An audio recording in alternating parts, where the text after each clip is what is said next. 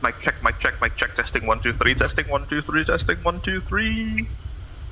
Good morning, good afternoon, and good evening, ladies and gentlemen. Welcome to another Abel Jets Virtual Group live stream. I'm your host, as always, Freight Falcon, founder and CEO of Abel Jets Virtual Group. I hope that you are doing well wherever you are watching this live stream from. It is Sunday afternoon in my time zone in Europe, that is, which means it's time to do another VATSIM live stream. Oh, sorry, Microsoft Flight Simulator live stream in this YouTube channel.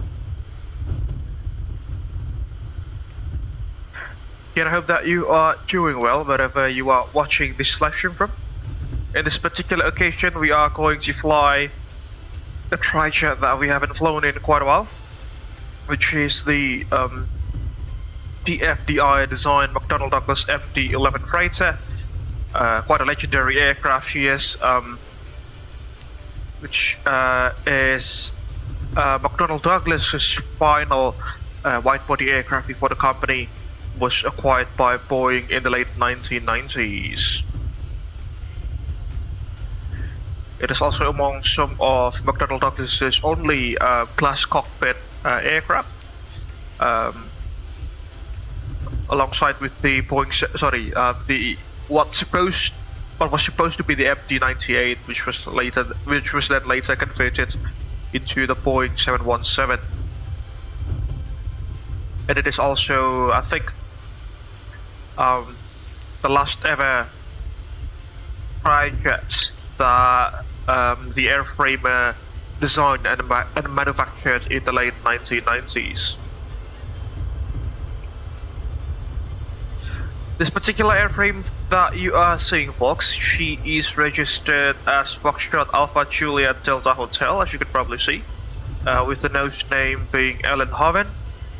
She operates for ACES, which stands for Abel Cargo Expeditionary Services. It is the virtual business group's freight forwarding company / cargo airline. In the beautiful Sunset 2 painting, but in the color palettes of in the color palettes of ACES, that is, as you can see there. In this live stream, ladies and gentlemen, we will be connecting two major cities in Central Asia, namely Baku in Azerbaijan out of its Heydar Aliyev International Airport. We will be heading to the east for about 2,800 kilometers to Kazakhstan, into the city of Almaty, the largest metropolitan area in the country, that is, which also has a very stunning view of the Tian Shan Mountains, if I'm not mistaken, just on the backdrop of the city, which is just absolutely beautiful. I've flown several times in the simulator there, and I can confirm, folks, it's just absolutely stunning whenever you arrive at that particular airport or that particular city. The overarching mountain ranges behind the airport is just absolutely stunning. I'm in lost of words for that. It kind of looks like the European Alps, but they are not. They are, mountain regions of their own. The Tian Shan mountain range, if I'm not mistaken, the name of that particular mountain range is. We are currently here sitting at Baku's International Cargo Terminal, which is also the home base of Silkway Airlines, if I'm not mistaken, an Azerbaijani-based air freight carrier, cargo airline. As you could perhaps already, you perhaps already saw the MRO hangar there, the MRO facility of Silkway Technics in the background of the MD-11 right of our tail now, which again, as I've mentioned, it is the Azerbaijani air cargo carrier, that is. Our scheduled block time this afternoon or this morning, according to the simulated time, should be in the range of about 3 hours and 10 minutes with the MD-11, cruising over the Black Sea by the looks of it, and also through the beautiful steppes of Kazakhstan before arriving into Almaty later on. Alright, before we jump into the flight deck of this beautiful aircraft, let me try to clear in the flight plan, because I've just, came from somewhere else. I've just came back from somewhere else and I haven't set the aircraft up yet, unfortunately. So yeah, please bear with me for a second, folks. So let's go to sim brief and generate our flight plan for today.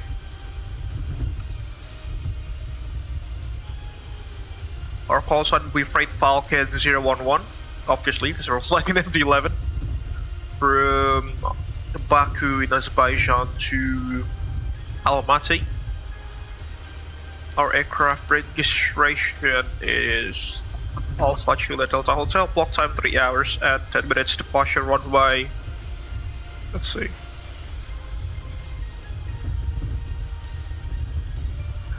Let's take runway 35, shall we, considering that we are very close to it.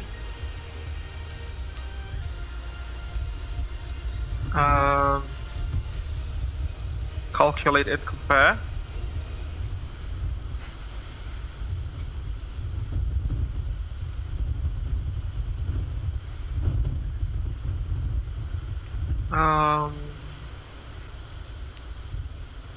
Departure time will be at 1300 Zulu.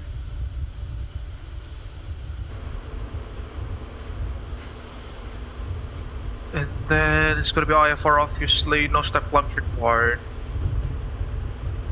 ETOP scenario not required as well, but the looks of it. I mean, we were flying over land. Why would we even need an ETOP flight plan? Alright, should be good. So let's generate our flight plan. Namas 1 Delta departure by the looks of it out of Baku. And then we'll be arriving into Almaty via the Eklat 1 Zulu arrival. Beautiful aircraft, that is the MD-11, as you could perhaps see. Alright. Got the flight plan generated, we'll be cruising at 35,000 feet for the day. We have 76.7 tons of freight on board. We are about 50 tons beneath our maximum takeoff weight. That is, should be completely fine.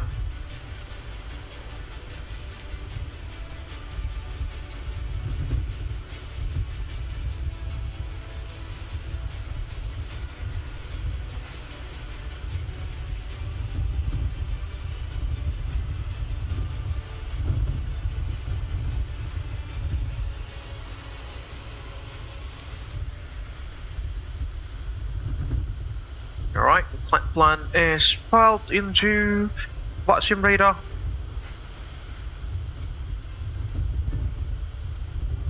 Hopefully it's up and running now.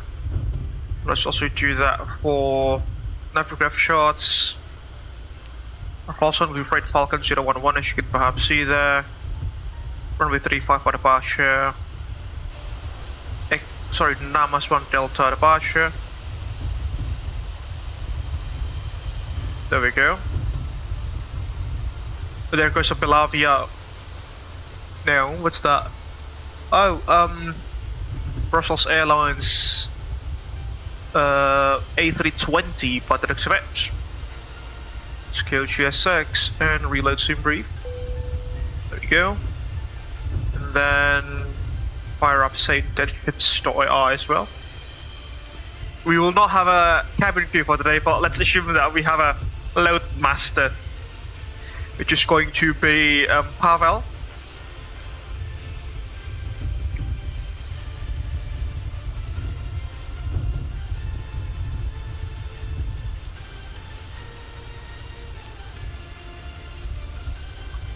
Alright, flight plan filed. That looks good.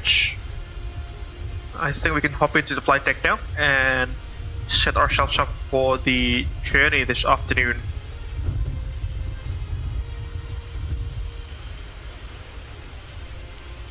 Alright folks, welcome on board to the flight deck of the MD-11. Unfortunately I haven't set anything up, again because I've just came back from somewhere else outside, so as you can perhaps see the aircraft is still in a very much cold and dark state. It's a little bit laggy, so perhaps I'll be tuning down the graphical settings a little bit.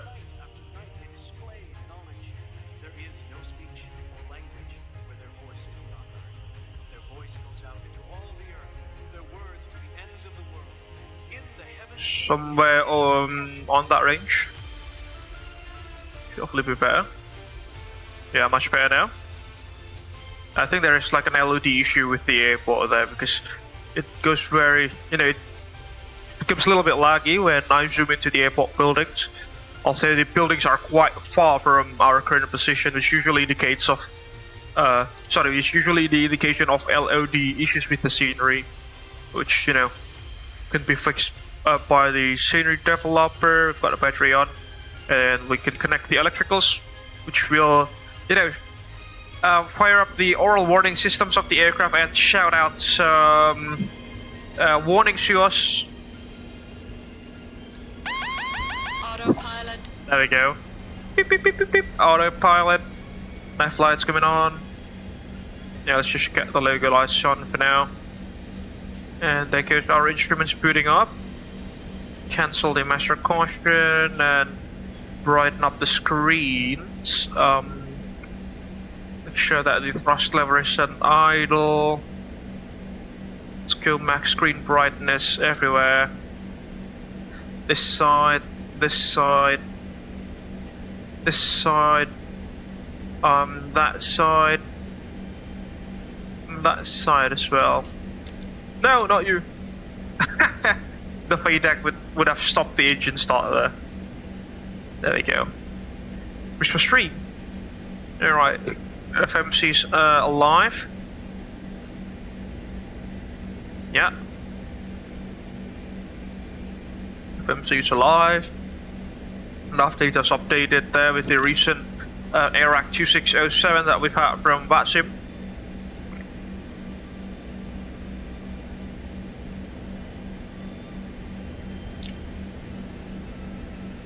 Okay, flight plan, in it.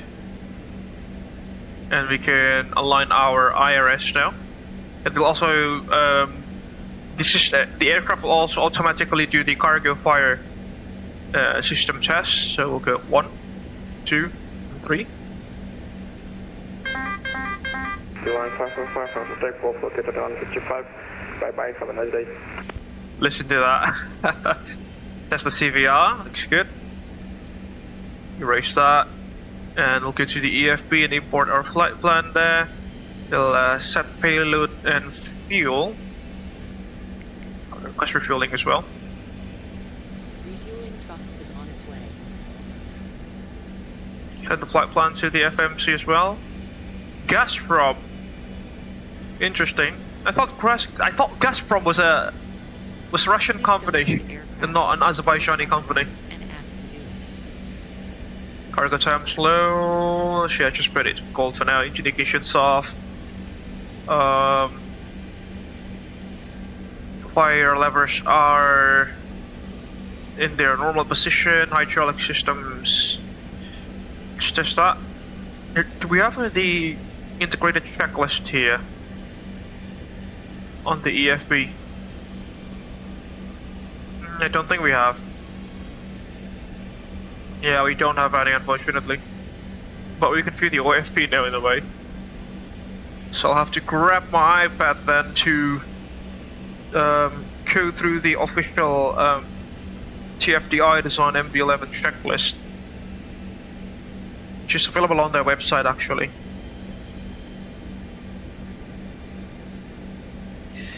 Normal checklist, there we go. Pre-flight checks, battery switch on, initial power switch on, engine APU just be done momentarily. There goes our fuel truck, connecting to the right hand side fuel receptacle.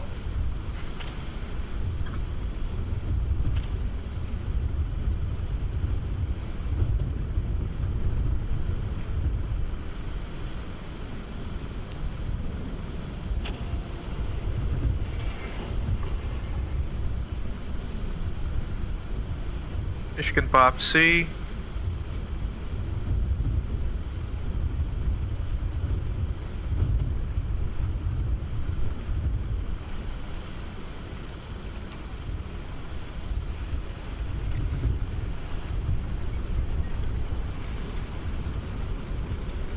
Refueling will be started momentarily. Let's continue with our cockpit prep. Emergency powers off because we are on ground power. Let's test the hydraulic pressurization system.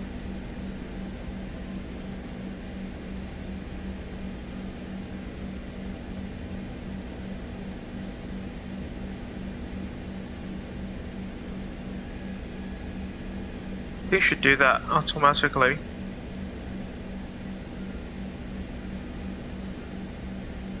Or could it be done in the auto? There we go, auto mode, hydraulic pressure test. Fuel system to set the desired fuel quantity.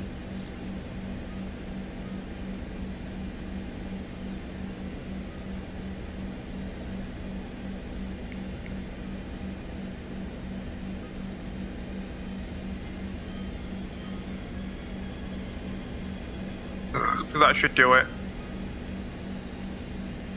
Alright, emergency powers off. Why is it so laggy suddenly? What's happening here? Oh my god, what's happening? Please use your airplane fuel system to set the desired fuel quantity.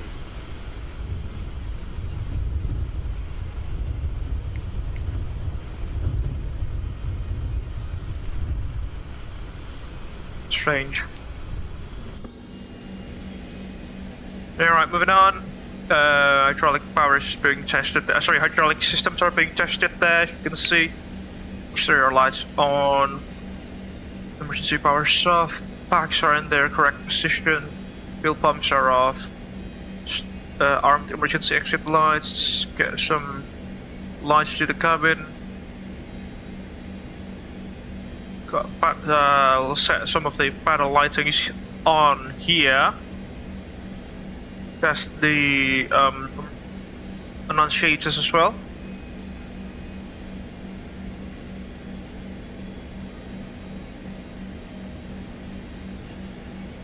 Emergency lights test passed. Arm no smoking signs and seatbelt sign as well. Sorry, that's for the emergency lights, not for the annunciators lights test, sorry. We'll do the engine APU fire test now. Take us a warning on the ICAS. Engine 1, fire. Engine 2, fire. Engine 3, fire. Engine 1, fire. Engine 2, fire. Looks good. Flight controls tested and guarded, refueling is complete there. Get the windshield anti-ice on. Do the annunciators lights test now. Overspeed. Overspeed. Overspeed.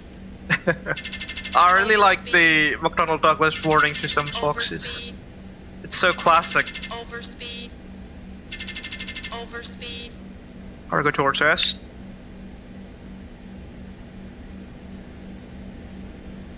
You can also do the GPWS test. Oh, hold up. Before we do that, I think we have to align our IRSs, which they are aligned now.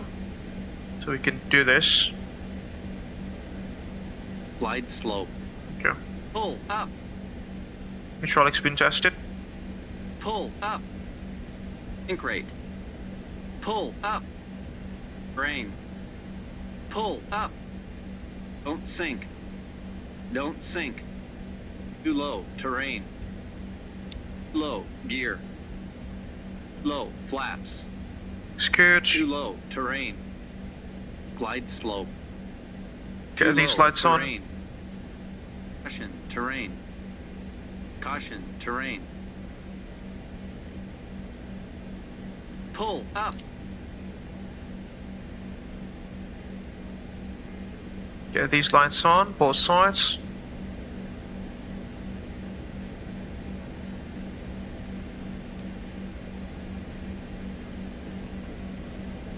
Oh, align IRS, silly me.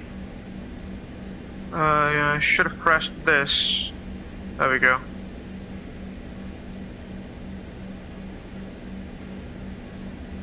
Flight plan in it. Now we'll fill in the Mach 2 momentarily. Let me try to turn off my camera as well. I'm not entirely sure why is it so laggy. I think it's also from the, again, it's from the scenery. The LOD stuff. It's not well optimized. There we go. A little bit better. The MD-11 is usually not this laggy. Okay, alternates for us. Hang on, okay, my camera's back on, but it's not that laggy, which is strange. Okay, the alternate for us this afternoon will be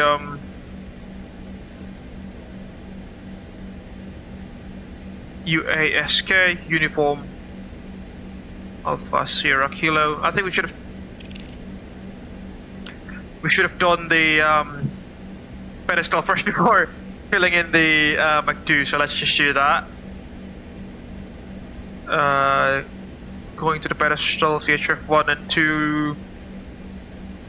Stand on COM 2 as well.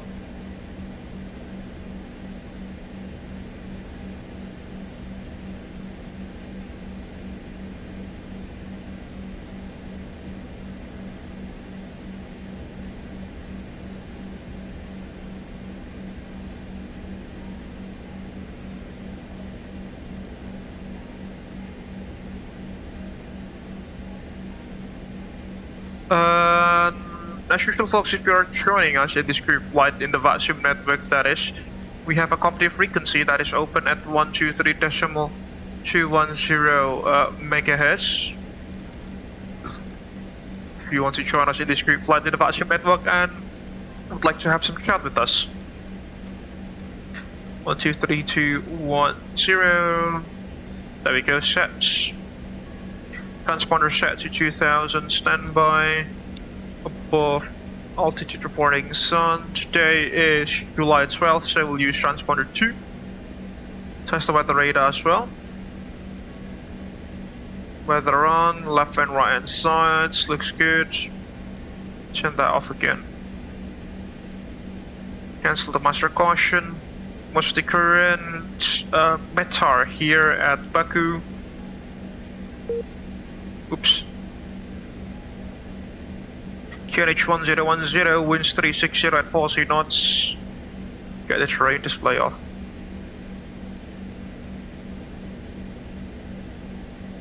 There you go. On that side as well.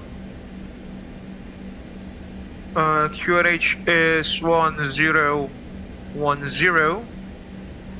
Set once, twice, and thrice. Elevation is basically sea level there.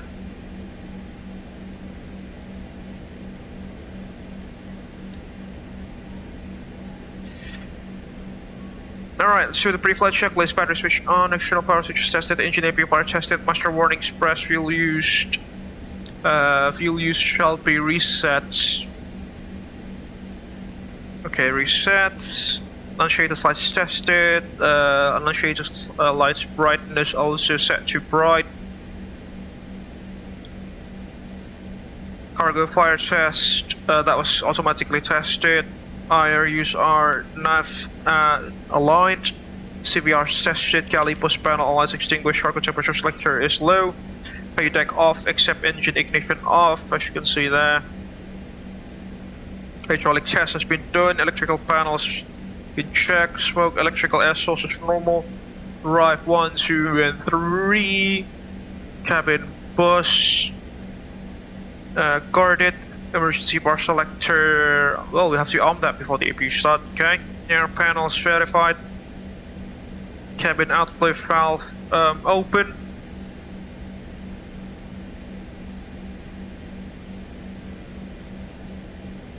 Air conditioning. We'll establish that later, because when we are hauling cargo or hauling freight. 2 Oh, it's actually quite warm outside. Do we have an external air conditioning unit that we can connect to?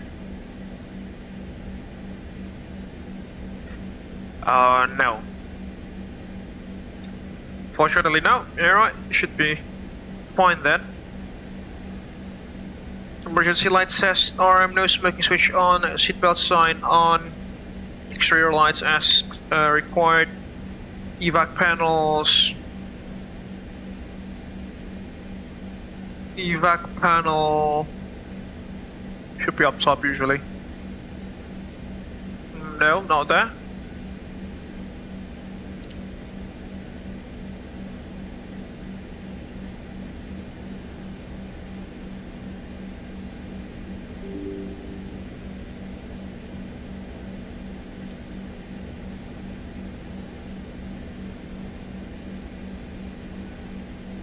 Yeah, let's assume it's tested.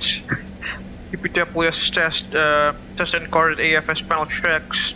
Cabin pressurization panels been checked as well, anti-ice panels checked, but we've got the windshield anti-ice on. Altimeter set to QNH, IAS auto. Heading auto, speeds also, bank selector auto. Static SH normal, source input.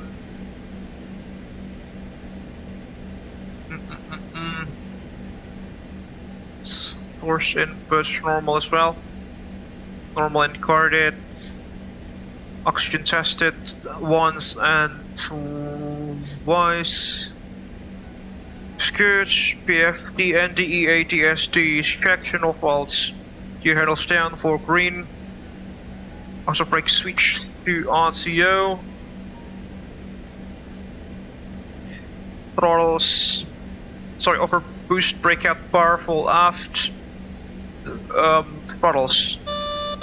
Stabilizer. Full lap.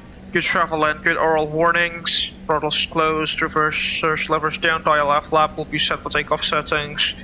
SDC PQ lights and clear, radio panels as start, weather radar's been tested, transponder set. Test the TCAS as well. TCAS test. Rudder trim 0, aileron trim 0, ADG's handle down and wired. TCAS test passed before, pre-flight checklist is complete. Let's now fill in the Baku, shall we? Alright, if we go here, our flight number will be Foxtrot Charlie November 011. Cruising at flight level 350 today. Cost index 150. The winds are going to be at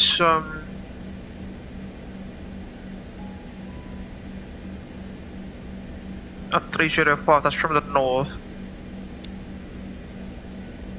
Yeah, let's do headwind 018. Headwind 018, which is basically half of the crosswind value. The weights, zero fuel weight's gonna be 193.6 tons. 193.6 tons. Fuel on board, block of fuel, block fuel is gonna be at 40 tons. As it is, 40 tons. Takeoff CG, we'll fill that later. Flight plan today will take us from runway 35 at Baku via the Yula 1 Delta, interestingly enough. Yula literally means crazy in Indonesian, that is. Namas 1 Delta departure. Also from runway 35. Namas 1 Delta. Set. Guess I'll set.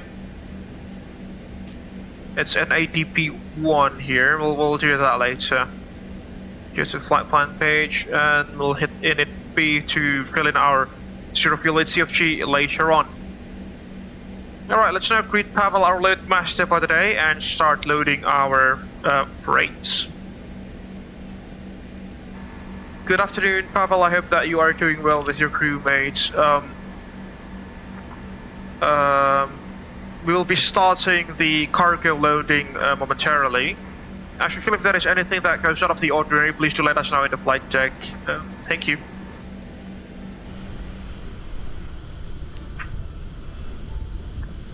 Copy, Captain. We are prepared for cargo loading and will notify the flight deck of any issues. There we go, let's start boarding, shall we? Boarding requested. There we go. Boarding's requested. There goes GSX doing his GSX stuff with the ground service vehicles. Or the GSCs, that's how people usually refer them to. Ground service equipment.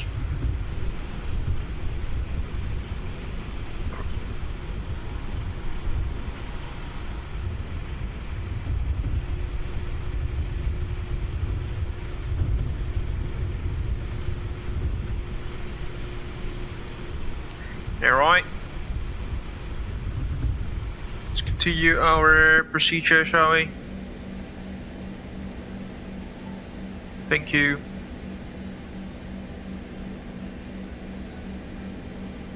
Just put in the CFG values, there we go. Secondary flight plan. Copy the active. Unfortunately, I don't think we can show like the SA rings in the MD-11. Know that the fixed page does really help here. It doesn't do much, unfortunately. And if you put uniform, Bravo, Bravo, Bravo, Bravo, Bravo.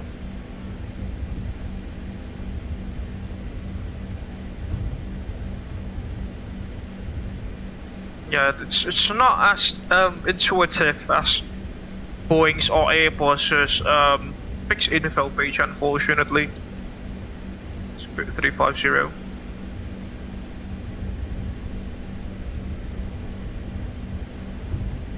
No intercept, fair enough. Yeah, I'm still trying to figure out how to fiddle with that, but it should be it for now. Okay, let's set up our MCP or FMP flight mode panel.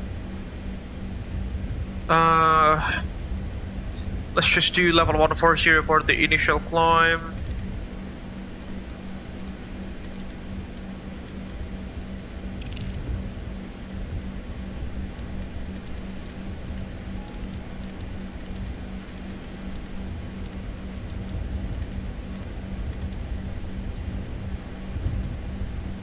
Q, nav and prof.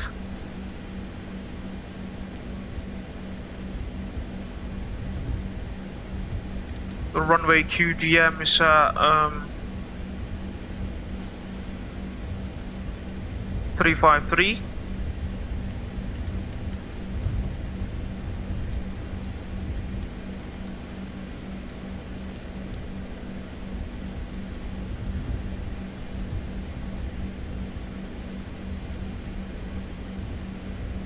Get the VR stations on here and there.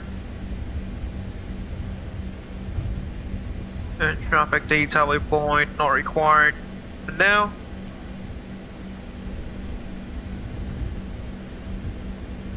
Yeah, we'll stand by for the takeoff performance data momentarily, as we are being loaded with our freight today.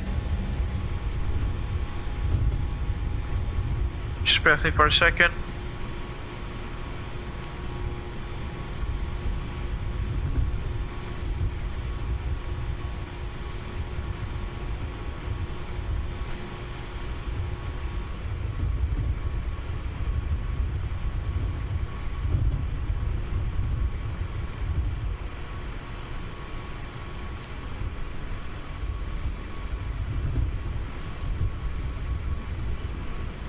Alright, my apologies for the inconvenience.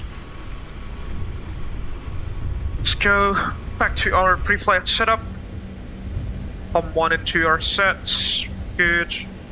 TCAS been tested. Let's do our performance calculation, shall we? So look at the perf page.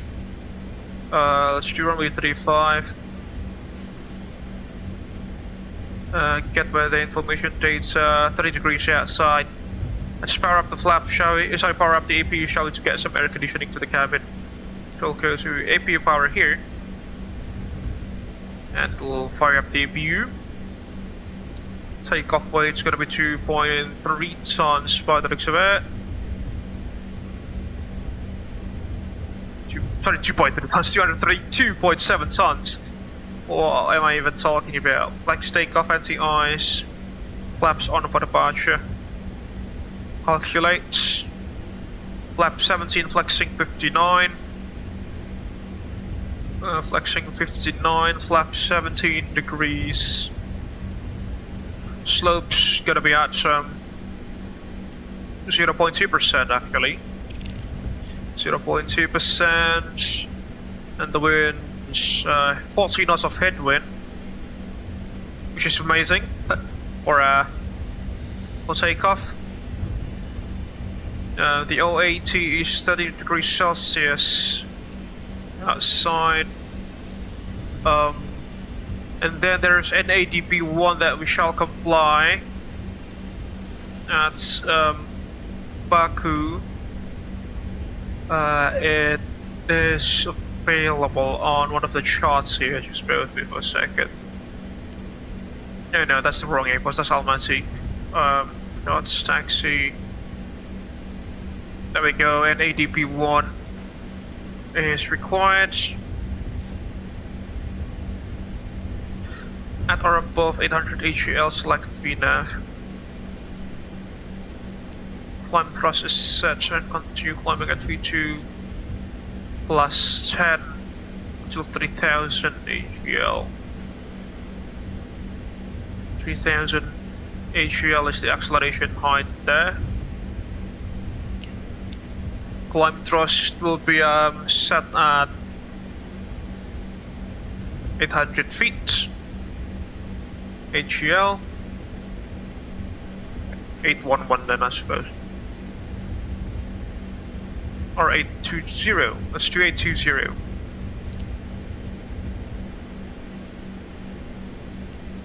The airport elevation. Let's just check the airport elevation.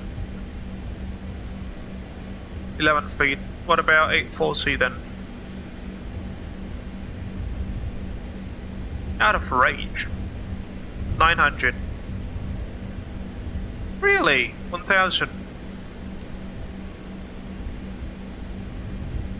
That's just so strange.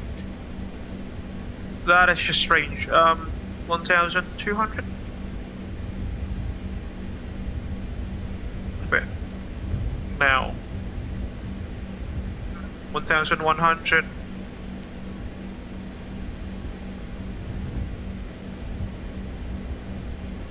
Yeah, let's just use our speed mode manually then, I suppose.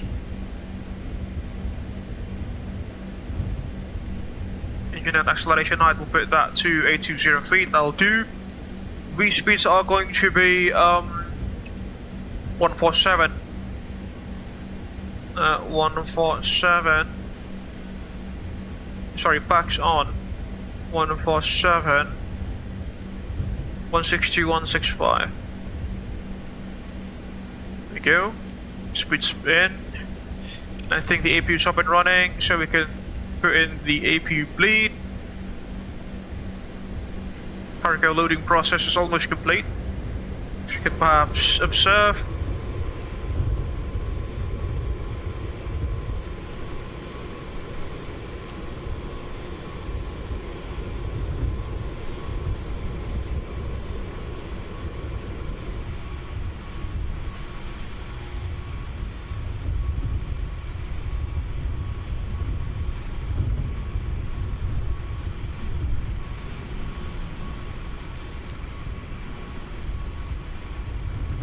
Alright then, let's continue with our preparations. APU's up and running. Let's do the departure briefing, shall we? No intercept, strangely enough it says.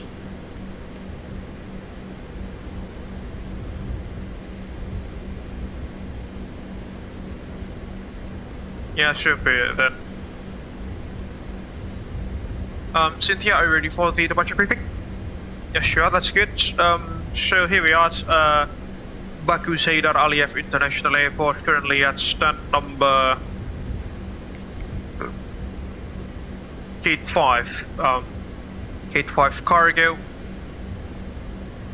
We'll be pushing back facing to the south, expecting runway 35 for departure. We'll be pushing back to the south. Or actually, I think we can use this particular chart. There we go. We got Charlie 5. We'll push to the south onto Kilo, then take Kilo 2. And then from Kilo 2, we'll go to hotel. And we'll take a full length departure from hotel.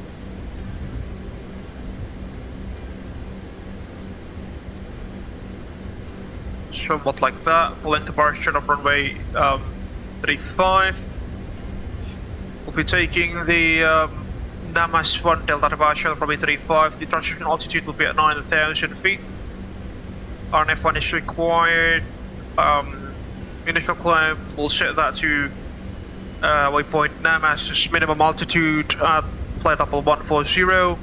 Initially climb on a course of 344 to Bravo 401 at 1,500 feet or greater, and then 201, 8,000 feet or less actually, and then 203, and then Namas at level 140 or greater.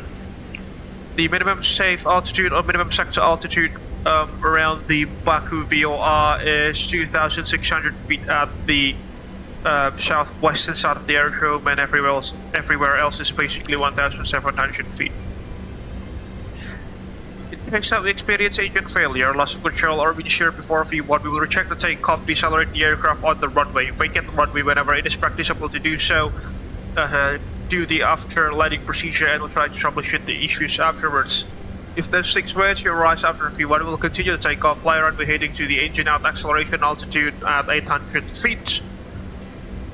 And then I will hold 2,500 miles away from the airport before planning to come back here using the ILS approach into runway 34 or 35. We are currently about 8 tons beneath our maximum landing weight, which means we can immediately go back to Baku in case that we need to do so. Primary threats for us this afternoon will be pilot complacency and unfamiliarity with the region.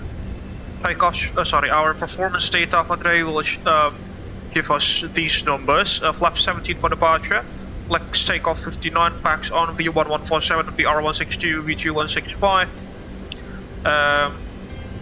Thrust reduction altitude at 820 feet, acceleration altitude at 3,000 feet. NADP1. Winds are 40 knots of headwind there, upslope of 0.2%. There's our takeoff data, so let's get the dial flap here set to flap 70. We're flying a McDonnell-Douglas aircraft, as you can perhaps observe. There we go, boarding's complete and the cargo doors being closed.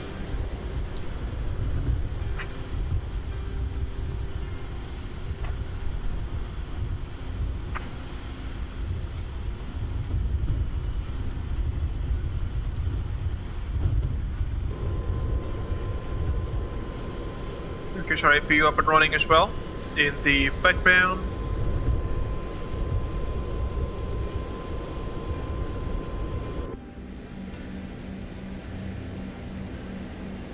Okay.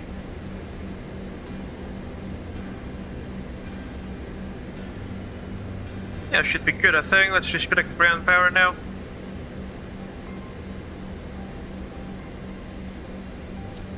Bus ties are armed.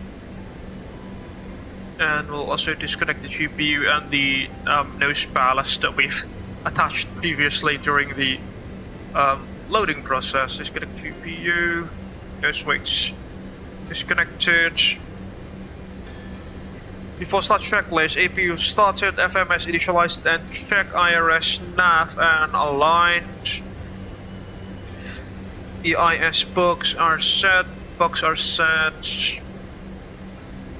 Seatbelt signs on. External power switches off. Engine ignition will be set. Beacon lights will be turned on momentarily before start checklist complete.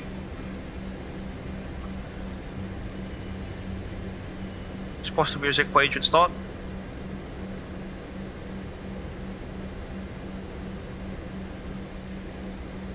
Hold up, where's the ding dong button? Should be... Oh, it should be one of these, but let's just hit this one.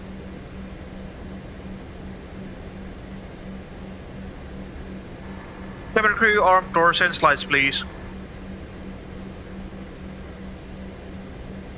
Copy, Captain. Doors and slides are armed now. Thank you. Trucks removed. Check parking brakes to request ground services. Silly me. Brake sets. Not anti-skid. Auxiliary hydraulic pump 1 should be on now. There we go. And just for push. Disconnect the trucks. Good to go. Hello, Captain. We are ready for pushback. There we go. Charlie 5, aren't we? Or Charlie 3, is it? I think it's Charlie 5. Yeah, Charlie 5.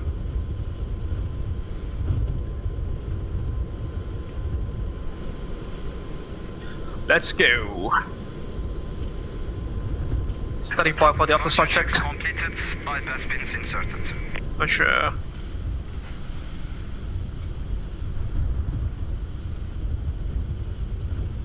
Baku traffic, Freight Falcon 011 pushing back from stand up at Charlie 5, facing to the south, expecting runway 35 for departure, Baku traffic. Locking gear.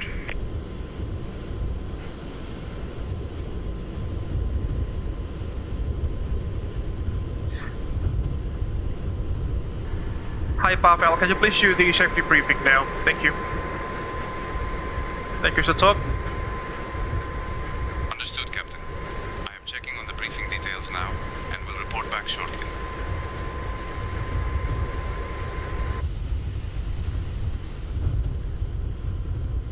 Facing south on Kilo. Release parking brakes, please. Brakes released. Commencing push. Alright, we're not clear to start our engines yet. There's like an FOD line here, just like in some Southeast Asian airports. Start the timer. And also we'll remove the EFB. There we go. EFB's gone.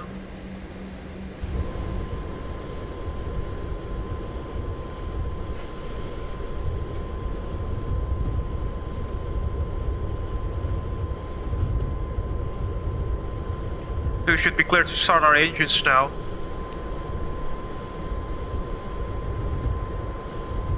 Alright, let's just play the official. Clear to start engines. There we go. Let's. I have reviewed the briefing details. Roger, thank Everything is in order, and we are ready for the next steps.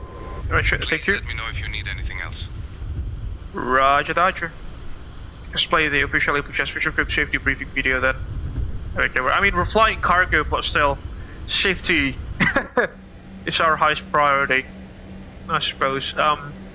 June 12, sorry, July 12. Hello everyone, so we'll I'm go Freight Falcon from ignition. Abel Jets Group. Bravo. Welcome on board one of our Starting aircraft that engines, is part of our number, 3,000 airplanes strong fleet. We're Hold glad up, to it's be an your airline MD-11. for Let me today. try to recall, is When it we 1, take 2, off, 3 or 2, please 3, watch the 1? safety briefing video that will be provided by our cabin crews.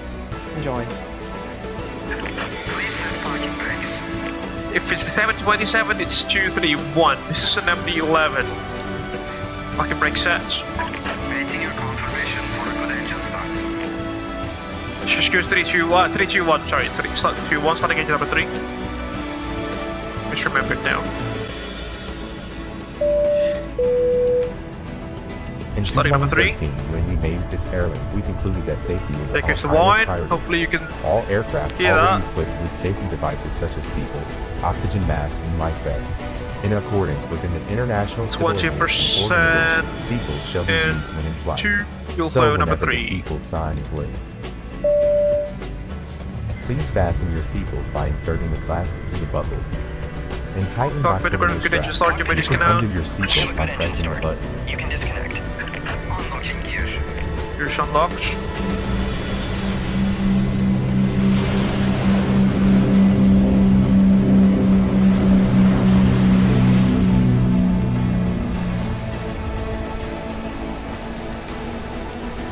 Welcome to Abel Maintenance Facility. AMF is the world's leading in maintaining aircraft. We have this big hangar which able to accommodate up to 8 jumbos at 380. Remember folks, we've got 3 engines to start, so it's gonna take some time. Also, we change the life jacket whenever an aircraft is entering. Number the 3 facility. stabilized, starting engine number 2. Contract disconnected. Bypass bay removed. Roger. Left is clear. Right is clear.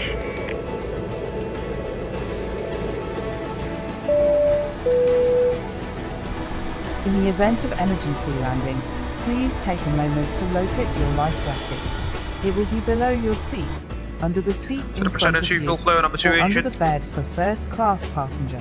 To use the life jacket, simply take your life Listen jacket, to the engine startup put it over down your the box. head, Hopefully you pass guys the can listen strap to around the your waist, high lift quality the front and tighten. sounds There's that a it red makes. tag and mouthpiece for inflation, and whistle to attract attention. Please inflate your life jacket after leaving the aircraft. Alright, sector sheep at the front. Thank you very much for the ground service of Grade 1.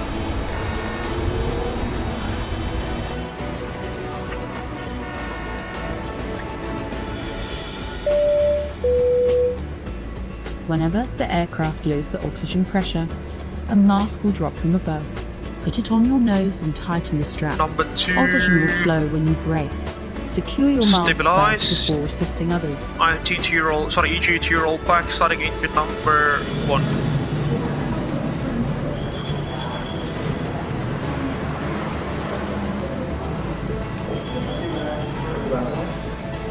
Back oxygen roar. In Engine 2020, rising.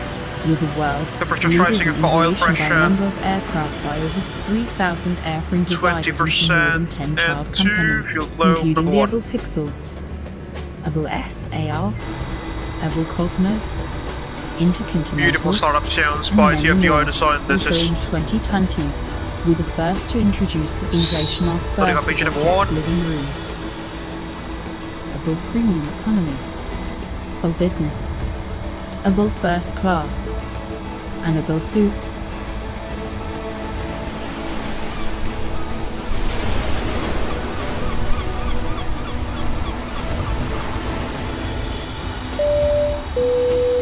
Before we depart, please make sure all baggage is secured on the overhead cabin or under the seat in front of you. Since we made safety as our priority, smoking isn't allowed on any part of the aircraft. Engine Please number deboard 1 the stabilized aircraft after as start you procedure, smoke. please. Your aircraft is equipped with a life raft in case of emergency water landing. Please take a moment to identify your nearest emergency exit.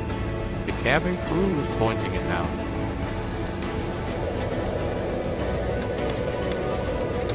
Dial flap set. We are now nearing our departure time. Please switch your mobile devices RTO into trim airplane mode now. 7.4 If you have any units. questions, feel free to ask them to our cabin crew. They will be more than glad to help you out. Thank you for choosing us, and thank you for keeping our dreams aloft. Have a very pleasant flight. The trim system is on the MD-11. Very sensitive. This should be noted. Flight controls should be cockpit range. There we go. CFCS check, ready. Pull up. Pull down, neutral, pull left. Pull right, neutral, ruders, pull left. Pull right, neutral, flight controls check complete. Go back to status.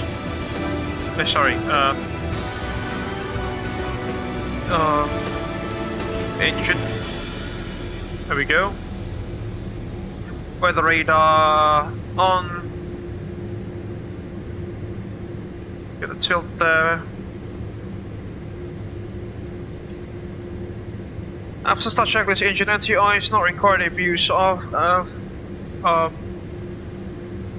not powering down. Okay, it's powering down. MPU is powering down. Flaps set, config panel selected, language has been checked, snap trim set, taxi lights will be on momentarily. After start checks complete. Before takeoff checklist, EIS box verified, arm the auto throttle. Auto thrust is on.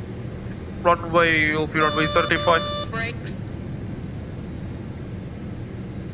Not entirely sure why is that.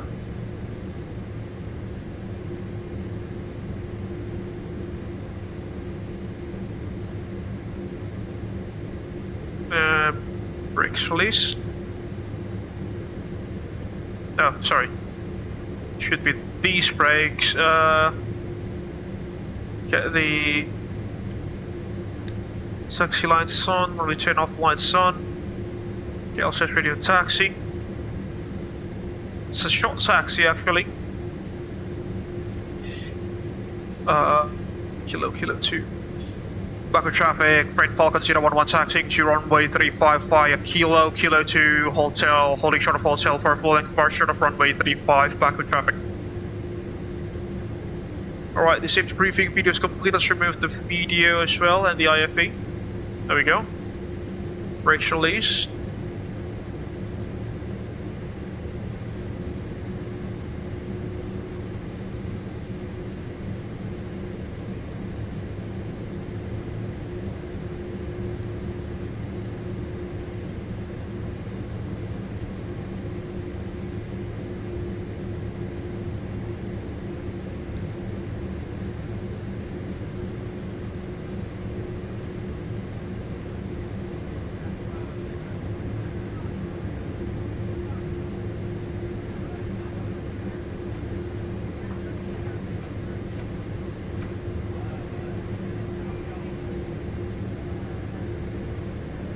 There we go. On a flight.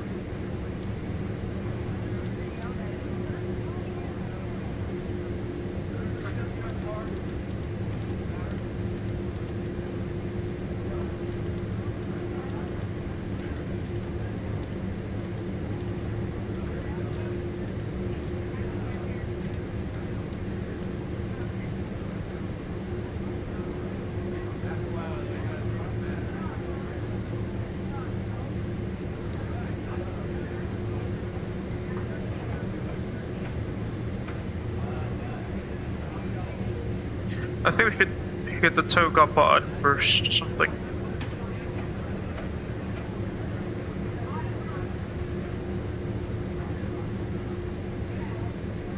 Have we forgotten something? So I don't think so. For takeoff checklist, EIS box verified. Runway 35, anti-ice required step trim. 7.4 ANU in the green band. Spoilers arm, on the brakes RTO. Flaps and slats, flap 17 for departure. Takeoff data in books.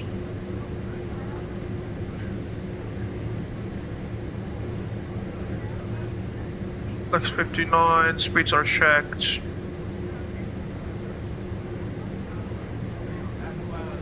Flex C rate, yeah. That's not Charlie, is it? Interesting that this is the actual holding point.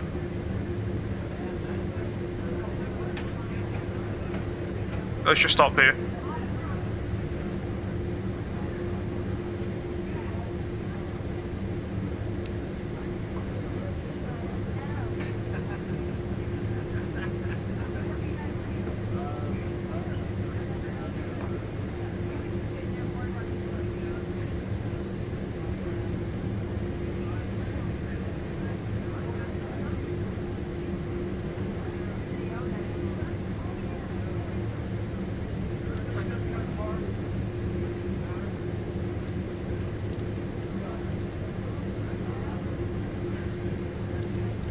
Go 355 showing.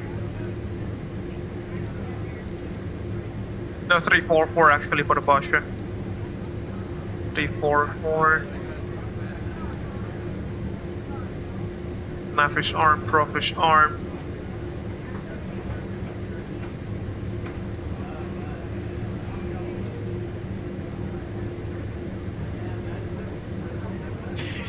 On shift flight.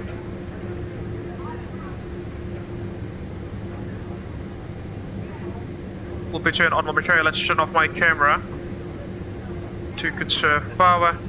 Sorry, conserve frame rates. There we go.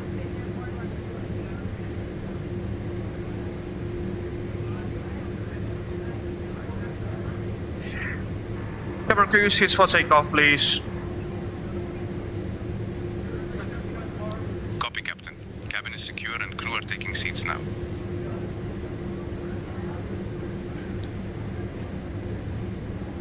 To set to Tara.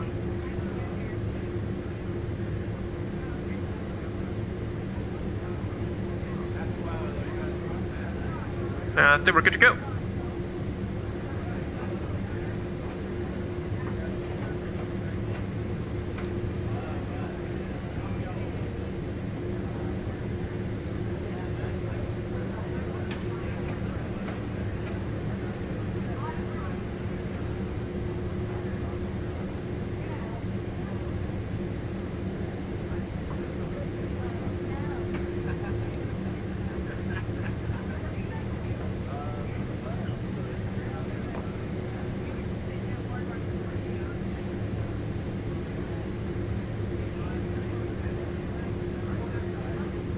Body lights on, high intensity lights on, flight modes as required. Before takeoff checks complete.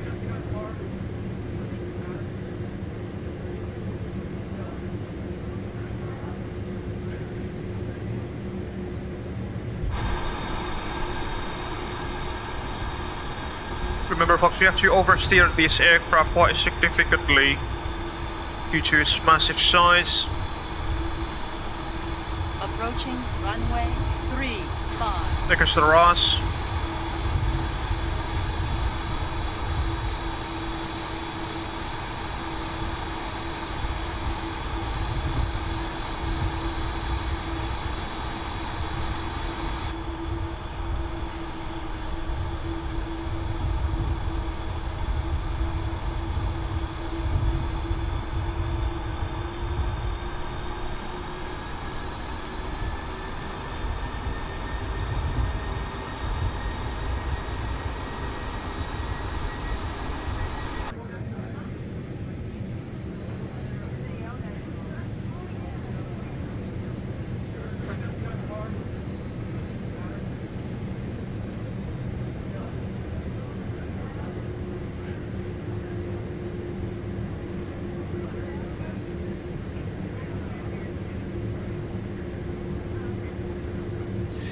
Alright, start rolling.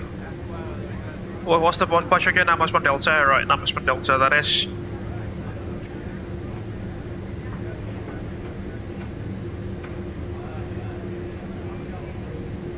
Baku traffic, Freight Falcon 011 departure, onshore probably 35, -1 Delta departure, Baku. Stabilize, setting off thrust please.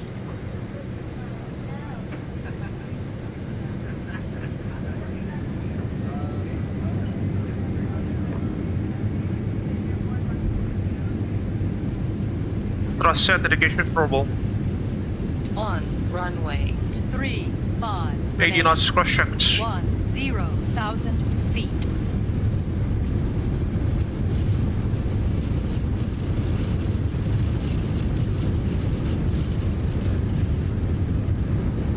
B1. Rotates. Good rotation. Airborne. Positive rate of climb is coming up. Listen to that engine roar, folks. That's just beautiful.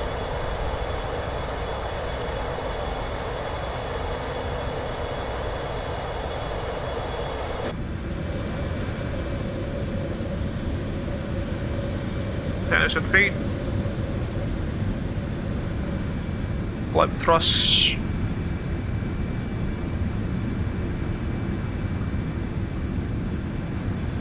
Baku traffic. Freight Falcon 011 airport, passing 1,800 feet, climbing to level 350. Final Namas 1 Delta departure. Inbound waypoint Bravo 401. Baku traffic. And ADP 1, folks. This is. And as usual, the MD-11 is quite a finicky aircraft to handle fly, as it should be. 3,000, bug up.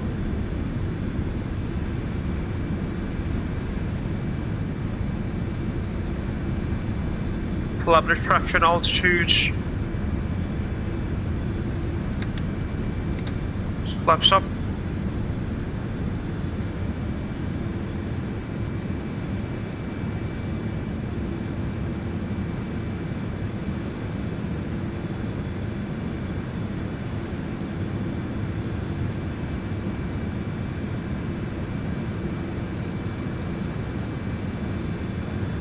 Slats up. Speed check. Slats up.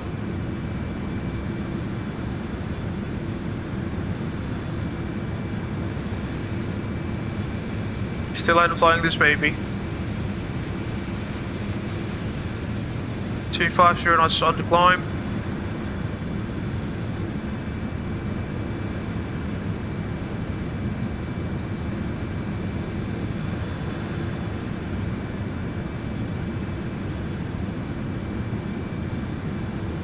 And as usual, when we approach 10,000 feet, we'll engage the autopilot.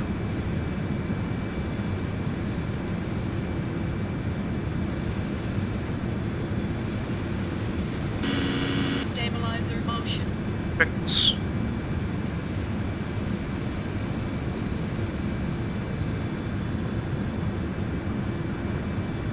Take a look at how much yoke authority that I had to put to the aircraft just to, you know, keep her flying steadily. 8,000 feet, this the initial altitude restriction there. Trying to trim the aircraft here.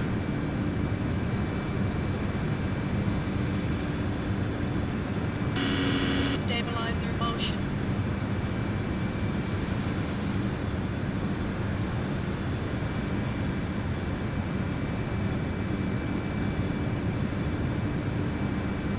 The transition altitude is at 9,000 feet.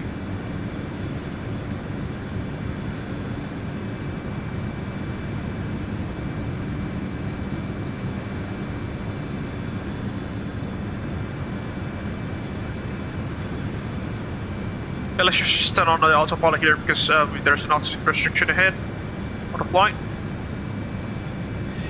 There we go.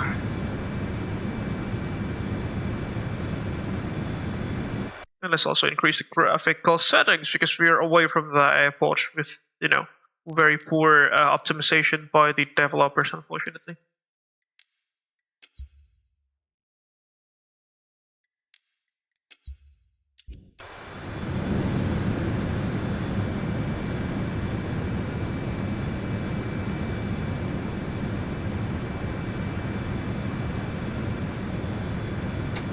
Disarm view, auto brakes off. Dial aft flap set to 15 degrees. There we go. After takeoff, checked gears up, neo line spoilers disarm, auto brakes off, flap slats up, retracted, EAD, check no alerts. 011 X-ray heavy, departure speed below 250, please. There's a speed limit there, one at 258 knots. Speed control. Well, yeah, if it wants that, then we can do that.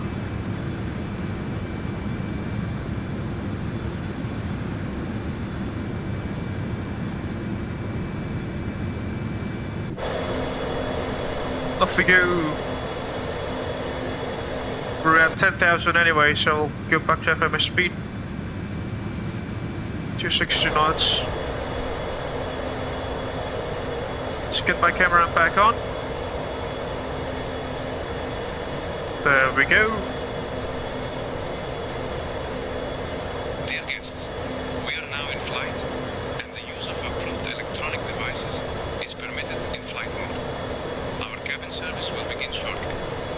Thank you for choosing our airline, and we wish you a pleasant journey.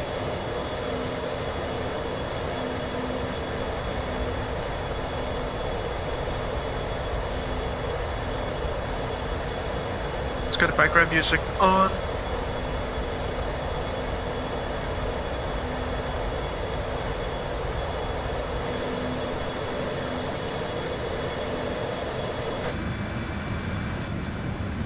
Get the transition set to standard. Once, twice, thrice, passing. Let level 115. Effects 1, 2, 3. Passing 10,000 feet sterile cockpits. Effects, landing lights. Track all of these to reduce drag as well.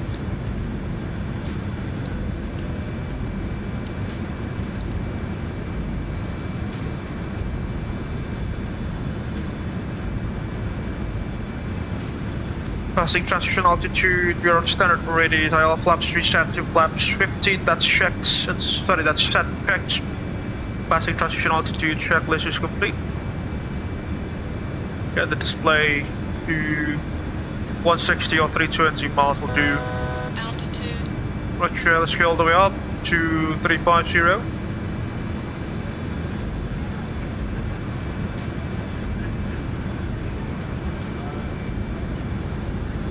Start cruising altitude for the day. Get you on MDA as well. It's a switch. There we go.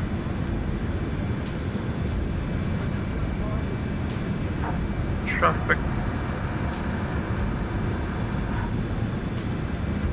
Set to below data.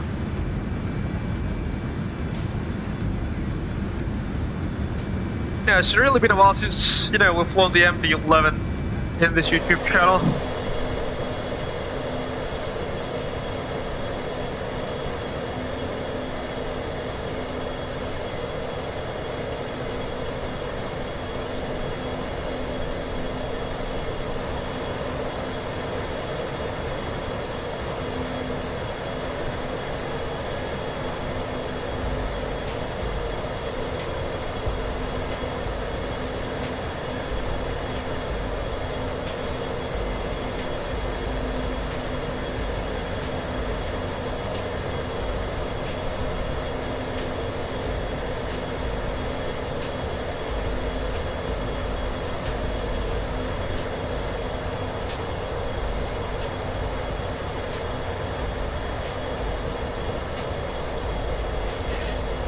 And then as usual, once we reach our cruising altitude for the day, which is going to be at level 350, we'll do the safety briefing, the PA, the passenger announcement, although, we're not carrying any passengers this time around. Yeah, let's just do that, as usual, for the sake of doing it. Hope you're enjoying the stream so far, folks.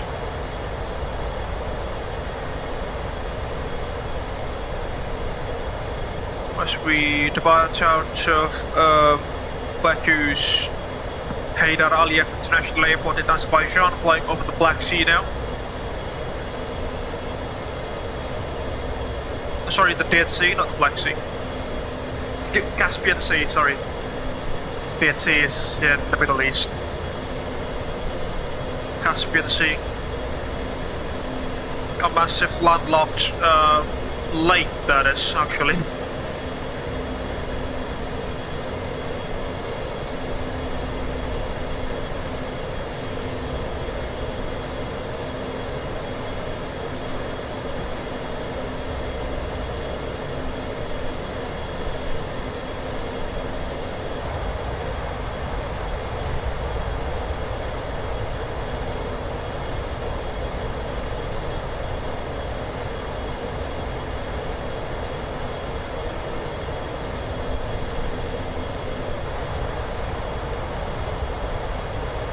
This is the world's largest lake, by the way, folks. Technically speaking, it's not a sea. It's the world's largest inland body of water. Caspian Sea, that is.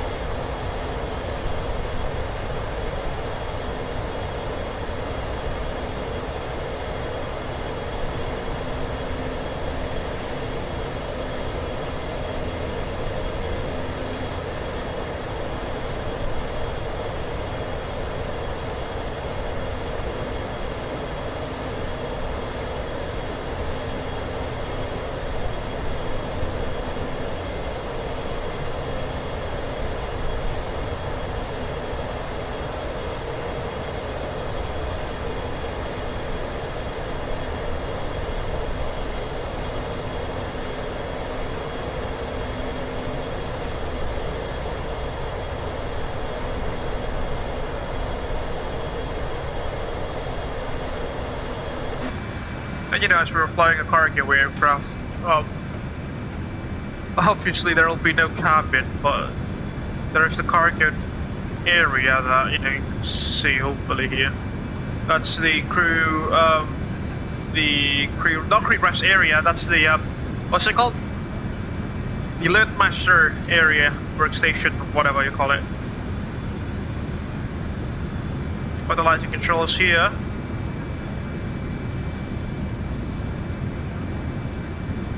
Unfortunately, you can't fiddle with except for the left entry door there. The cargo door as well.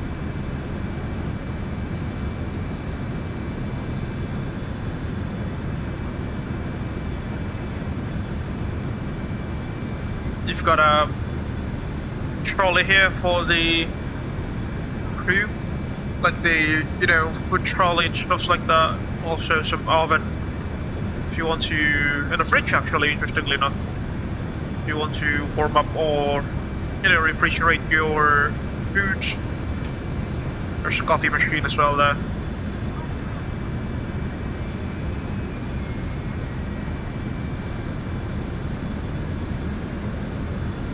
And each of these seats, they have their own oxygen masks as well, as you can see there. They're quite interesting as well because these are actually business class seats, as you can see there. But crew only, no entry. And this tiny hatch, ladies and gentlemen, is the only, it's the only way that you can actually access the cargo hold there on the other side.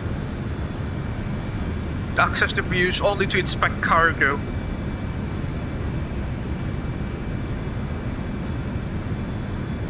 That's the cargo hold.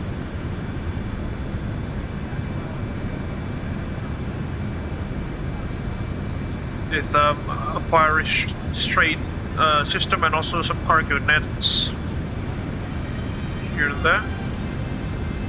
And those are the ULD pallets, as you can see, with the aces running here and there.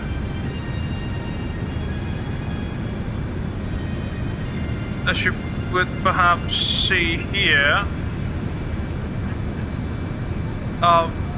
this aircraft does not necessarily have the overhead bin, so the cabin volume is quite massive.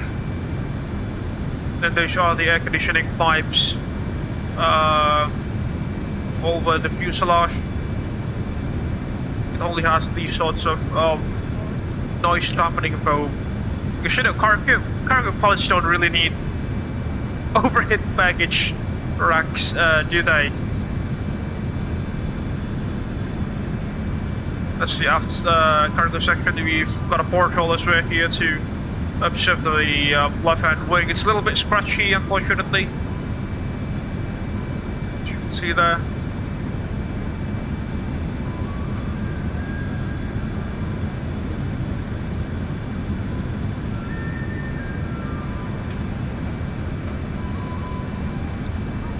And that's the aft, the very last cargo station unoccupied.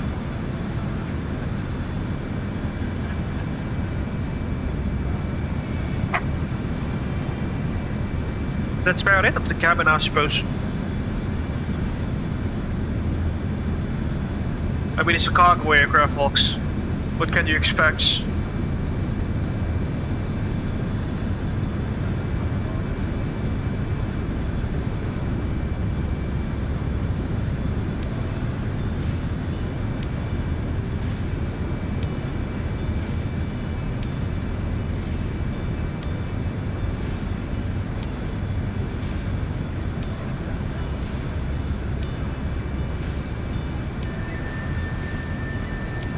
get back to the flight deck through the hatch.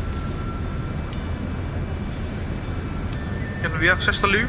No, it's not model motion thing. Yeah. Close the door again. We're still flying over the Caspian Sea. The other side of the Caspian Sea, they've got a shoreline.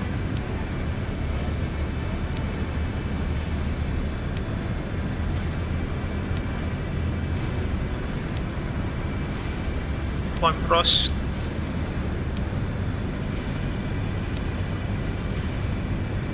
You can actually do 10% climb to rate.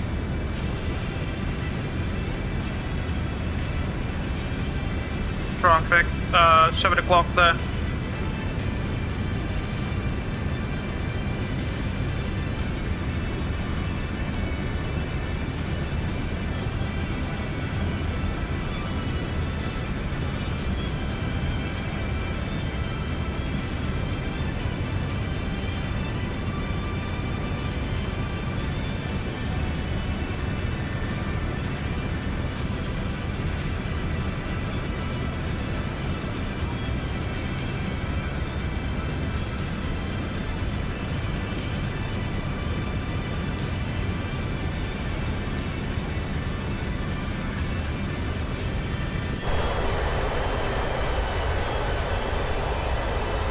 I really like how the CF6 engines roar quite beautifully there.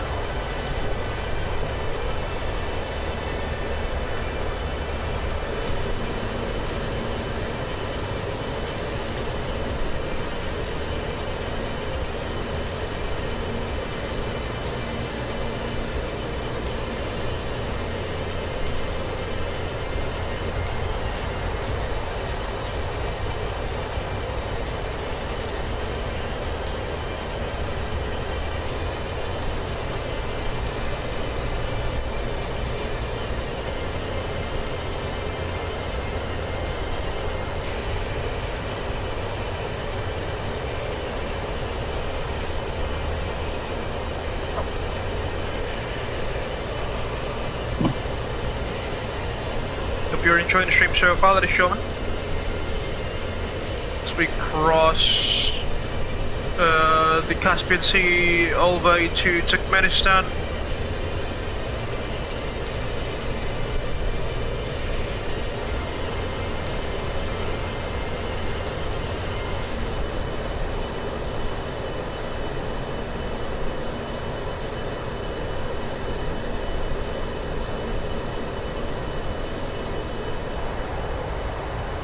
There goes the Turkmenistan shorelines right up our nose.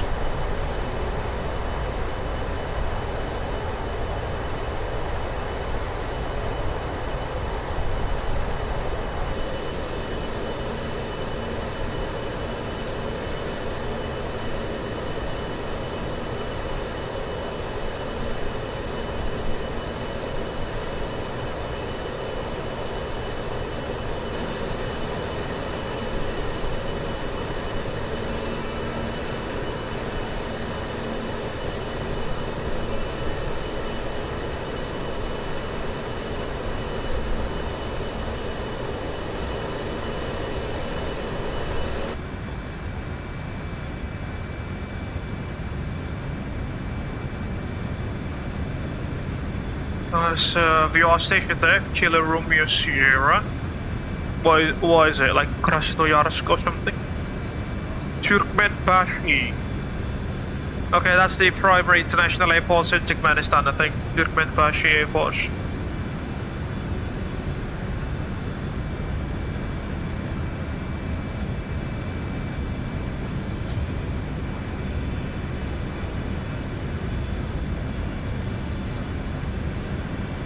Ashgabat, FIR, this is if I'm not mistaken. Or Turkmenbashi. Turkmenbashi, FIR. Ashgabat is the capital actually. I think it's there. It's not that airport that we just saw.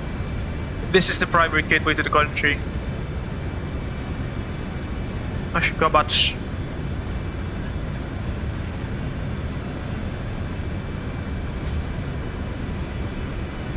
Our arrival today will take us through the ILS through the runway 23 right by the looks of it.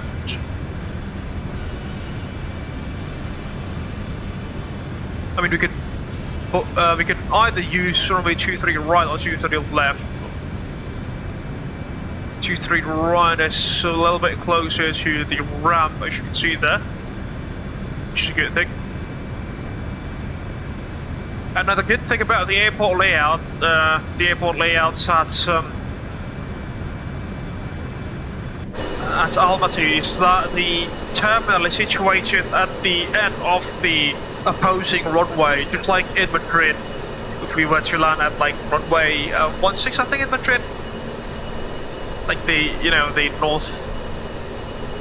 the north-facing runways in Madrid. So we don't need to use high auto brake settings or high reverse settings as well. We could just use, let's say auto brake low, or even progressive manual braking to decelerate the aircraft on the runway.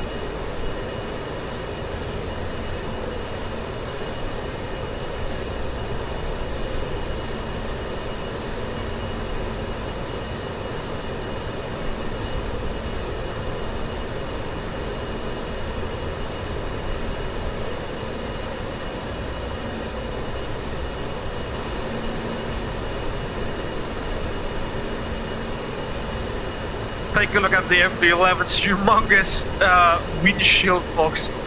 I'm willing to bet that the 777 has got smaller windows, smaller windshields, but compared to the MD-11 and the DC-10 as well, actually.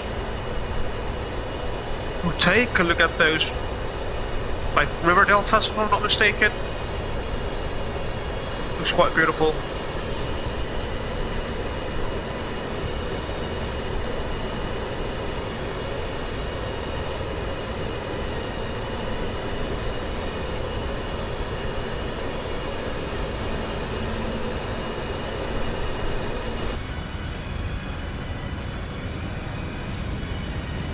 Feet to go. 37 knots of tailwind there, which is a good thing.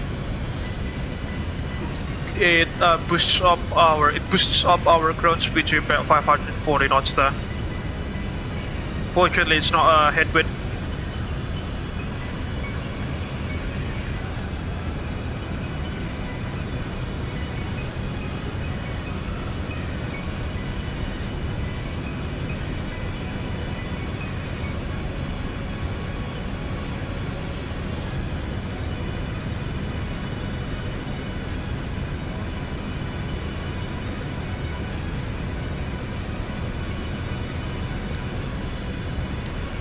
Here's the compass.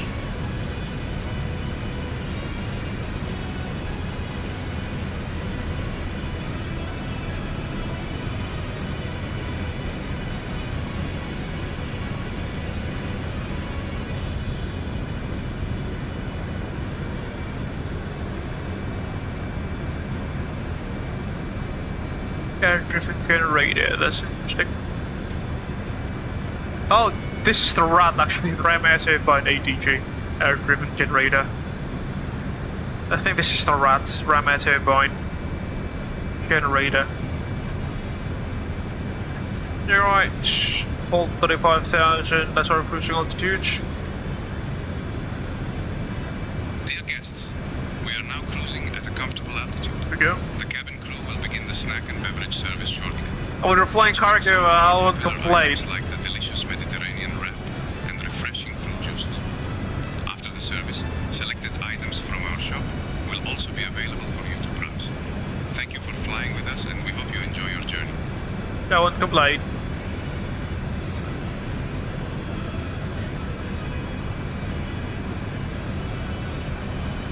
I won't complain if we've got in-flight snacks in this particular aircraft.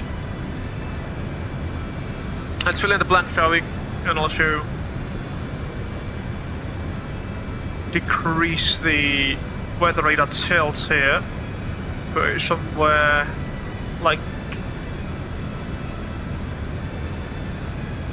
-6 degrees. There we go.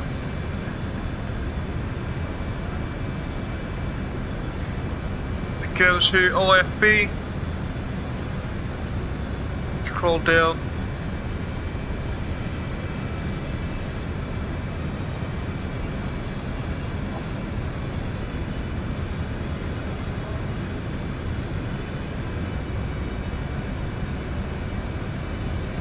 There we go.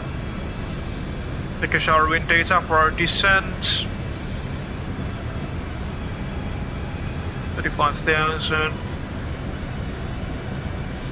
Winds are going to be 238035, 238035. Then let's do level 200, 140 at 6, 140 at 6, then 100, 142 at 2,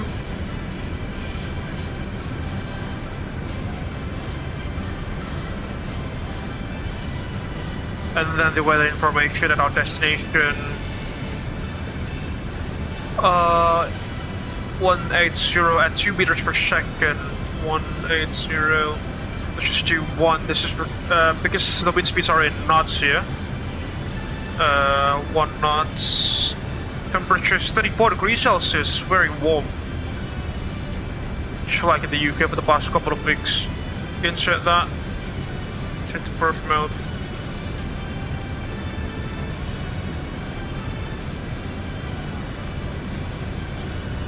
Because our wind data as well for the cruising leg, which has been automatically imported.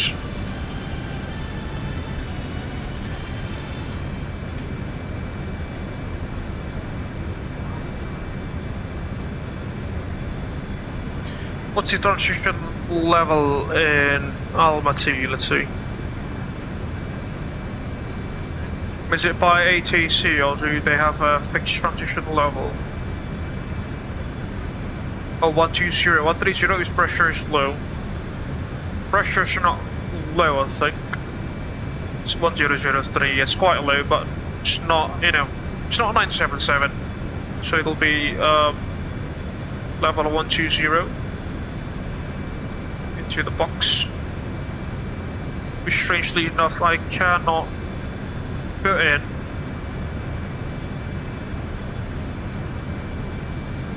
Yeah, it should be it then.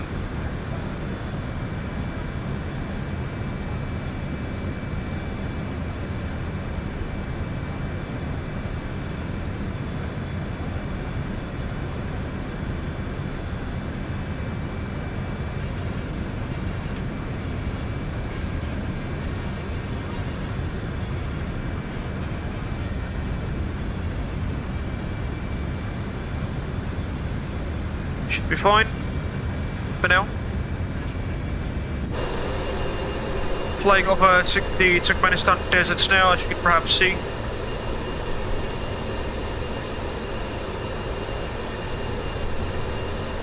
And I think it's also time for us to do the PA, the passenger announcement. So ladies and gentlemen, welcome on board ACES Abel Cargo Expeditionary Services Freight Airline. ACES Flight 011 flying the TFDI Design McDonnell-Douglas MD-11F right here from Heydar Aliyev International Airport in Baku in Azerbaijan, following the ancient Silk Road in Central Asia towards Almaty in Kazakhstan. I hope that you are enjoying the stream so far. In case that you have to join us in this afternoon's live stream, please don't forget to hit the like button. It will greatly help us grow this YouTube channel. Share your thoughts down beneath in the live chat as well as in the comment section of this live stream later on once this live stream is included. You can also interact with our Say Attention AI ship kit cabin crew using the available Say Attention AI ship kit commands in the live chat box. You can also then perhaps share this live stream with your friends and colleagues in case you wish to do so. If you haven't done so, folks, please also kindly subscribe to the Abel Jets Virtual Group YouTube channel for free. And don't forget to ring the bell just right next to the subscribe button so you will not miss any future content that we will make in this YouTube channel. If you want to support us financially, you can also head over to our Subscribe Us page at www.subscribeus.com/AbelJetsGroup. Or alternatively, you can also scan the QR code that is available on the left hand side of the live stream there. And any amount of financial donation is greatly appreciated. Some breaks of being a financial sponsor to the Abel Jets Virtual Group YouTube channel includes your names being listed on the running segment beneath there, and some other facts that you can check for yourselves. Again, at our Subscribe Us page at www.subscribeus.com/AbelJetsGroup, or through the QR code that is available on the left hand side of the live stream there. And I think with that I could conclude the PA, the passenger announcement, although there's no passengers on board your hauling freight this afternoon with the HS TFDI Design MD-11F freighter. I hope that you enjoy the stream so far as we cruise along at 35,000 feet above the sea level. Over, Turkmenistan now.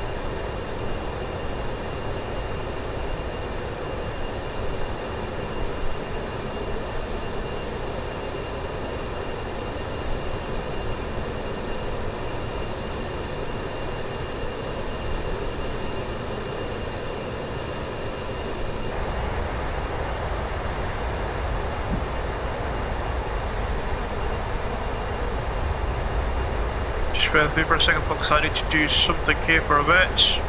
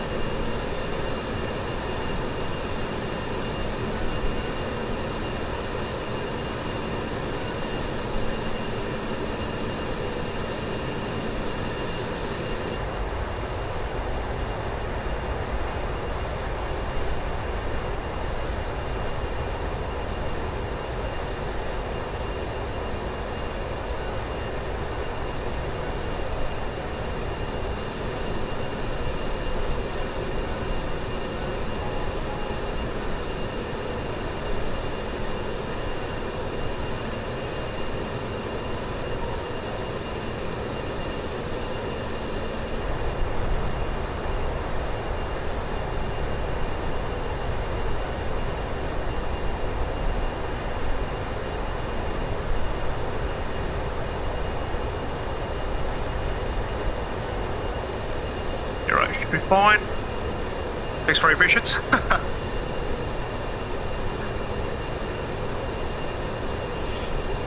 Flying over the beautiful Turkmenistan desert there.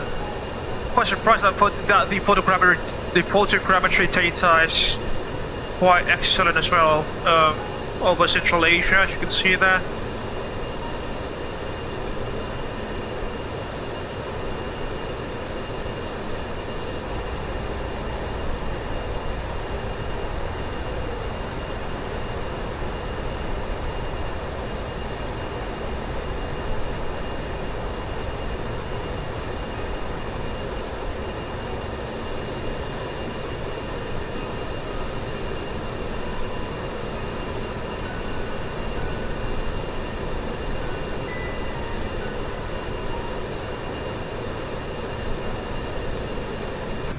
And from this particular waypoint, by the next of it, it's going to be a straight line all the way through to Almaty in about 2 hours or so.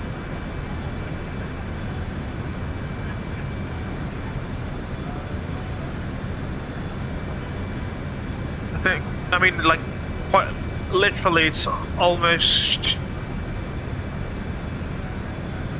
same airway. No, we've got some airway changes there, but still, it's quite a straight line all the way to Almaty by the looks of it.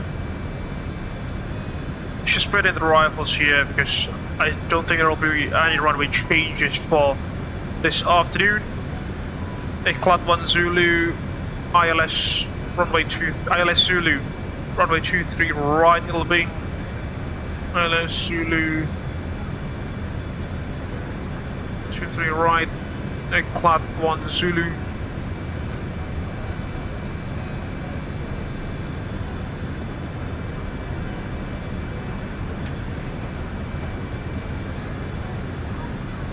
We got 3 Alpha Tango Alpha transition. I don't think we need to do that.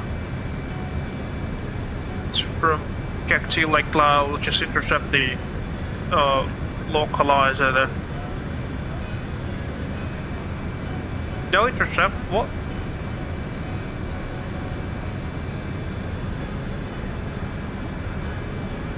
That doesn't make any sense. Let's see. No, I think it should be alright. Like Clads. Yeah, see?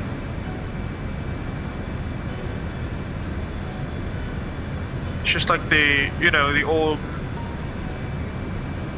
the usual, or not rifle, like the base-like procedure that is. Sorry, traffic pattern, the usual traffic pattern. The usual normal traffic pattern that is. Go back to map, get the range to 160 miles.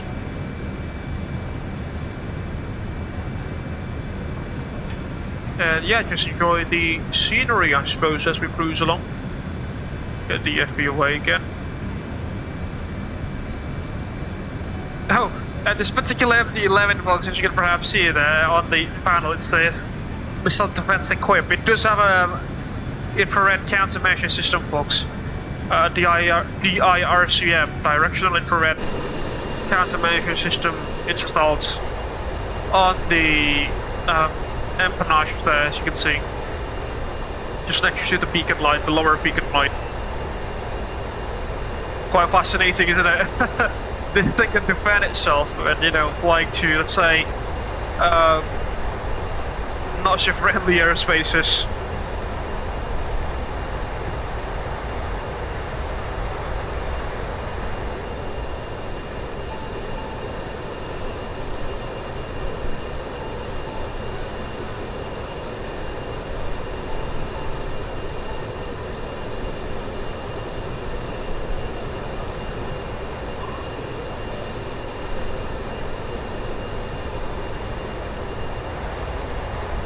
Take a look at those patterns down there. That's just beautiful.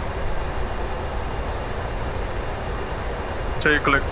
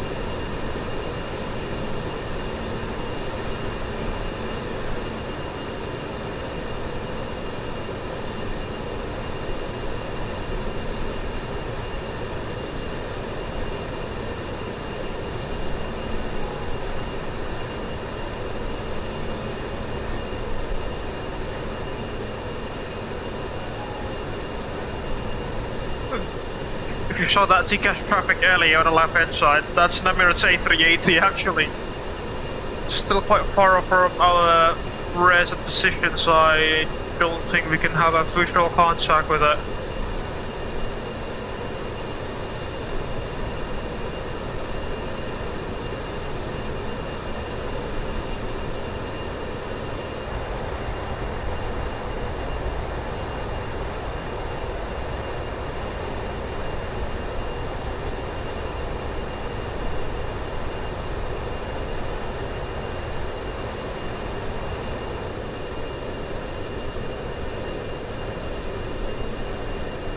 Take a look at those, like ravines down there. Beautiful. We've got some crossroads as well, that's why we're crabbing a little bit.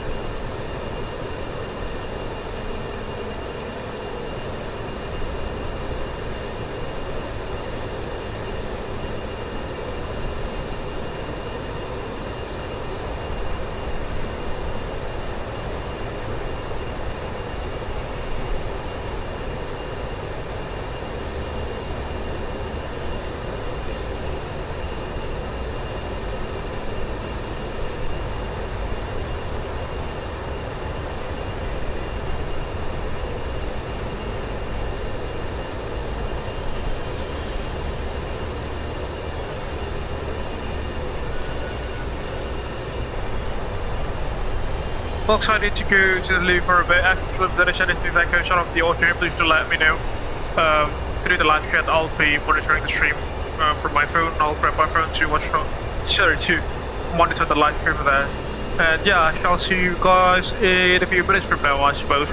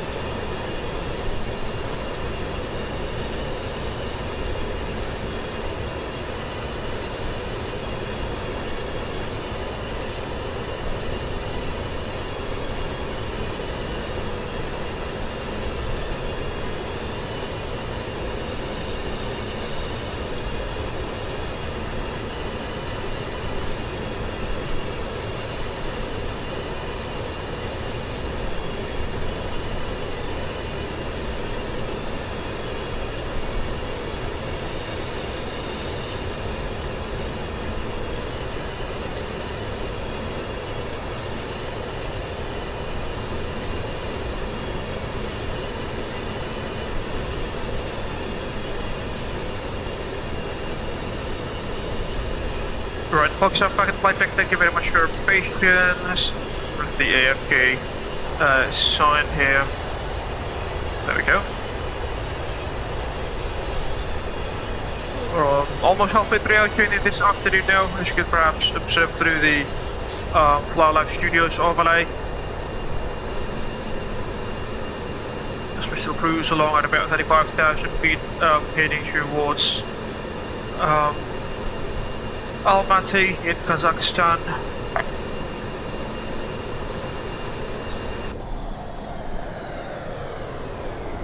Okay, so another flyby view.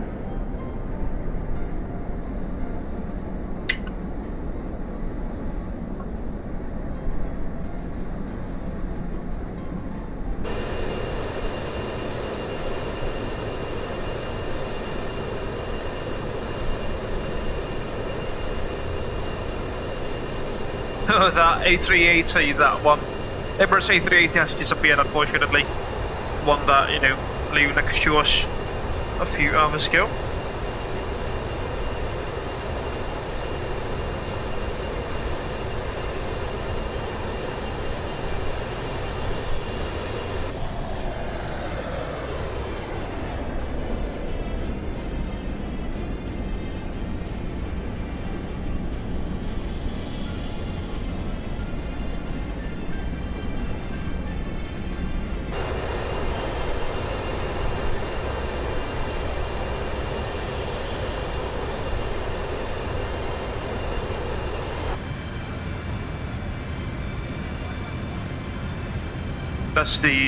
That's another A380 actually, a Lufthansa A380 that is.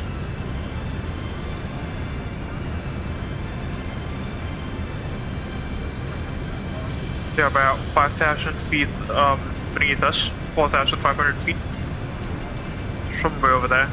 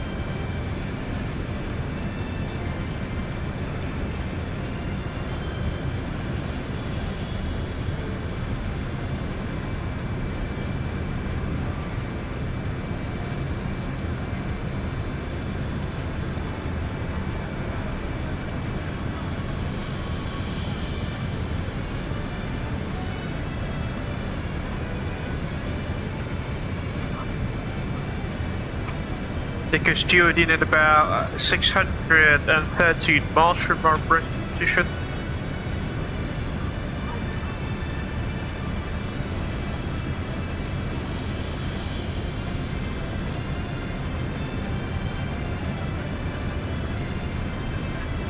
The MDI later on would be let's see.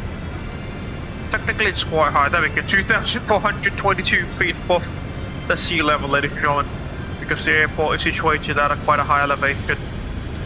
2422 plus 14 weeks set 2462.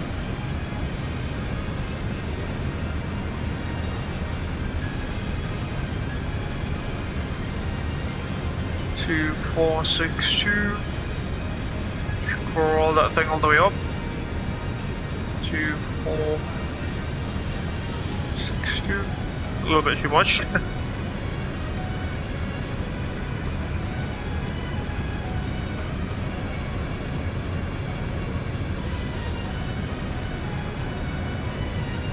No.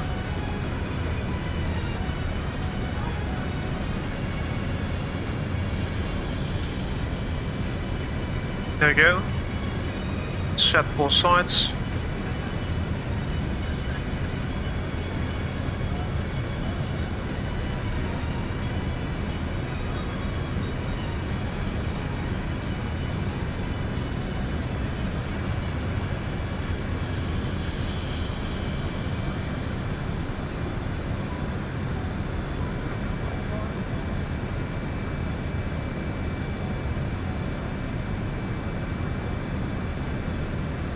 It's quite a good RNP actually.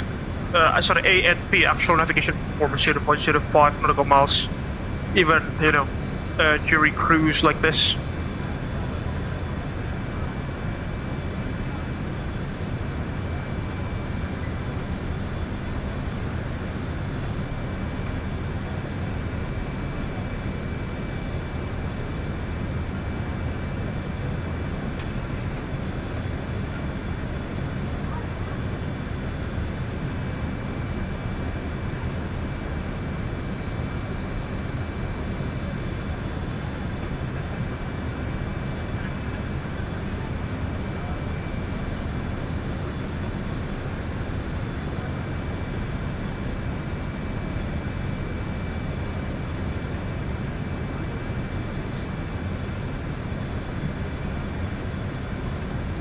That's the tiller. It's quite big, isn't it?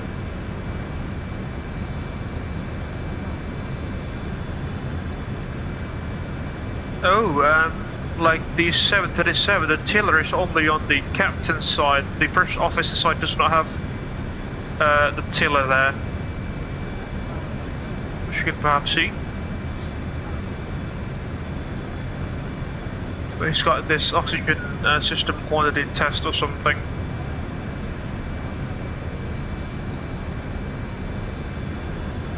And then this was originally the flight engineer station on the DC-10, but since the MD-11 is a two-crew cockpit, sorry, it's a two-crewed aircraft, this particular station is now replaced. Sorry, this seats function or the station's function is now replaced from the flight engineer station to the observer station, that is.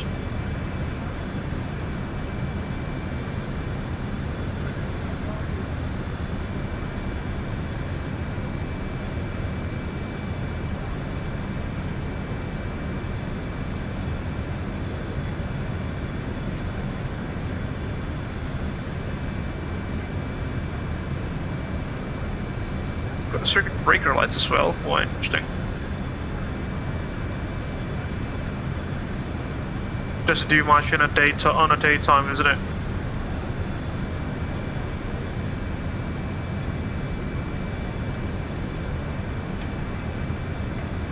The flight deck is actually humongous in the MD-11, as you can perhaps see there.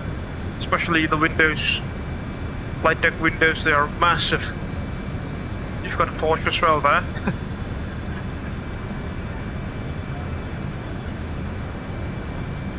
And I mean, the flight crew can, let's say, the captain, they can ingress and egress out of the seat from the lab have on site, something that you can't necessarily do in the 737 due to, you know, its site fuselage.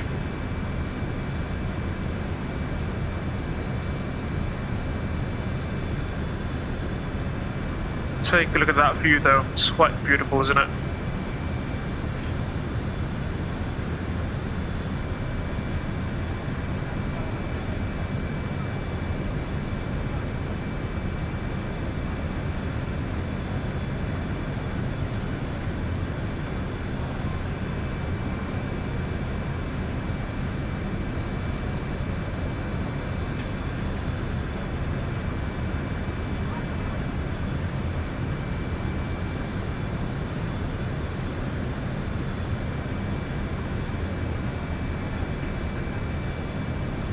Take a look at that view.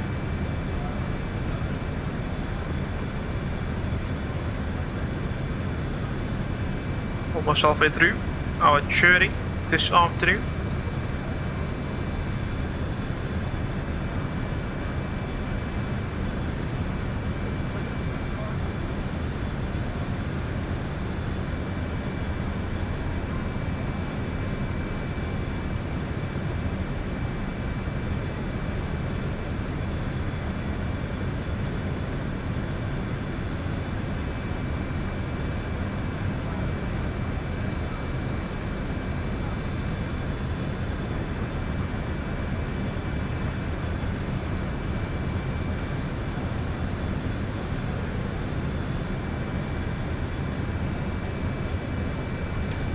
still flying over... Sorry, we're not flying over Uzbekistan actually. Not Turkmenistan anymore.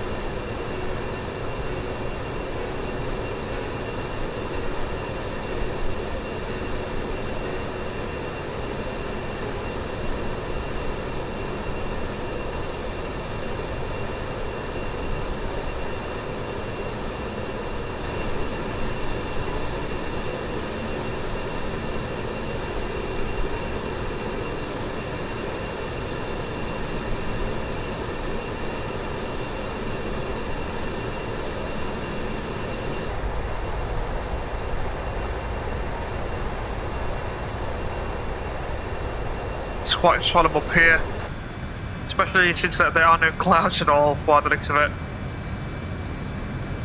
I can guarantee you it's very warm down there, quite hot actually, since like, you know, it's practically an arid area, isn't it?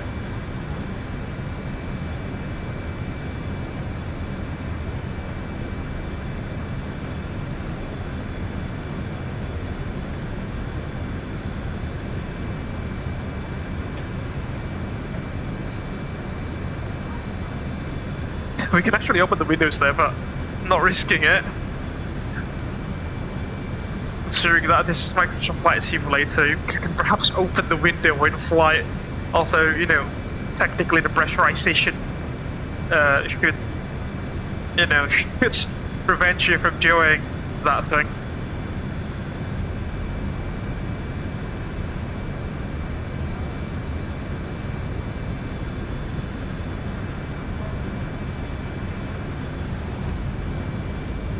I don't think we can, you know, have this particular angle, let's say either 777 or the 787. This is again thanks to the massive flight deck of the MD-11 and also the DC-10, and also with the massive windshields as well.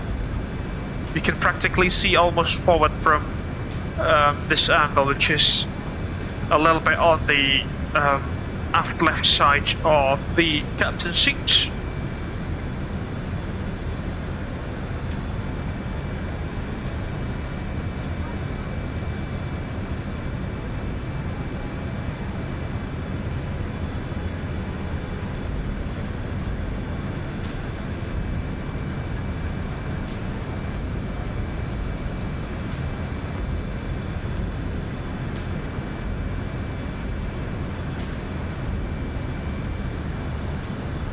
Hope you're enjoying the stream so far, folks. It's 2.5 hours into the stream now.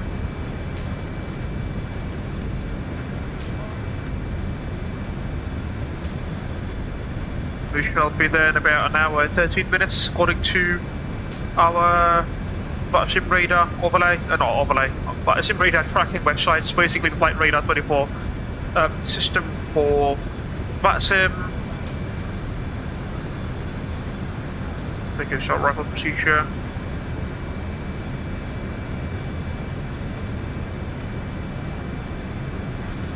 Take a look at that, folks. There's even a Russian native, strangely enough. 135.1.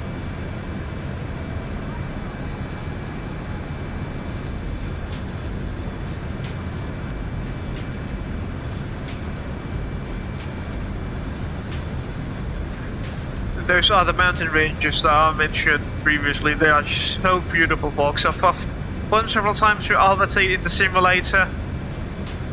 The approach, the views on the approach, especially if we arrive from the east, stunning, absolutely stunning that is.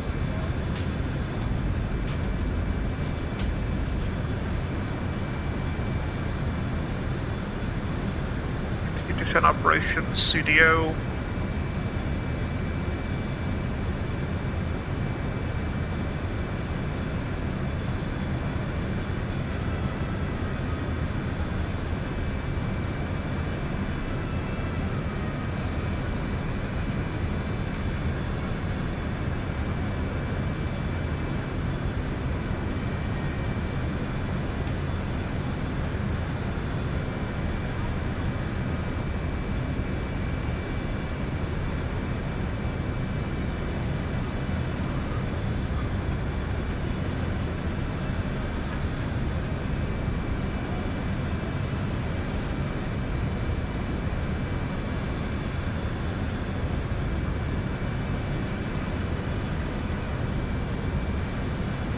There's some construction works by the looks of it on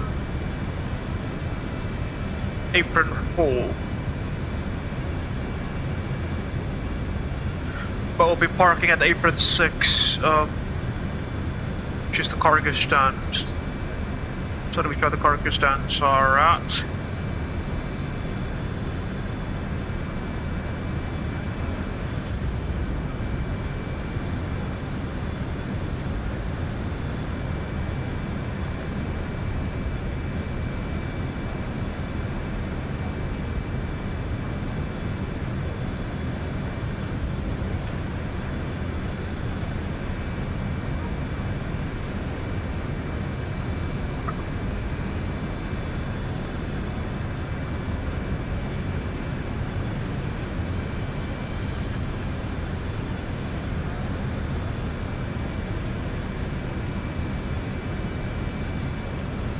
Oh, there's a noise abatement procedure there.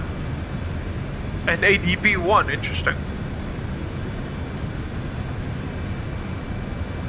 So it's quite clear as well, like in Baku, where the departure procedure, the noise abatement departure procedures are strictly mentioned there, like an ADB1 or an ADB2, things like that.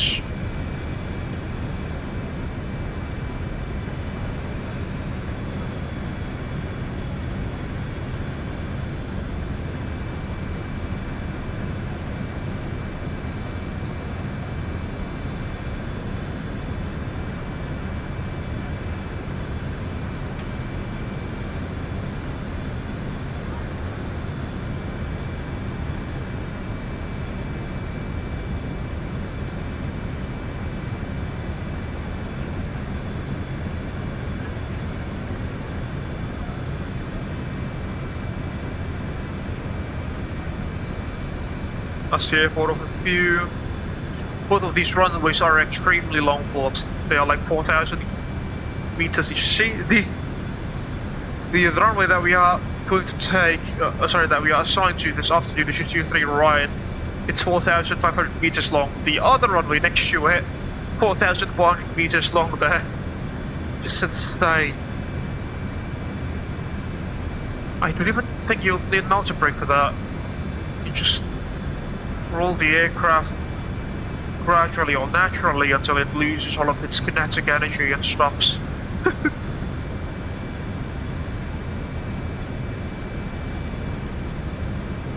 Do we have any speed control? Oh, we have maximum to 3 knots, maximum to 3 knots as well there. But on final, I don't think that would have any. Yeah, it should be alright. Should be fine.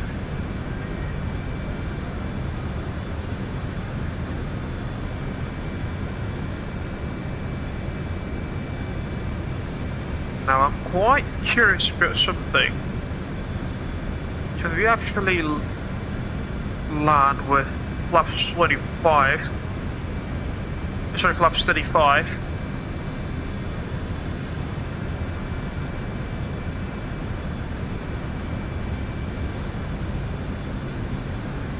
H1004 now.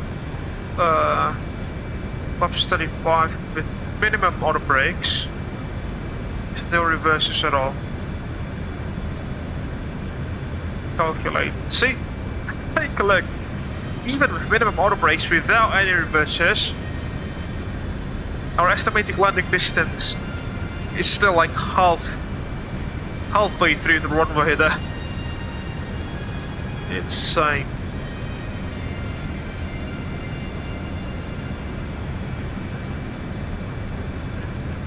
Let's try with the FB again. Yeah, let's just like auto brake low then, although we're still quite far off from our destination. TOD is in about 453 nautical miles from now. Fortunately, the tailwind has somewhat changed more into a crosswind, as you can see. Flying over the steppes of Uzbekistan now, as you can perhaps observe down there, it's quite beautiful as well.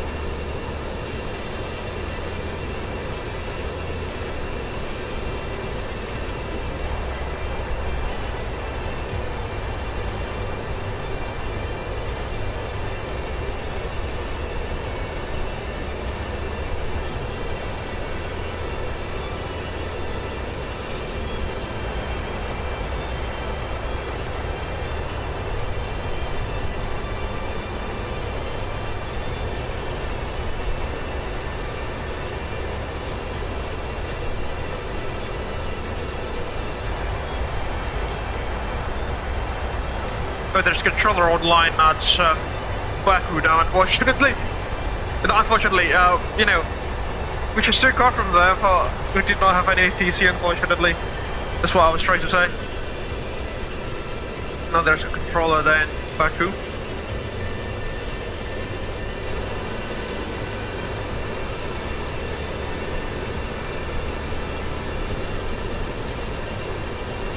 Might as well grab some tips.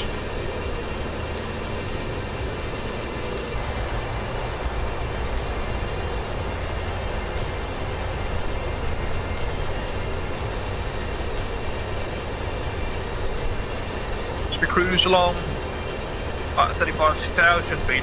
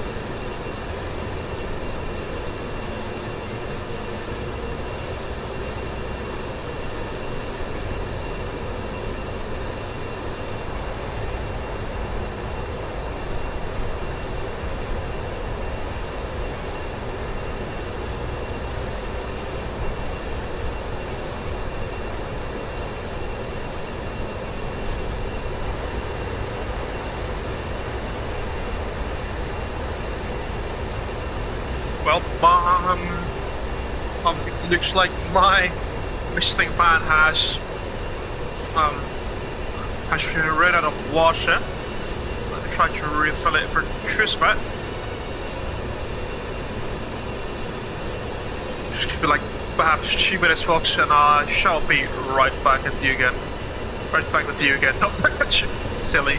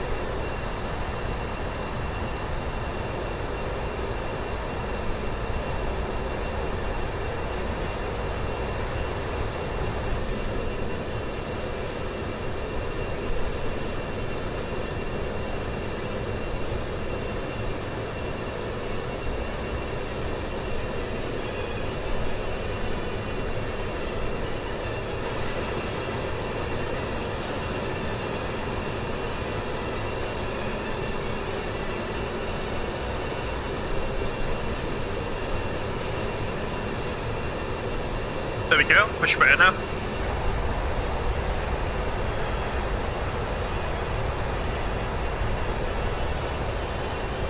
We're halfway through.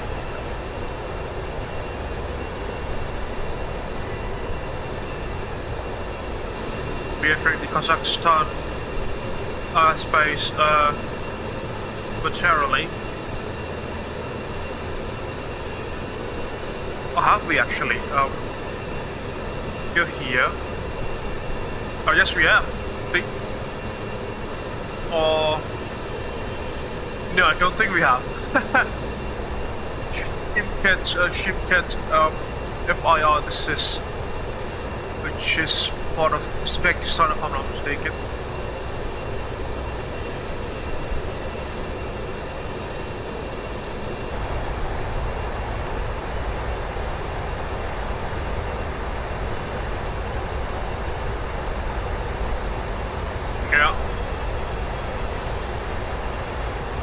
Still going to be some time before we enter the Kazakhstan airspace, Almaty control that is.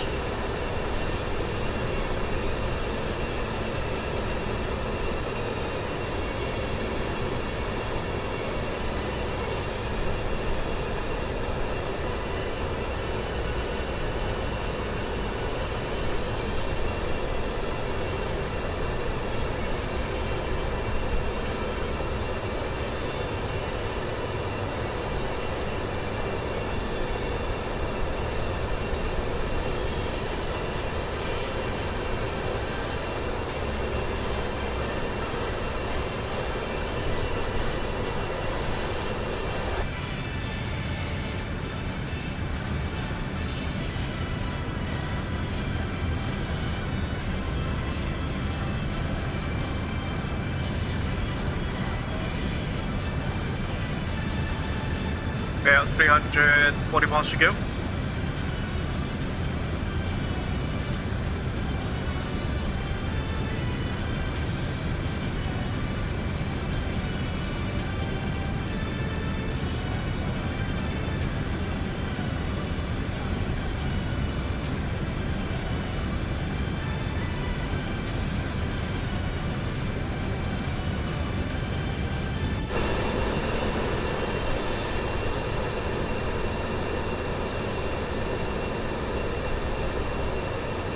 Finally, there are some clouds there on the right hand side.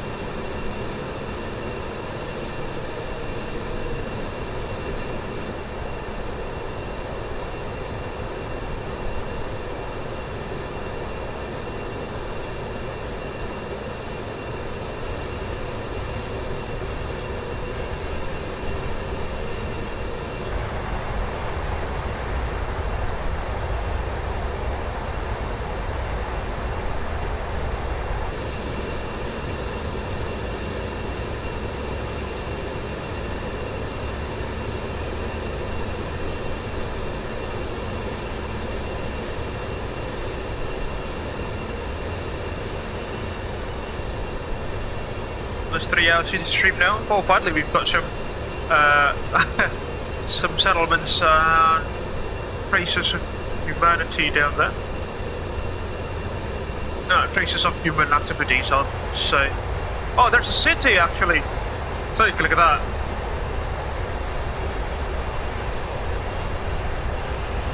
What's that city? Let's see. Turkistan.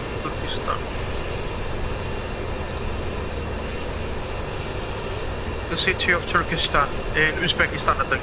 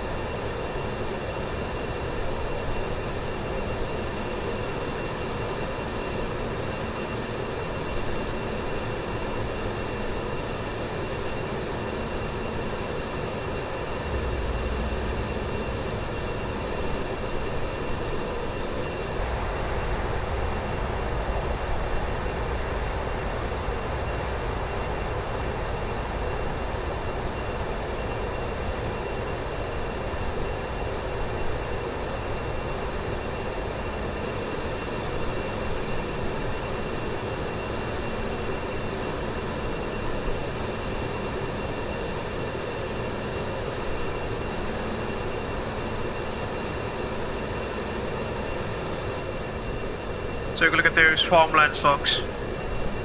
Beautiful. Especially from these sorts of altitudes. Got lakes filled there on the left hand side of the aircraft now.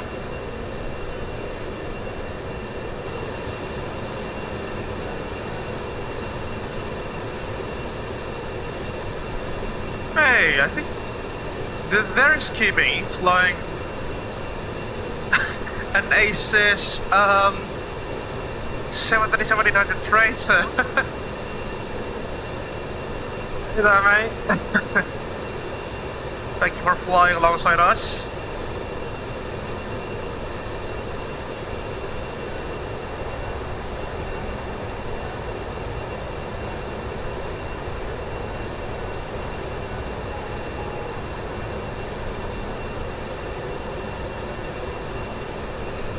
Hope you're doing well.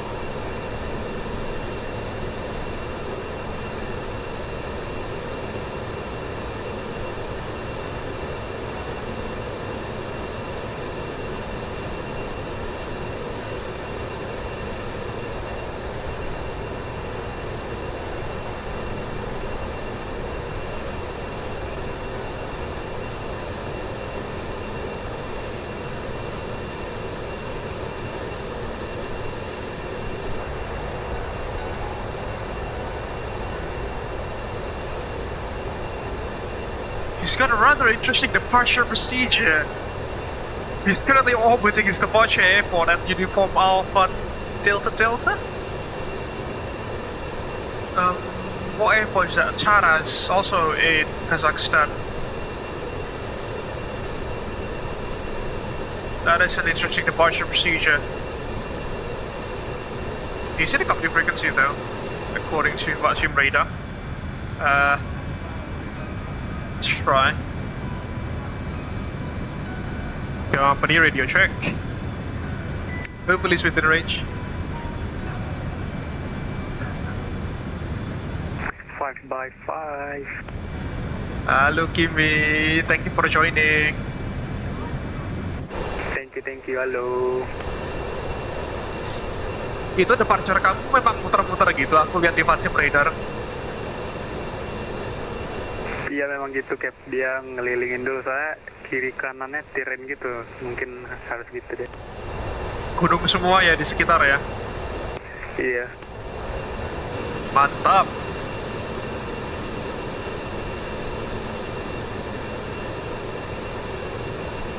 Mirip di mana itu kok Mongolia sih, ada satu lagi bandara yang departure-nya muter-muter gitu, dulu pernah diajak sama Mas Aldo, aku lupa. Di Nepal apa ya? Apa ibu kotanya Nepal itu aku lupa, bentar. Kathmandu kah? Iya bener, Kathmandu. Itu juga muter-muter. Iya.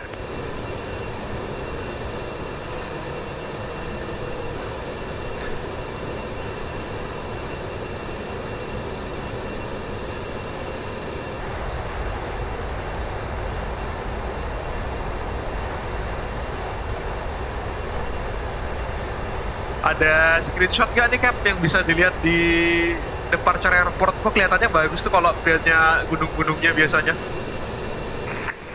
Aku coba screenshot satu tadi, bentar aku kirim ke Discord ya. Boleh. Ntar terus coba linknya di copyin ke vPilot aja biar bisa langsung dibuka di browser. Kayak si David itu kan suka aja gitu dia. Oke. Thank you.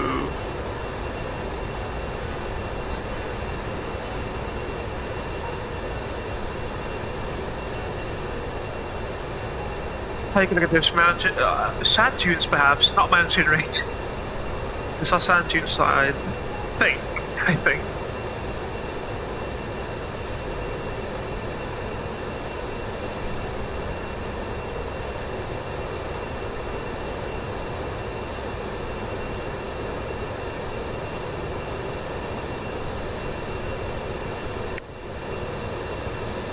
Take us, Kimmy.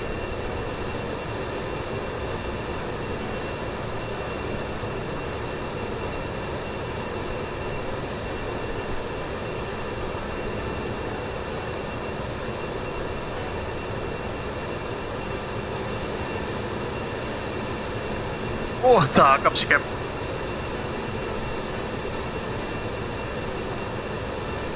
So kalau kita, he's doing a sunset departure. Boleh. He's having a sunset departure out of Paris, I think the name of the airport is. Ah, there comes Lalu. There comes Lalu. Mohammed Al-Haddad 55574. Certainly. Your green apple juice with Hello, Pak Lalu. will be with you in just a moment. Hope you're doing well. Thank you very much for stopping by. Whew. Very cinematic departure there, out of Taraz in Kazakhstan as well, I think, with Kimi's. Sorry, in Kimi's ACES 737-800 BCF, I think. Mantap gitu pas sunset ya. Memang indah. Cakep. So, klik kita folks. Beautiful, beautiful departure.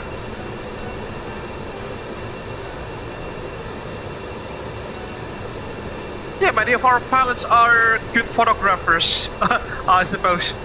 In the window.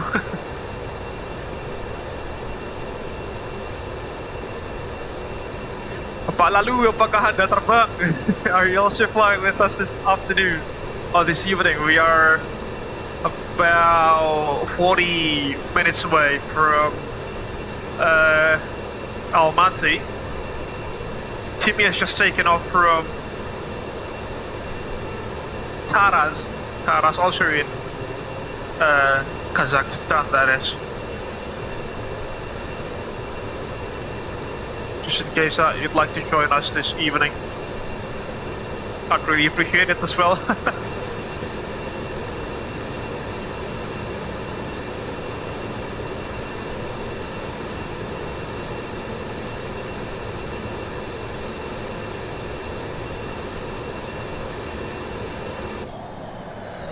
Another flyby view. Ini kayaknya nanti landing di Almaty pun nggak perlu auto brake saking panjang runway-nya. Itu fake gate-nya di akhir runway itu. Iya, beneran di ujung daripada ujungnya runway. Kayak di threshold-nya gitu.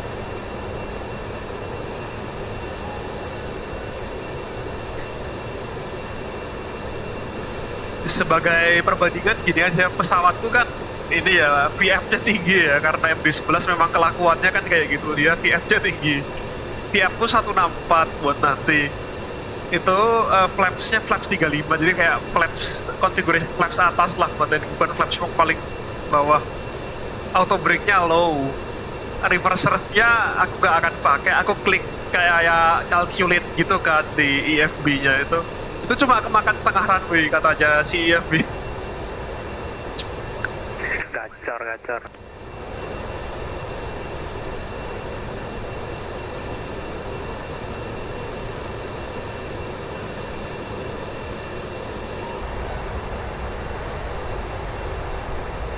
Hey, look at that lake. Oh my god, that's beautiful. Two lakes actually. Two massive lakes down there.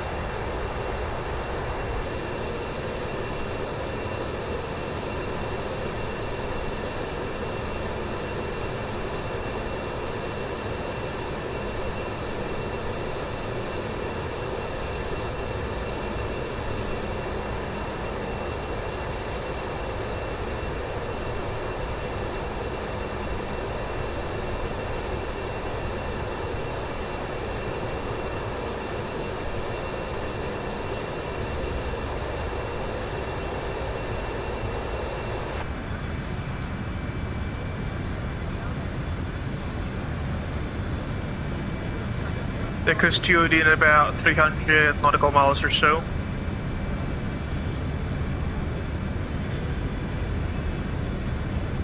Currently 15 knots of tailwind there, which is a good thing.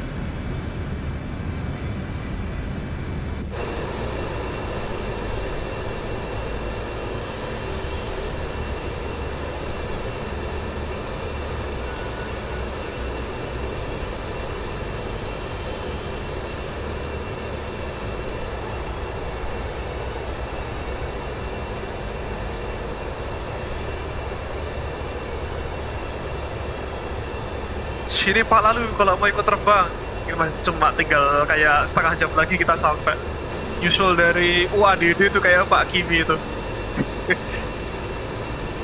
Setengah jam doang dari UADD ke Almaty, dari Taras kayaknya tadi nama bandaranya.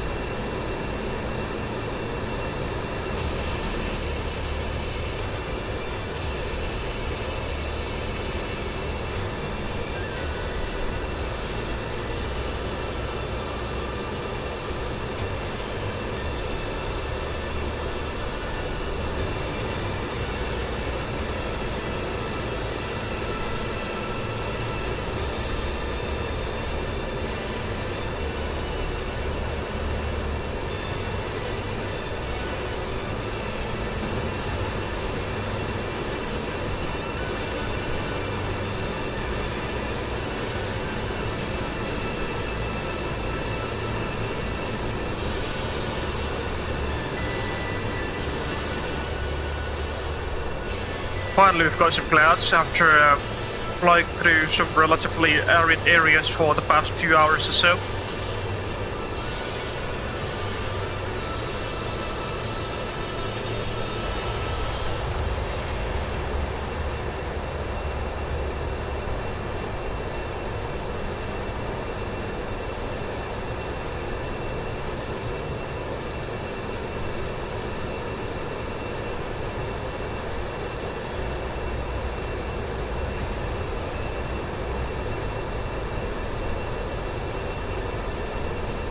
I think that's the Tian Shan mountain range starting to appear like in the background, quite far from our present position, but I'm guessing that it is.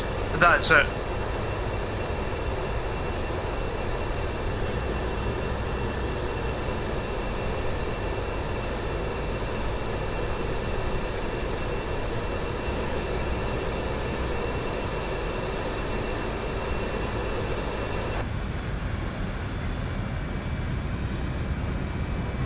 Not entirely sure if that thing is the or the Lufthansa A380 that we've been flying next to for the past couple of hours.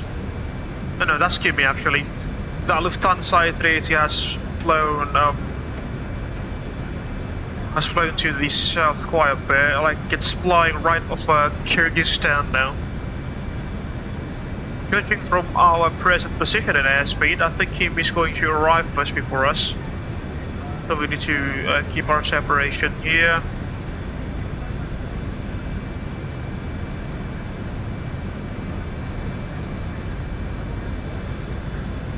Pak Kimi, kayaknya kamu nanti yang landing duluan deh. Kayaknya lebih dekat rutamu soalnya daripada rute aku.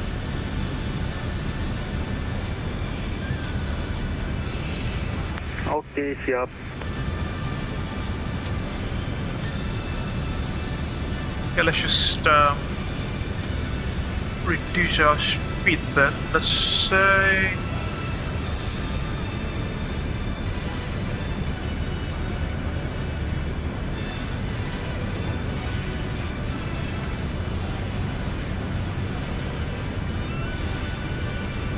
Mach decimal 80. That's definitely Kimi. Mach decimal 78 will do, I think.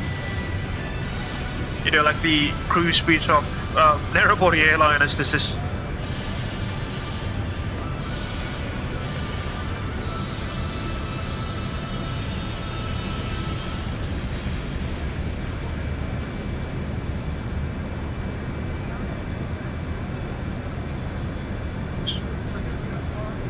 1.76 maybe?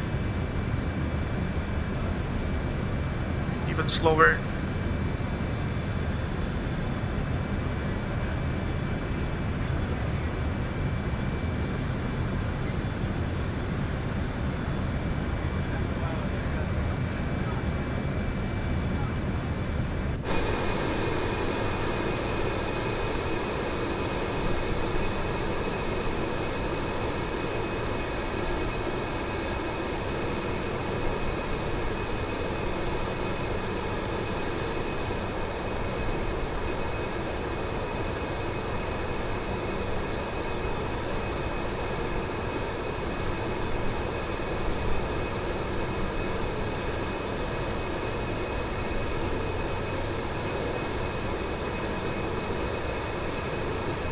National Fuel Port at about 18 miles from top of descent will do the arrival briefing with our first officer.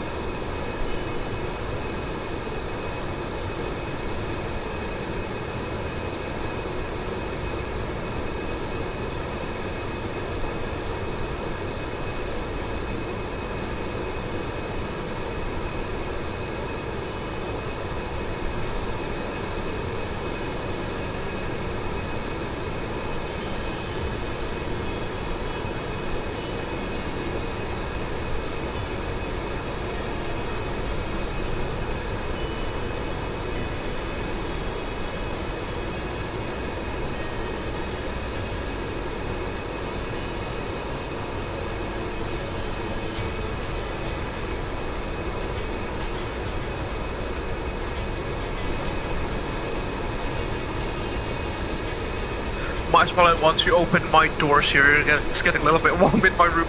Just bear with me for a second, folks. Fortunately, it's got such a poor ventilation. There we go. Much better.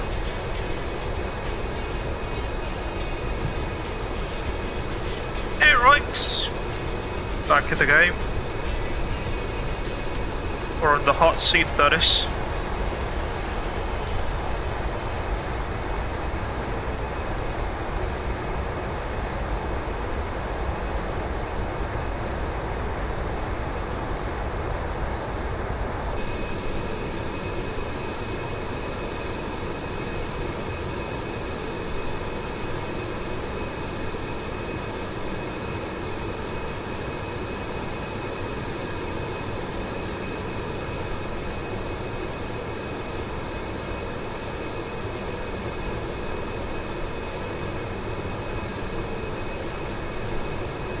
We're heading towards some sorts of thin cloud layers here, but I don't think they are at our flight level, so we don't really need to activate our engine anti-icing systems for now. This inner ring is 18 miles, so when that magenta arrow hits this, you know, SA ring, situational awareness ring, we'll do the arrival briefing.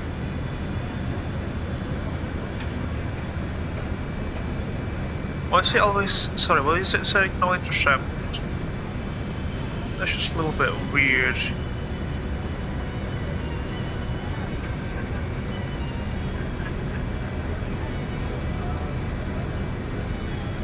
Nav radios are also tuned in the MD-11, that's as far as I know.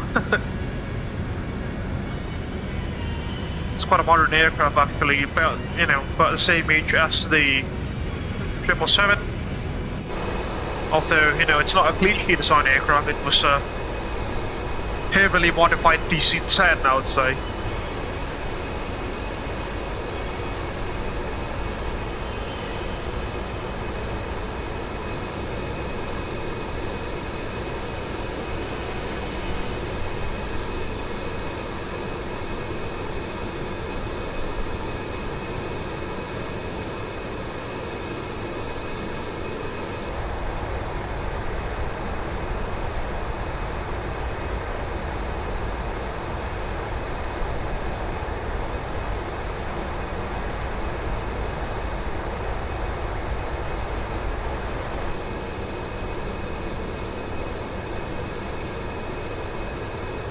Still no signs of ATC so far.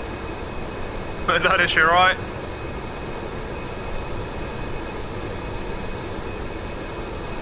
Wasn't really expecting any ATC, I'd say. I'm not really expecting any ATC services actually. If there is one, then yeah, I would be grateful for it as usual.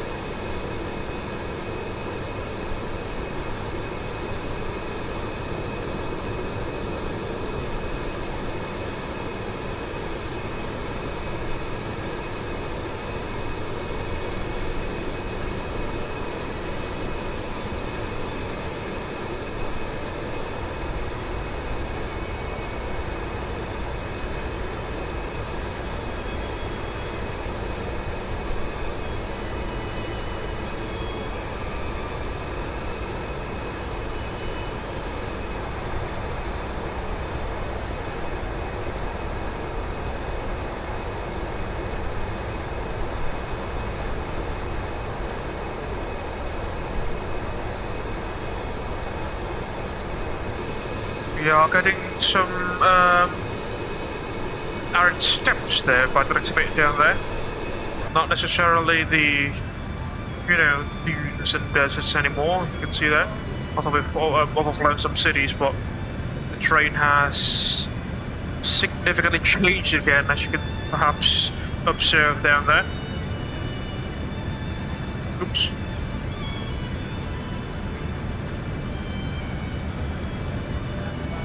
Take a skimmy, about 40 miles ahead of us.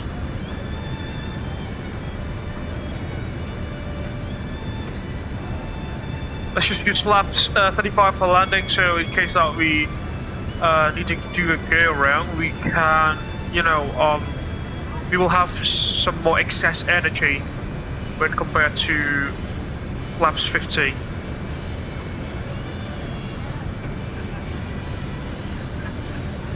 .164 we have there, that's just insane, ladies and gentlemen.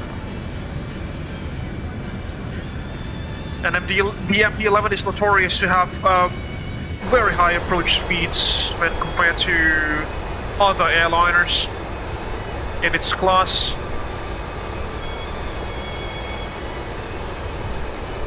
And that's why it's also notoriously hard to land smoothly.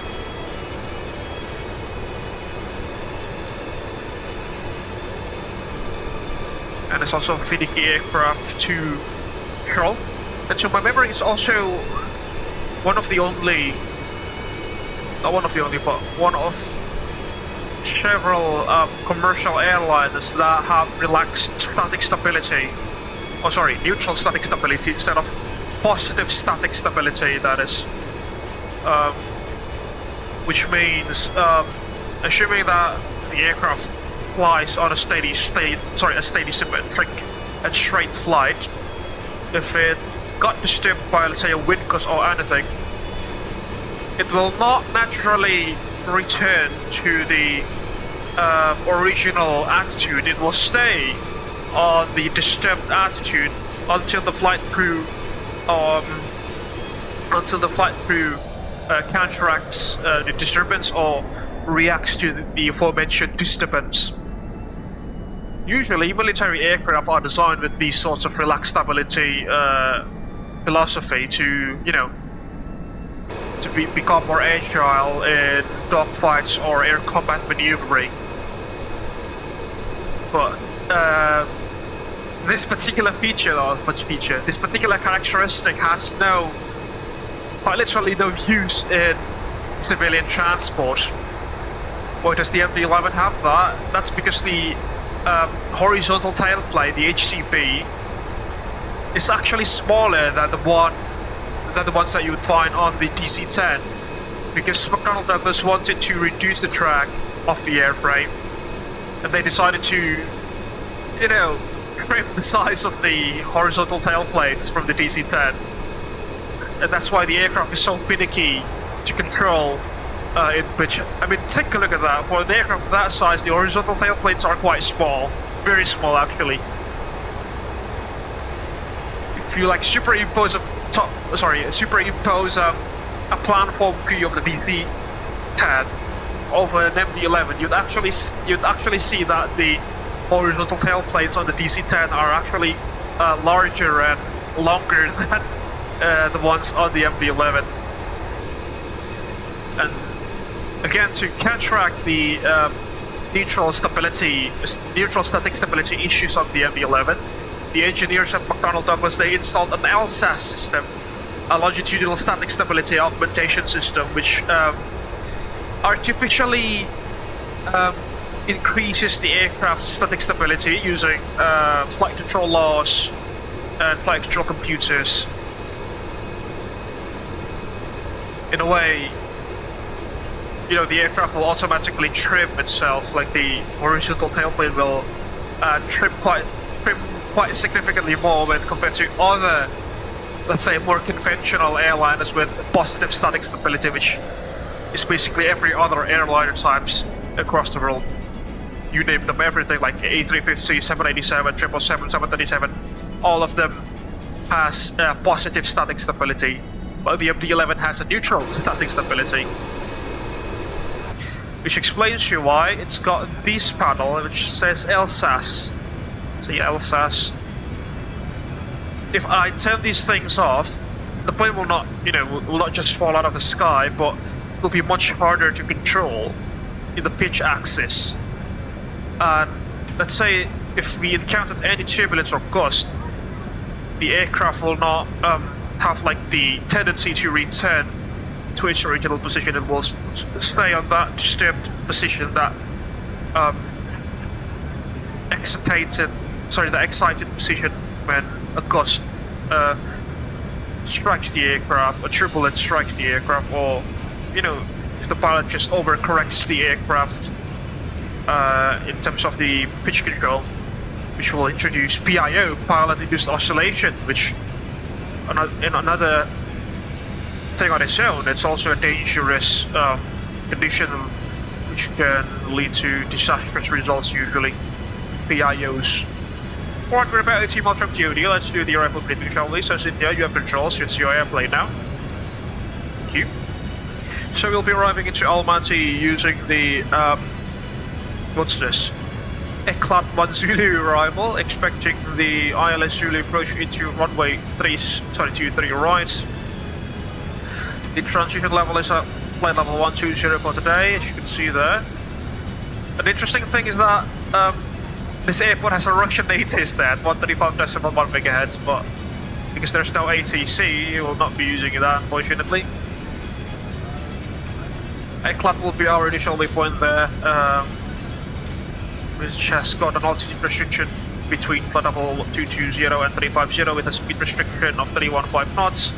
And then we'll go to Alpha 215, back to 8 knots between level 140 and 220. And then 065, level 110 to 180, maximum to 80 knots.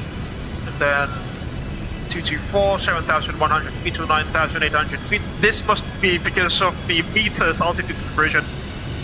I suppose because Kazakhstan is situated quite close to Russia. There are planes coming in and out of Russia which uses meters for their altitudes, like Tupolev aircraft or Ilyushin aircrafts. Which I really wish there was one in Microsoft Flight Simulator, but we don't have any yet. We don't have any as far as we are speaking, unfortunately. At Gekti, 5,900 feet to 7,900 feet, maximum to 30 knots. Lekla, 5,000 feet to 6,000 feet, again maximum to 30 knots.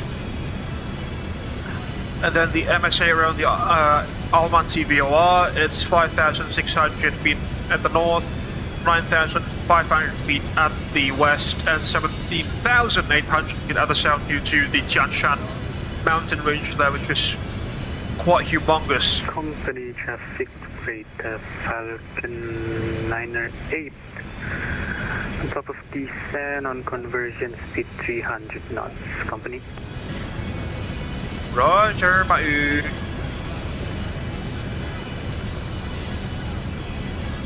We are then going to take the ILS Zulu approach to runway 23 right at Almaty. The localizer frequency is going to be at 111.3 MHz with a final approach course of 231 degrees. The platform altitude at waypoint Otler is going to be 4,200 feet with the FDA minimum precision altitude of 2,462 feet, which also includes the 40 feet of buffer altitude that we usually add. Discuss the MSA over the Almaty VOR, and then in case of misapproach we'll climb on track 231 to 5,200 feet, and then after passing 3,200 feet radar vectoring provided. Warning, radio interference may arise during ILS and VOR approaches of aircraft equipped with ILS and VOR receivers which do not meet the requirement on protection against FM broadcasting stations. ILS here may also reach zero at the runway threshold there. Will come from Leglada, 5,200 feet operator, and then Otler 4,200 feet operator, and we'll intercept the localizer then there afterwards. It's gonna be a standard 3-degree glide slope all the way to the touchdown point, as you can see, and we've discussed the MDA previously. For a category Delta aircraft, in terms of performance, the RVI is going to be 550 meters or greater. And then, because the runway is insanely long, as you can see there, 4,500 meters, we've selected auto brakes 1, without reverses, flaps 3 for landing. We'll try to make it via Kilo or Lima there, and then we'll taxi to apron 6, which has got the white body stand for cargo aircraft by the looks of it. Spin the shot there we go. Lima, and then somewhere to apron 6. From interest for us this afternoon will be pilot complacency and familiarity with the region, and also high terrain, very high terrain on the south and south of the aerodrome. We've got some clouds there, let's turn on the engine and the ice.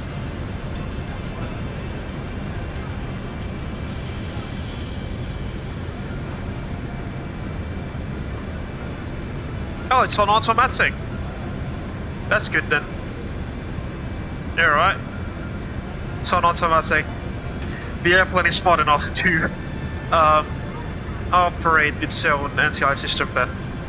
Our V speeds for the day, VAP's gonna be at 164 knots, as you can see there, staying flaps 35 for landing, VRF 159, MBA 2462 feet, both sides checked, and the latest QNH at Almaty.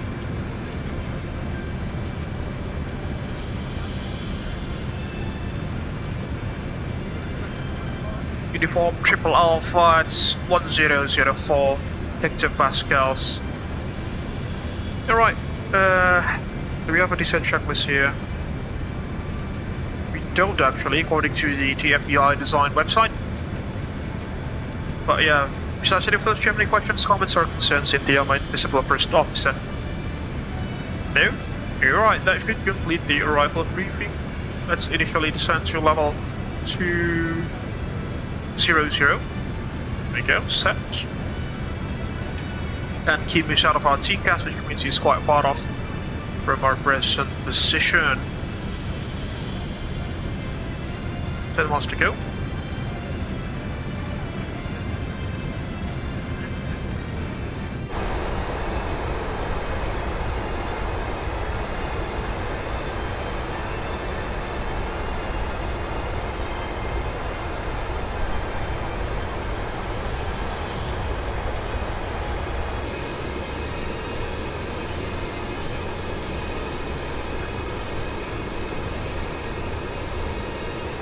There is Lalu. There's Lalu already sitting at Almaty by the look of it. Flying an Abel Cosmos F-18, ladies and gentlemen. Oh my goodness. Itu di Almaty ada F-18, itu ngapain F-18 di situ?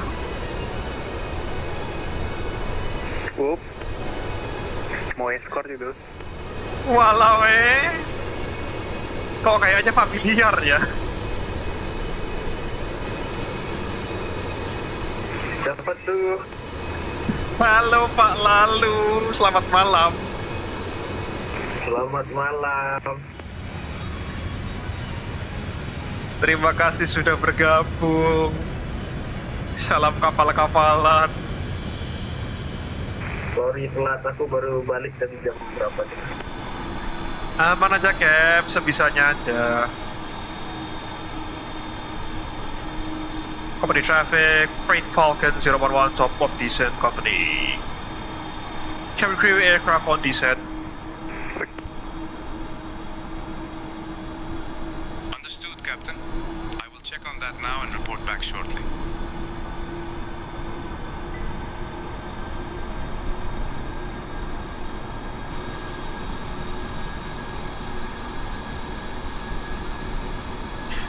Ini mulai jadi kayak Mas Dharma ya, setiap streaming ada aja escortnya gitu.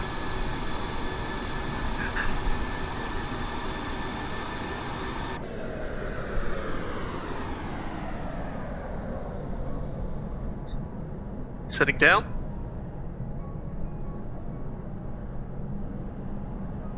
Mumpung nggak ada ATC sih, mumpung sepi.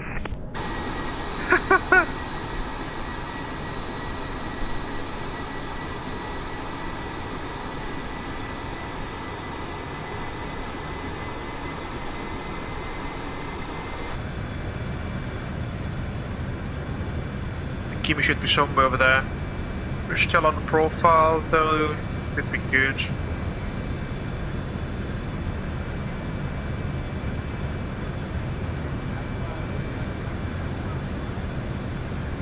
Speed on conversion, so 80 knots there. Yeah, let's just do that to establish separation. Maintain separation, sorry, with Kimi.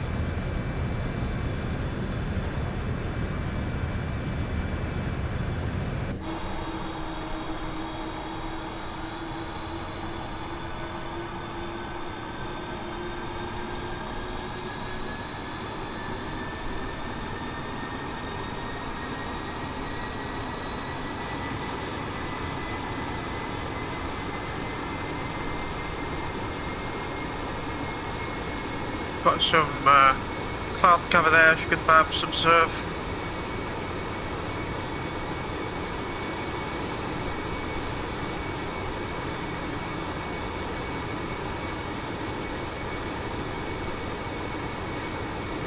Thank you, it's the beautiful Tian Shan mountain range on the right hand side. Hopefully you guys can start to see that. Just dipping, you know, underneath the cloud layers there. Gorgeous. Absolutely gorgeous.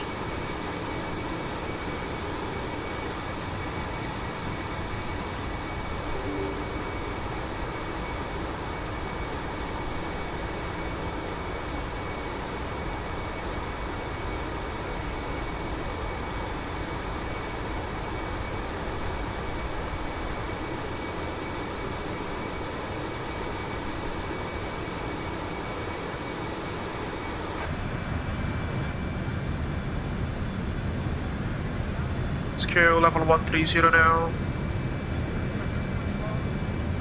And we switch over to terrain display because we've got the mountain range there that we need to be concerned with.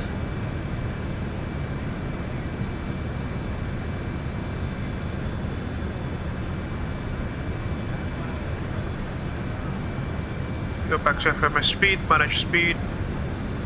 I think Kim is quite far off in the distance already. Yeah, he is. Could be right.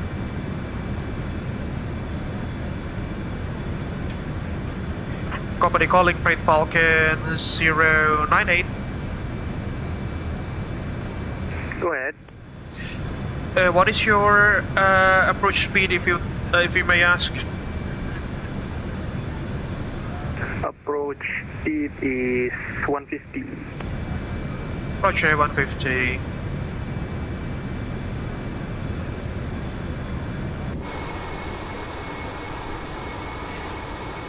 Alright, his VAP is 150 knots. We are about 10 knots faster than him, so yeah, we need to maintain separation as well. He's like 20 miles ahead of us. Not even in the TCAS, so hopefully he's quite far off. Take a look at that. That's what I'm talking about, folks. Oh, view-nya bagus banget tuh, Masya Allah, di selatannya bandara kayaknya tuh. Pegunungannya udah kelihatan.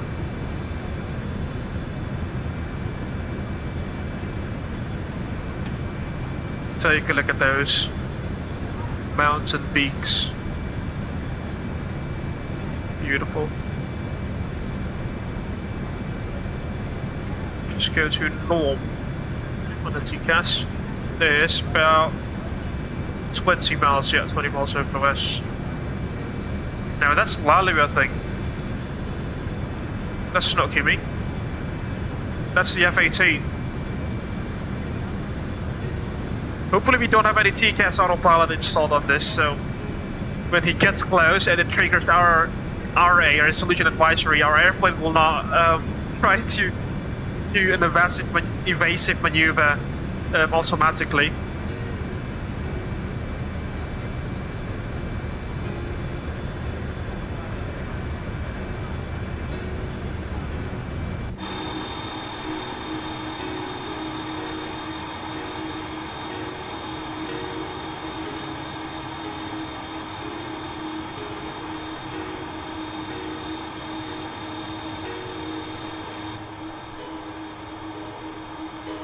Take a look at that view, folks. That's just beautiful.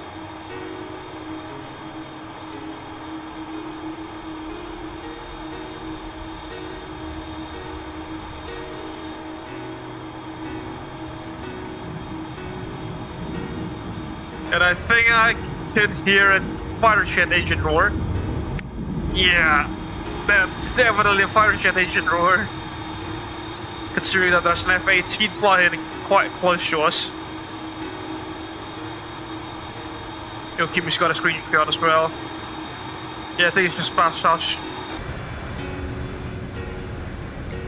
Brakes out. Because our ILS system activated. Brakes back in. Locks alive. Oh, take a look at that view, folks.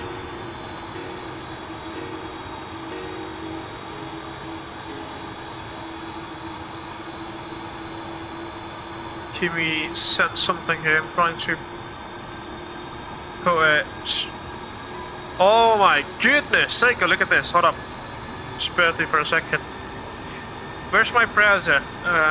There we go. Take a look at that. That's just stunning.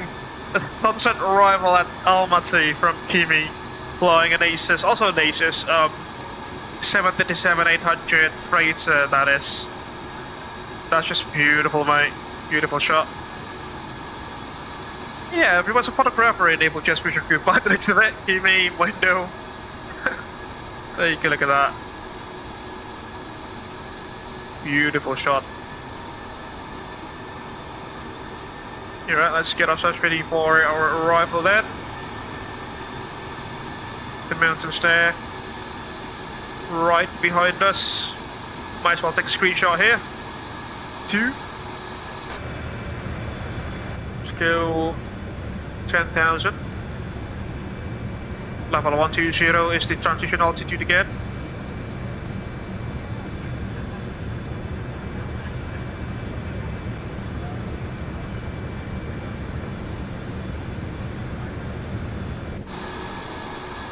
Where did that F-18 go? Okay, he's at now 6, but not that far off.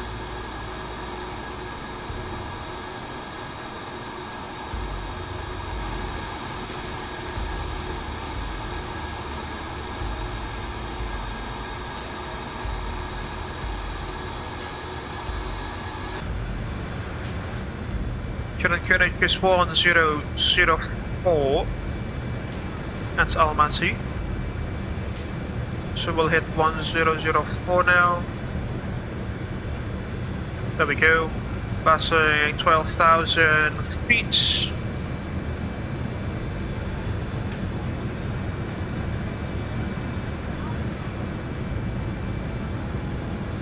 Checks on 1, 2, and 3.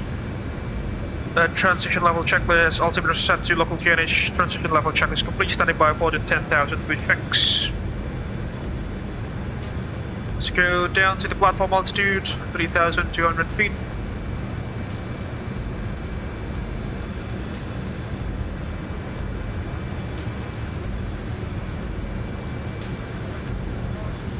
Here we go.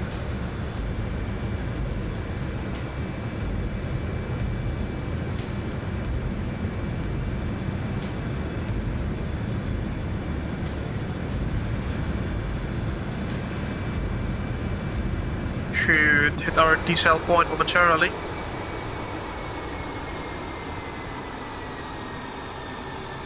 Deck is decel, 2250 knots.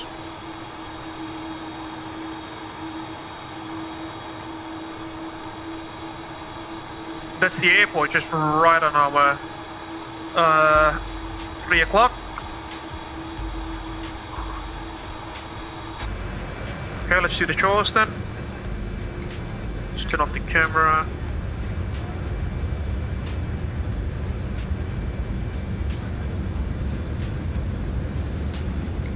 Almaty traffic, Freight Falcon 908, ILS runway 23 right, 7 miles, Almaty.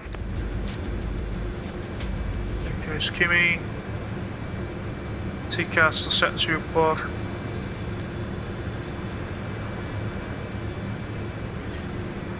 Cabin crew 10 minutes to landing.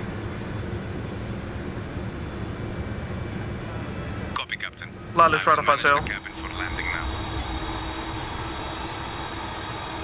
Keep you right off our tail now. Can't see him here, unfortunately.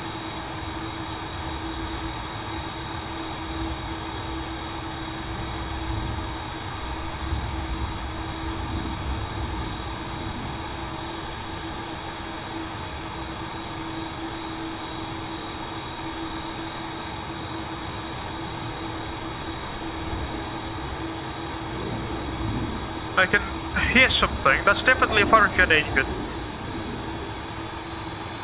I can't see anything.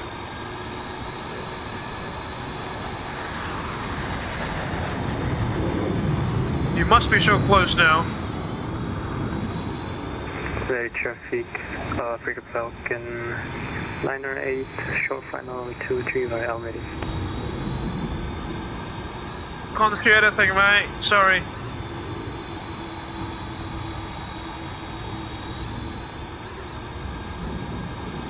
I can definitely hear Lalu's engines. He's on TCAS as well, right? Around 3 o'clock by the looks of it. Can't see anything, unfortunately. Turning right now, turning base.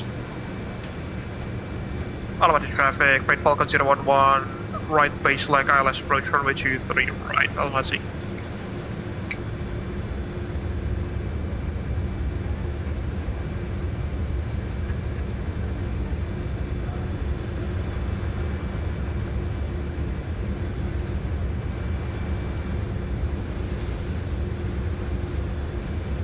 He's like 4,000 feet beneath us now. Can't really see him, unfortunately. 11 miles to go. Flaps 1, speed check, flaps 1. Sorry, slide sail.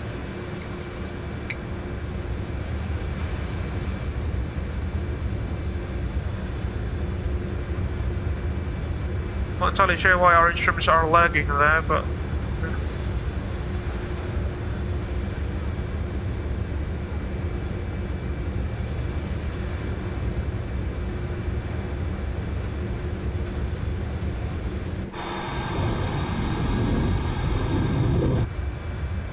terrain display.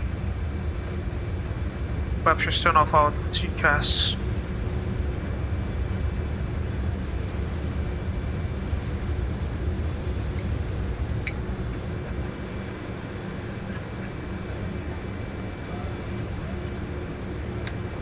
Flaps 15. Speed check, flaps 15.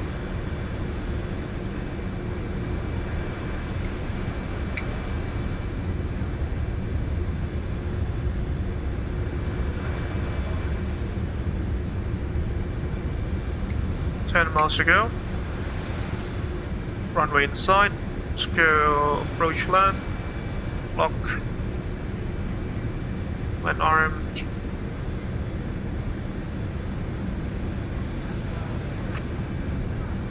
Almaty traffic. Almaty traffic, Freight Falcon 011 is established on the localizer. Runway 23 right, we are 8 DME Almaty. Stabilizer motion. Almaty traffic, Freight Falcon 098. Arms. Vacated on Lima, America. Roger, thank you.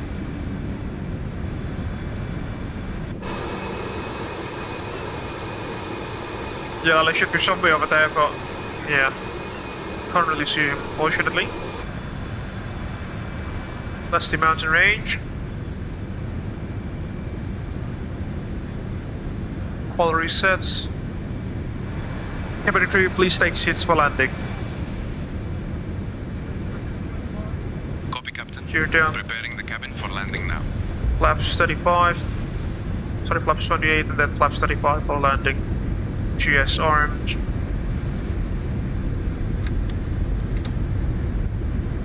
Before landing checks, gears down for green, flaps slash 35. Spoilers armed, push altitude set at, it should be set at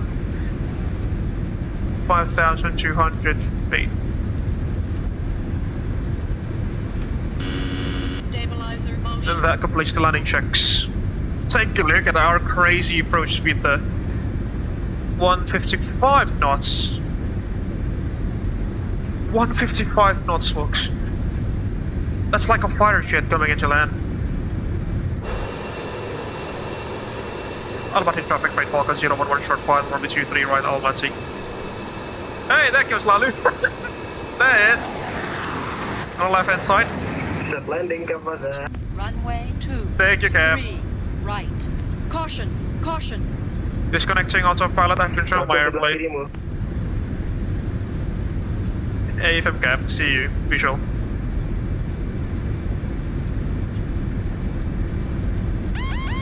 Autopilot. AP disconnected. There's an F-18 right of our nose. 500. Don't worry, Fox runway is very long. 400. Approaching minimum. 300. Minimum. Continue. 200.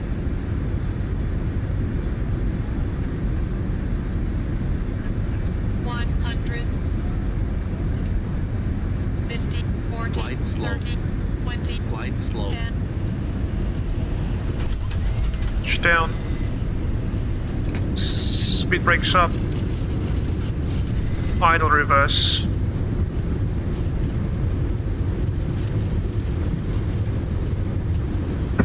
Take a look at our speed is not decelerating at all.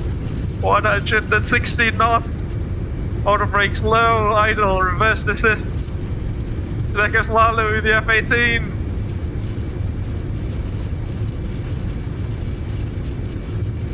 $90 knots. Let's just cut the reverse here. Let the airplane slow down on its own. Ladies and gentlemen, welcome to Almaty International Airport in Kazakhstan as we roll down, naturally, down through the runway.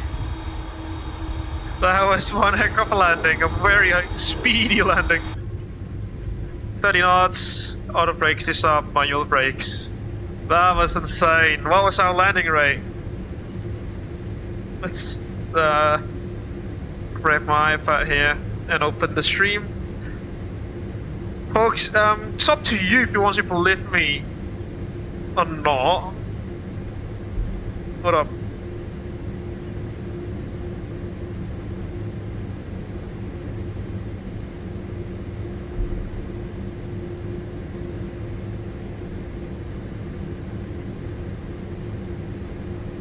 Yeah, it's up to you if you want to believe me or not on this, but Fly Life Studios recorded a touchdown rate of minus 128 feet per minute with that insane approach speed, so yeah, I wasn't really expecting that. I mean, theoretically, if we were to land faster, our touchdown rate, vertical speed would be much higher, right? But that was quite a smooth one.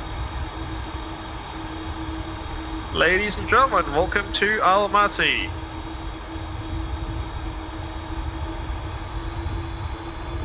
Yeah, let's vacate here. Retract the spoilers, disarm the outer brake as well. Fire up the APU. Not entirely sure why the runway needs to be this long. Was it like supposed to be like a shuttle emergency diversion airfield or something? There goes Lalu. There's in the F-18.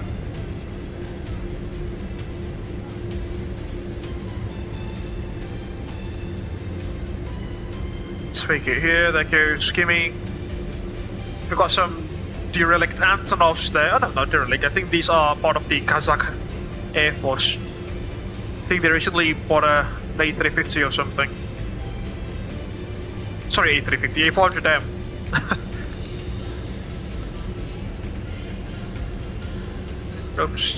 Strobe lights off. After landing, checks reverses showed landing lights off. Strobes off, flaps slats, up and retracted where the radar will turn that thing off so we will not fry anyone on the ground. Runway 5, left. Spoilers down, stabilizer trim, set 3 degrees up it says. Take a look at that, the snap trim is very finicky. It's also very quick to trim as well because it needs to cover quite a massive range of motion. Weather radar off, APU started after landing checks complete. Almaty traffic, runway 23 right has been vacated, Almaty. There goes Kimi! Welcome to Almaty in Kazakhstan, ladies and gentlemen. Beautiful approach that was, with a very sporty landing.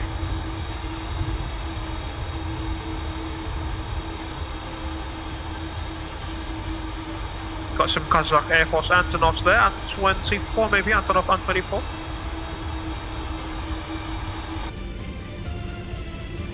Okay, can we take this parking stand? And then let's just take the one next to Kiwi, I suppose. Number 67. That fucking 67. Oh, where did he go? He was just there.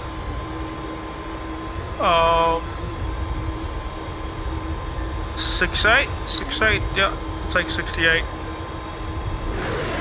Whoa. There goes Lalu in the F-18. Supersonic perhaps. Stand number 68.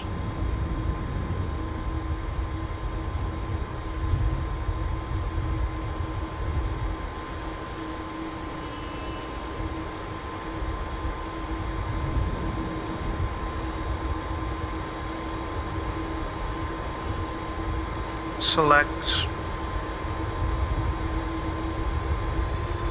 There we go, handling by Almaty Airport.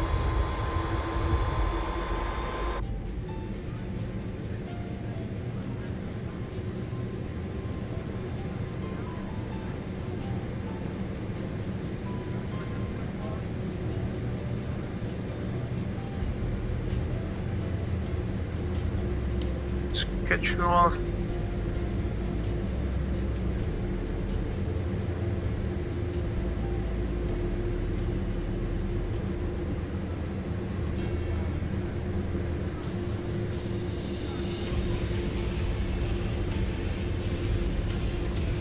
Now where did Kimi go? He was just like there. Hopefully it's not my model match. Oh, there he is. Okay. I thought I had model matching issues again.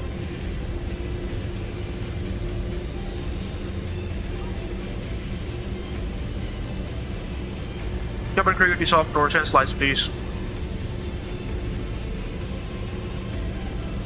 Copy, Captain. Head slides are now armed. Disarm, not armed. Almaty traffic, Cosmos 002, chilling best leg final for full stop approach runway 3 right, Almaty. One tap, Mazu. Stop the chrono there. Hopefully the GSX profile is correct with this one. And remember, folks, the flight deck sits quite far off. Far ahead of the main landing gear, sorry, the nose landing gear, so yeah, we need to taxi a little bit further here.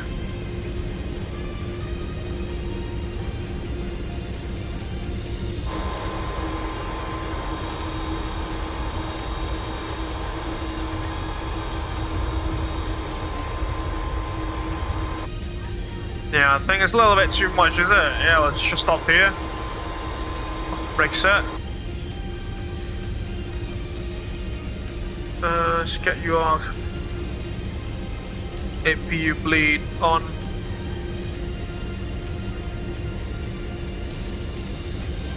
What else? Yeah, I think we can get down the APU now. Sorry, the engines. Traffic small On sliced rice.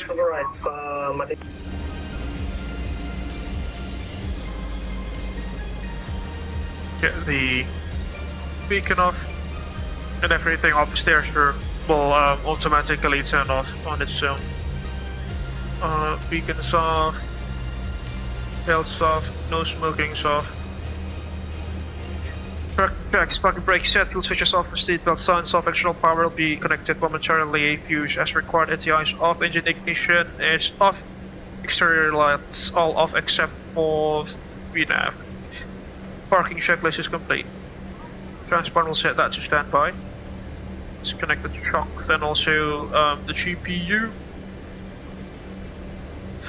Again, ladies and gentlemen, welcome to Almaty International Airport in Kazakhstan with a very beautiful approach that you perhaps saw earlier. Let's get the additional power on.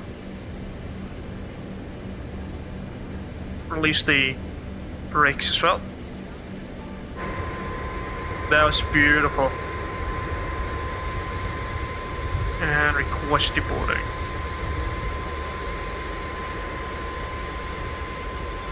Alright, there goes Kimi.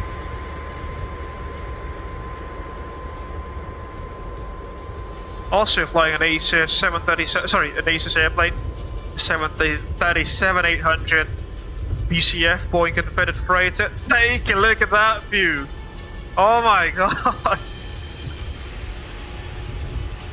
See for yourself. See for yourself. Take a look at that view. See for yourself. Oh my lord, that's just beautiful. That's just beautiful, folks. View-nya gak ketolong, cakep banget.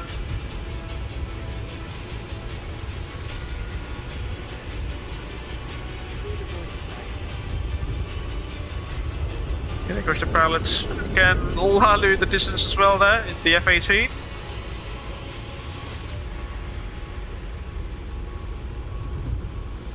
That's an Abel Cosmos observation aircraft, by the way, folks. If you want that livery, it's available from our Microsoft Flight Simulator Baku drive. But that's not for the F-18E Super Hornet, that's actually for the F-18F Super Hornet, the two-seater variant. Which it's an add-on on its own, which you can get from FlightSim.to. What happened to him there? It's a freeware add-on from FlightSim.to.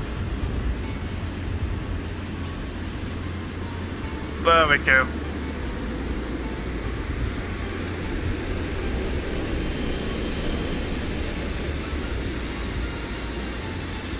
Pala lu kalau parkir. Pala lu kalau mau nyempil parkir di kiriku, depan sayap kiriku kayaknya bagus deh. Buat ambil foto maksudnya.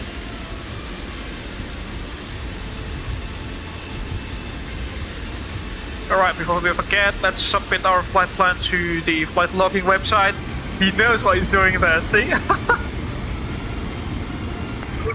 Gimana? Pas tadi, aduh mundur dikit.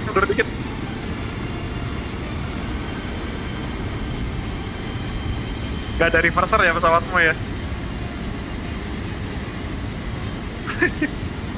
Op. Maju dikit.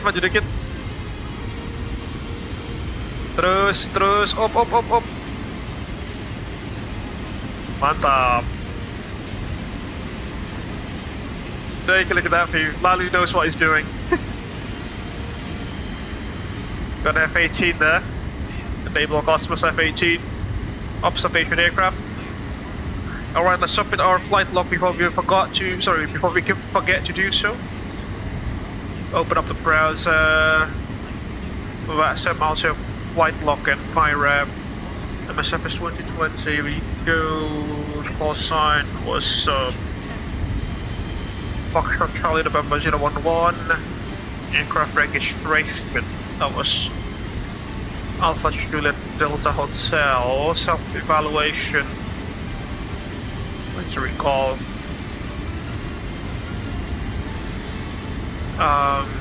Oh.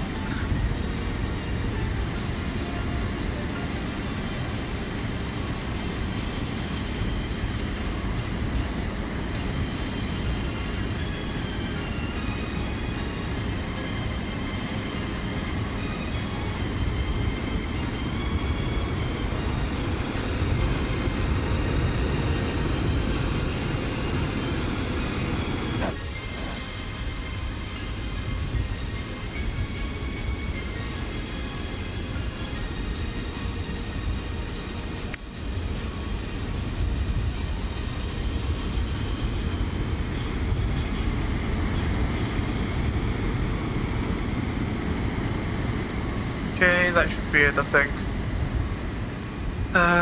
Let's go to the sub-budget flight logs and PIRAM page. And then open the visualizer.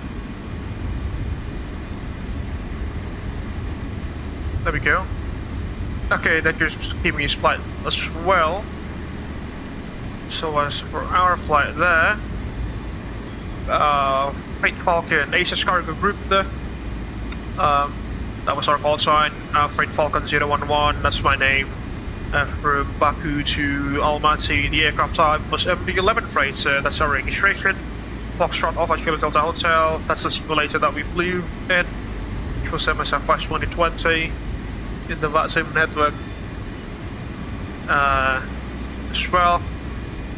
You can perhaps see, and then the self-evaluation with the auto throttle issue that we encountered much earlier. I'll try to figure that thing out. Hopefully, not long from now. All right, Kimmy sent us another screenshot here. Two of them actually. Take a look at those. Oh no, we've seen that one. Oh, that's very. This shot is very cinematic there. Cap fotonya kok yang waktu sunset cakep banget loh, cinematic banget angle-nya ya. Take a look at that. So cakep. Mantap Pak Kimi. He sent another one. Oh, it's the same thing. Beautiful shot. There we go. At sunset this is. With his cargo being unloaded there. Wallpaperable sih kataku sih.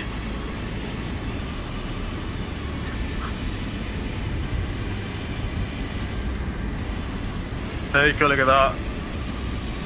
That's just insane. We've got so many good photographers by the looks of it in Abel Jets Virtual Group. Got Window and Kimi. Oh, where did he go? Maybe he's disconnected. That's alright, at least we've got some photos of him. That's Lalu in the F-18. Now take a look at that view. Like, oh my lord.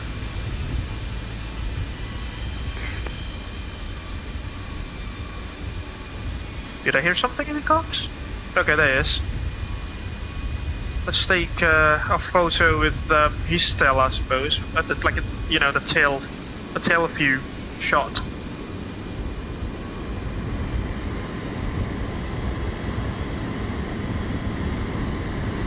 Let's lalu use F-18. F-18, bukannya ada APU Pak, lalu. Oh ya, lupa matiin engine. Walah weh.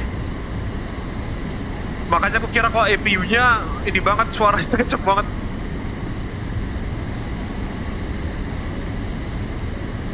There we go.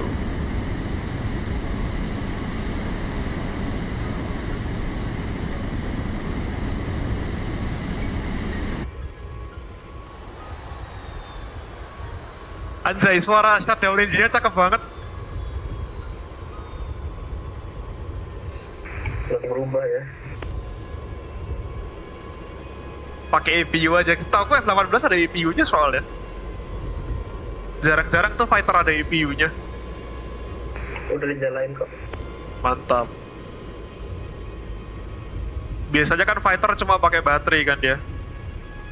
Baterai langsung engine start habis itu.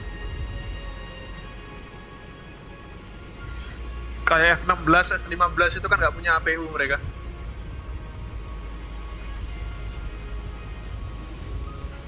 Sebenarnya nggak perlu nggak sih? Ya nice to have aja sih. F-18 kan dia dirancangnya buat di carrier kan, yang nggak banyak ground service equipment-nya gitu. Jadi biar dia bisa mandiri gitu. Startupnya nggak perlu pakai ground power unit gitu-gituan.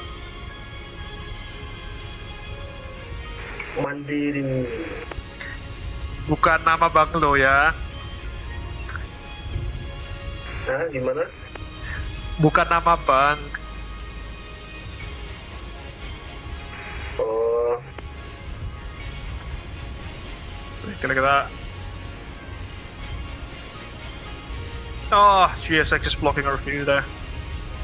Okay, much better now. Kok MD-11 udah kayak gini ya? Kenapa, Cap? MD-11 mu jadi apa nih? A330 kayaknya. A330 default MSFS kah? Enggak, jadi Egypt Cargo. Walah. Tapi bukannya kamu punya MD-11-nya TFDI di laptop? Ada, tapi kayaknya nggak tahu model matchingnya gimana nih. Ntar coba aku cek deh di tempatku. Kalau misalnya ada perubahan, ntar aku upload ke Google Drive kayak biasa. Oke, kayaknya gue nggak pernah ngubah semenjak itu yang ada apa perubahan regulation VATSIM. Wah, kurang tahu ya, Cap. Tapi kalau ini yang kita pakai sekarang MD-11-nya yang V2, Cap, bukan yang V1 lagi sih. Bisa jadi ya. Kan dia habis masif update kayak bulan April kemarin apa ya, dari V1 ke V2 MD-11-nya. Teksturnya naik kemarin 4K, sekarang jadi 8K, 8K textures. Makin nge-lag.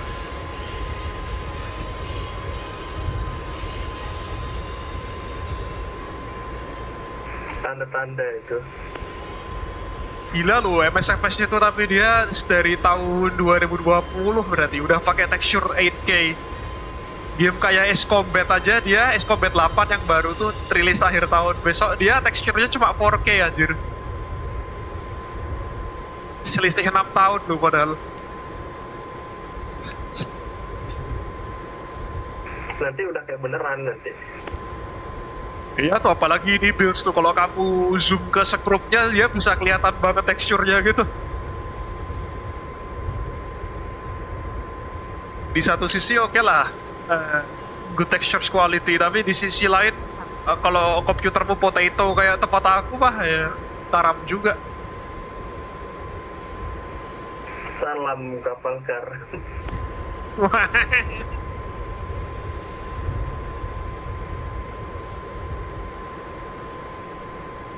You might as well turn off the APU now, and we'll roll on the credits once we are done with deboarding.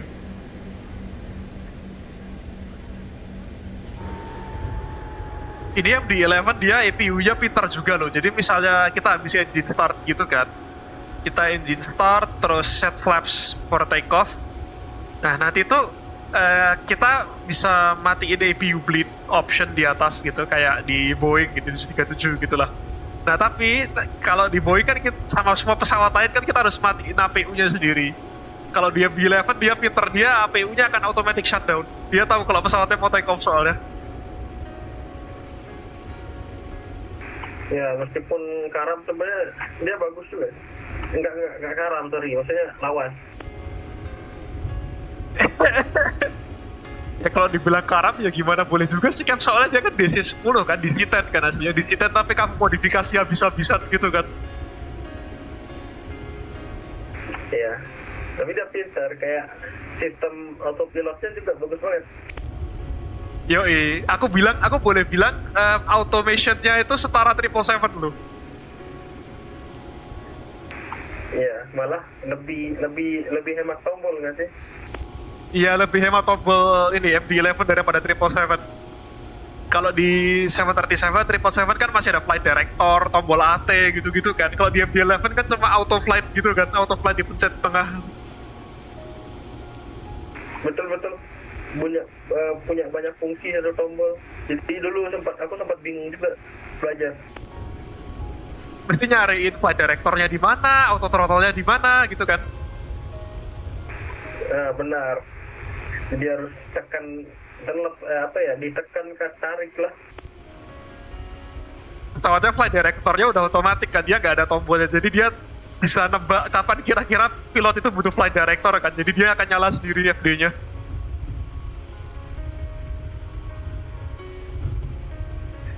Tapi komputernya dia pakai apa ya?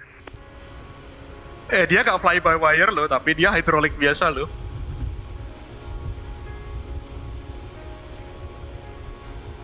Jadi lucu juga kayak dia nggak fly by wire, tapi automationnya lebih banyak daripada 777. Ya, komputernya pakai apa? Pakai yang disket. Harusnya pakai disket sih. Soalnya Mach-2-nya dia persis kayak Mach-2 Airbus lama, Airbus kayak A320 tapi yang I1, AIS1 tuh yang masih layarnya TRT itu, cathode ray tube. Iya. Terus enaknya hydraulic sama fuel system sama bleed semuanya hydraulic sama electrical semuanya otomatis kan. Kamu nggak usah nyalain hidrolik, nggak usah matiin hidrolik gitu kan. Fuel pumpnya juga nyala mati otomatis kan. Iya, ada pilihannya manual, auto gitu kan. Ada tombolnya manual atau auto, tinggal dipencet. Ya by default otomatis, tapi ya udah nggak usah diapa-apain, dia tahu kapan pesawat mau pushback, nanti nyalain fuel pump sendiri. Terus dia tahu juga abis engine shutdown dia akan matiin fuel pump sendiri. Sama buat electricalnya kan. Itu bagus apa enggak sebetulnya? Wah, good question sih Pak, pertanyaan bagus itu.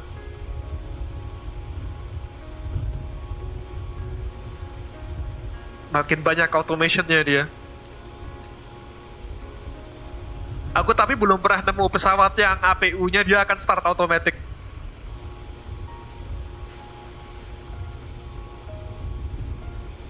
Gimana itu ya? Kan APU by request kan.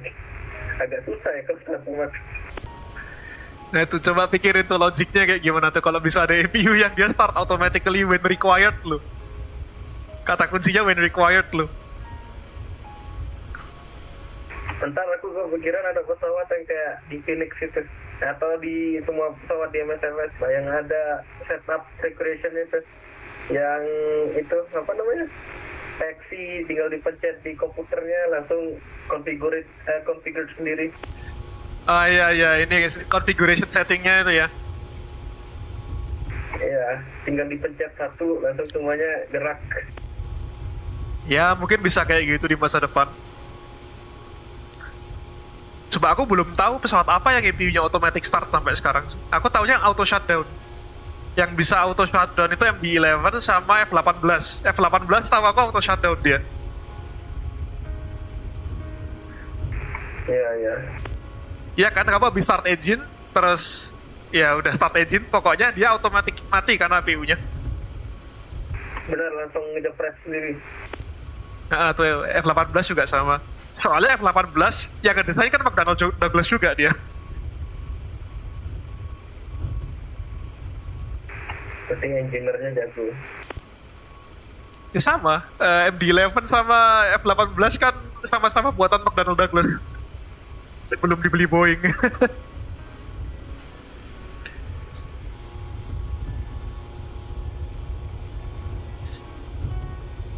Oh, tapi MD-8 itu yang medok itu yang ekornya di atas yang detail dia nggak automatic EPU-nya lebih karam dari 737 kan.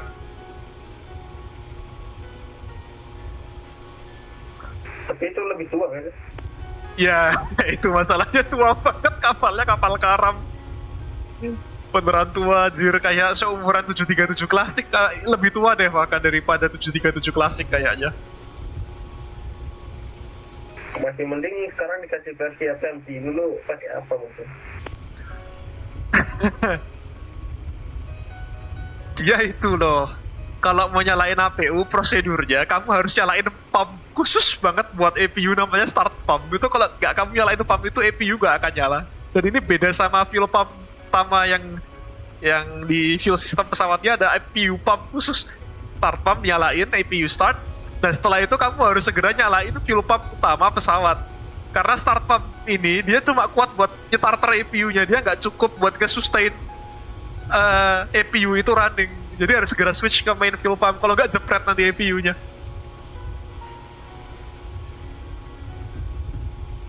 Karam. Itu sih ini Leonardo Software House apa LS MD-82 ya, MD-82 itu.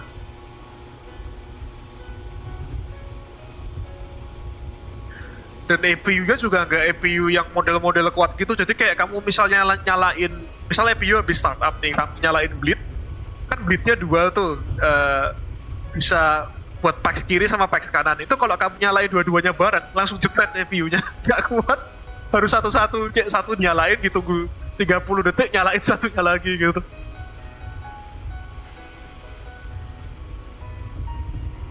Kayak dipancing gitu ya? Iya ya, beneran kayak main apa sih elektronika zaman dulu gitu loh. Kayak itu bit karbu tua itu kalau rusak itu dipancing.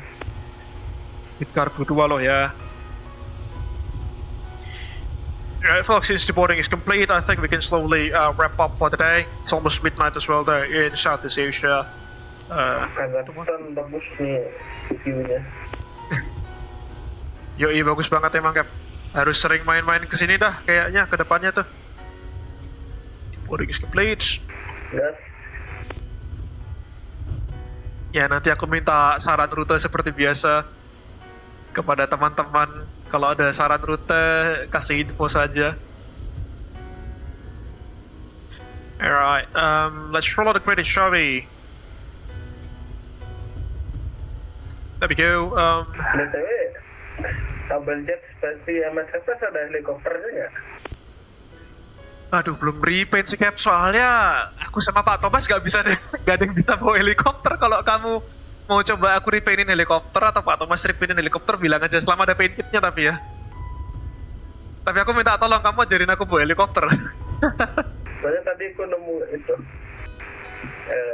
di pas nyari code ICAO code di dokumen itu ada ketemu subsidiary helikopter kan? Helikopter apa?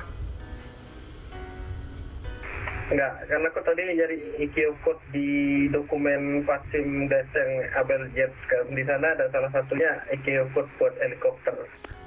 Ya, ada division helikopter sih, itu di YS Flight, di YS Flight Simulator ada. Karena di YS Flight tuh helikopter tuh bawanya gampang, gak realistis lah pokoknya. Nah itu makanya aku belum bisa bawa. Pak Thomas juga gak bisa bawa helikopter di MSFS. Nah siapa tahu kalian ada yang bisa bawa helikopter. Kalau mau, kalau boleh minta tolong diajarin kami. Ntar sebagai timbal balik aku buatin livery. Susah sih bawa benda itu benda yang dynamicnya paling aneh. Aku lihat di YouTube-nya orang yang bawa helikopter di MSFS, dia kontrolnya nggak pakai joystick Pak, nggak pakai joystick. Biasa dia pakai kolektif sama cyclic gitu soalnya. Ada tongkatnya panjang gitu loh, bentuknya kayak pentungan gitu, kayak tung-tung sahur anjir.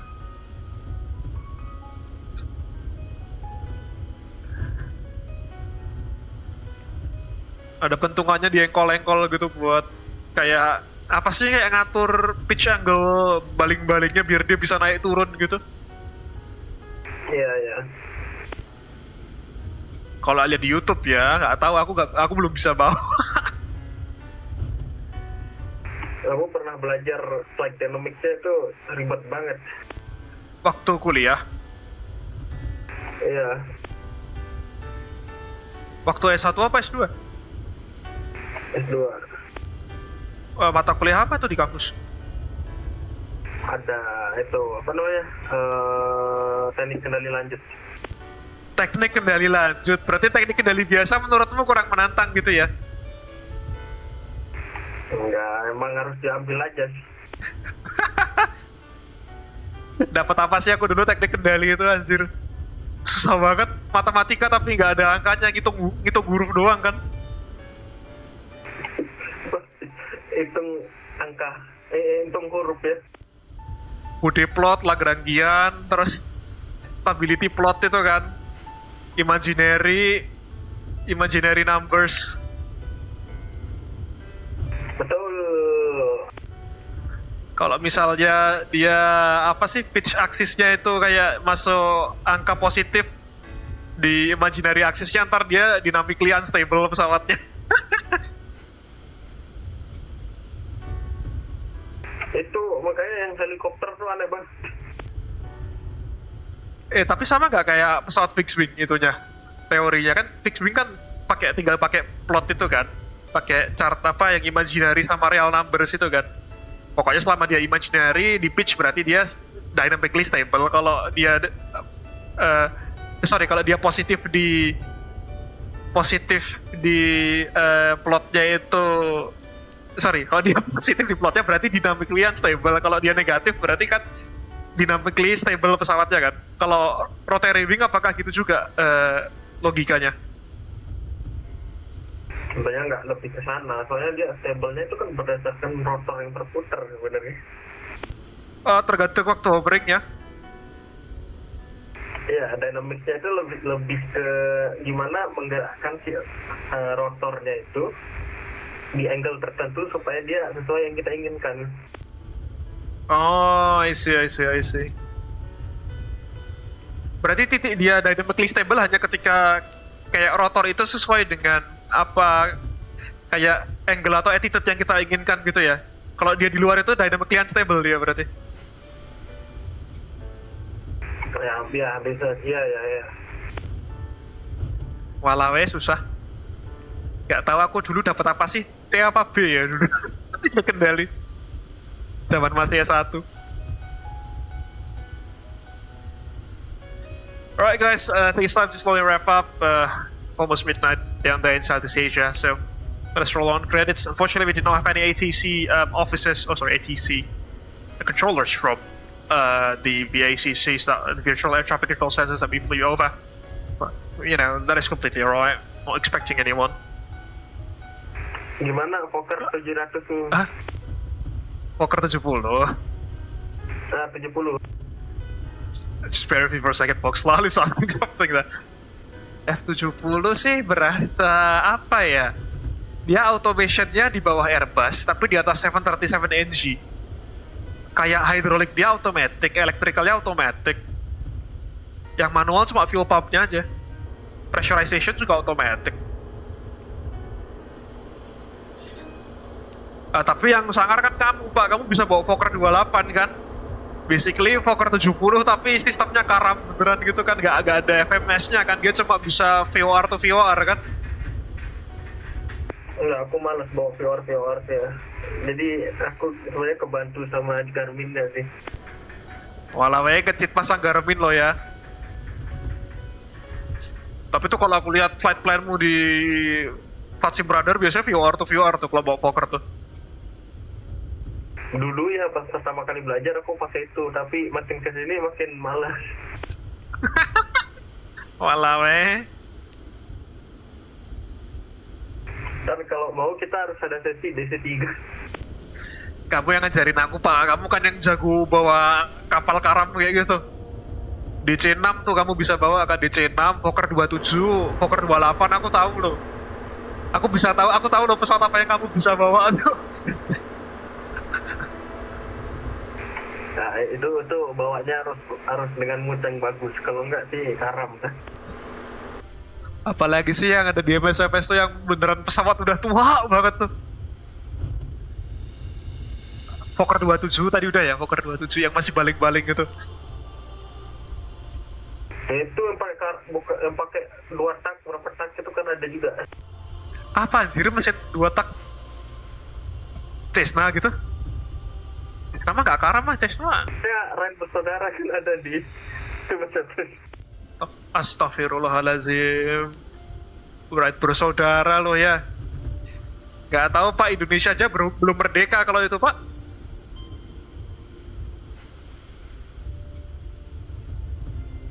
Aku bingung kenapa ada di MSFS itu nggak bisa dipakai terbang jauh lagi. Itu navigasinya gimana Pak? Kayaknya VOR pun belum diciptakan Pak tahun 1902 kayaknya itu ya. Itu navigasi pemberian Tuhan. Navigasi bintang jangan-jangan. Oh Pak Kimi, kamu kalau mau belajar navigasi bintang Pak Kimi, Pak Lalu tuh jago loh. Dia bisa, kalau kamu suruh dia ngeliat ke langit gitu, dia tuh bisa nembarasi bintang posisinya di mana. Terus dari situ dia bisa menentukan titik dia tuh di mana sih Lalu ini. Kalau mau minta diajarin, tanya aja Pak Kimi itu. Oh iya lah. Di MSFS bisa nih? Bisa, Astro Navigation namanya. Ada beberapa tutorial videonya di YouTube gitu. Itu Pak Lalu bisa itu, aku masih gak paham sampai sekarang. Pokoknya dia cuma ngelihat langit aja gitu, terus kayak naruh itu di atas suatu peta rasi bintang, terus dia narik-narik garis gitu. Dari situ dia bisa tahu titik kamu tuh koordinatnya di mana, tapi generally, roughly, secara kasar. Nggak ada penipuan. Penipuan apaan? Kamu nunjukin itu di kampus dulu waktu kita masih kuliah, weh. Kan nunjukin doang caranya. Aku nggak tahu caranya, YouTube-nya yang kutunjukin. Kamu tunjukin itu kan pakai monitor gede yang di lab kita itu dulu tuh.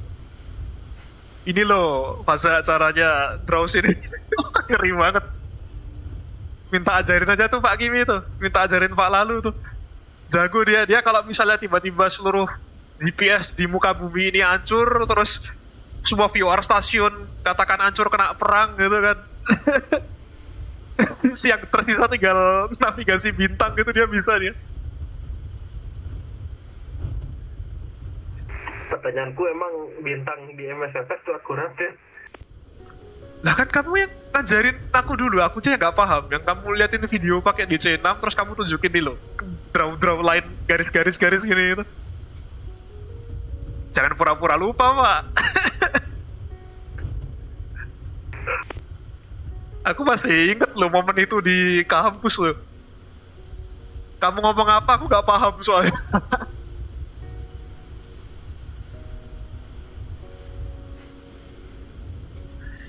Dia bisa astro navigation, terus VOR to VOR kayak ya pesawat zaman dulu Pak Kimi ya. Kalau pakai Cessna pun kayaknya bisa tuh VOR. Kamu bisa VOR to VOR nggak? Aku belum belajar sih. Nggak apa-apa, itu boleh tuh minta diajarin Pak Lalu kalau kalian misal lagi senggang gitu. Jadi dia basically ada VOR station 1 ke VOR station 2, itu kamu narik garis radial namanya. Dari VOR station 1 ke VOR station 2 kamu narik garis lurus ke sana, itu nanti headingnya berapa atau course-nya berapa, terus dari VOR station 2 ke VOR station 3 course-nya berapa. Itu cara navigasi zaman dulu sih sebelum GPS sama IRS ditemukan tuh kayak gitu. Nah kan barusan Mas Faza yang jelasin, jadi tahu dia. Salah, kamu juga tahu. Itu kan konsep dasarnya aja, kalau teknik lanjutnya kan kamu yang tahu Pak Lalu. Itu aja bawa VOR illusion deh.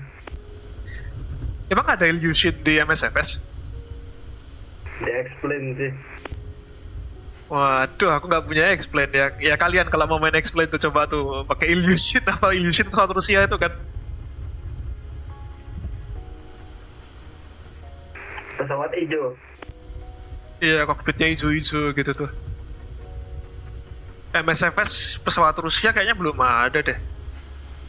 Mau ada Tupolev 154 tapi FS-24 only setahu aku. Kayak FS-20. Ukraine yang ada ya. Ah, ya Ukraine. Nah, itu kan kasih kode kan dia. Pak Kimi, kamu kalau mau bawa Antonov, Pak, kamu ajar sama dia sama lalu. Aku nggak bisa, tapi dia jago banget bawa Antonov. Lihat aja di beberapa stream kita, banyak di stream, banyak di stream kita dia suka bawa Antonov orang itu. Hello. Garam. Antonov di sini ASEAN 225 pria ya, yang usianya 6 ya, bukan Antonov 2 atau Antonov apalah Antonov yang kecil-kecil gitu. Hebat itu Pak. Lalu pesawat aslinya berapa? 6 orang, 6 kru di handle satu doang ya? Enggak, itu kan enggak semuanya realistik ya. Aku lihat tutorial YouTube-nya Antonov 225 aja mulas lihatnya. Itu MP-nya 2, baterainya 6. Baterainya 6? 4 apa 6, pokoknya lebih dari 2 gitu. Buset dah. Yang aku tahu APU-nya dia 2. Ya kan APU-nya 2 kan? Iya, ya benar, itu memang 2 kiri kanan. Gila saking gedenya.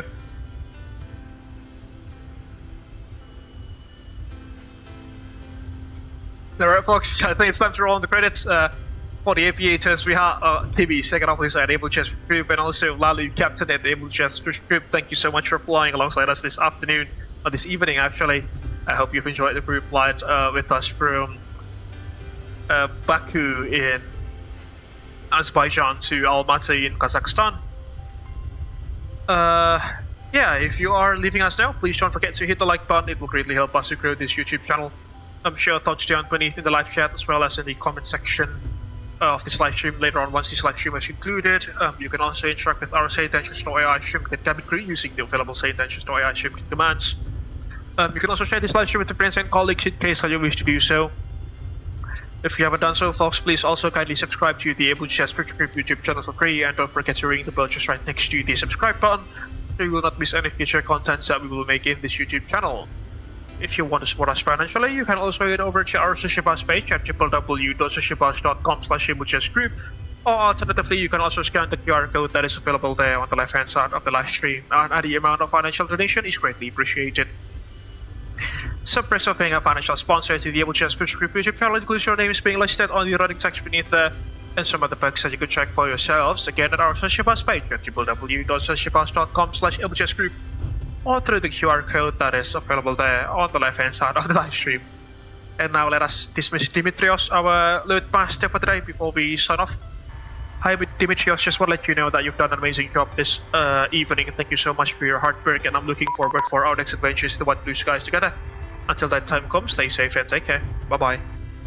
Someone just pinged us. IPU Captain Faza. Battery Appreciate train. your kind words and support. Looking forward to our next adventure together. Lalu's batteries have rain, he said, although his APU is up and running, which is quite interesting. Did you like fiddle with the electrical buses or something about Lalu? Not totally sure. Alright folks, with that I think we can officially conclude this evening's live stream. Thank you so much for watching. This is Freight Falcon, founder and CEO of Abel Jets Virtual Group, signing out. Thank you very much for keeping our teams aloft. And we shall see you guys hopefully the next one not long from now. This Friday as usual, hopefully. Also stay tuned in the Abel Jets Virtual Group YouTube channel for our next adventures in the What Blue Skies together. This is Freight Falcon signing out again for the second time I suppose. Thank you for keeping our teams aloft, and we shall see you guys next week. Bye bye and take care everyone. Have a good rest, good night or good evening wherever you are watching this from. Bye. Bye-bye.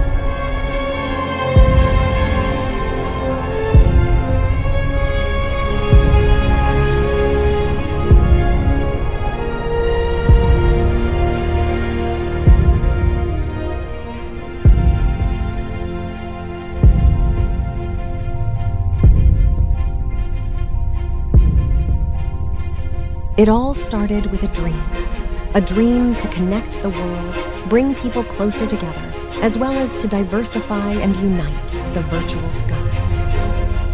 The day dawned crisp and clear at Honolulu International Airport. A maiden flight was going to take action. Honolulu delivery, Abel 100 at seating 01, with information Alpha requesting IFR clearance to Hilo. Abel 100, Honolulu delivery, you are cleared to Hilo via Pale 3 departure, runway 04 left, squawk 1112. Hilo ground, Abel Link 221, ready to taxi. Abel Link 221, taxi link point runway 26 via Echo Alpha. Taxi to link point runway 26 via Echo Alpha, Abel Link 221. Abel 100, wind 22 degrees at 5 knots, runway 26 right, cleared for takeoff. Cleared for takeoff, runway 26 right, Abel 100.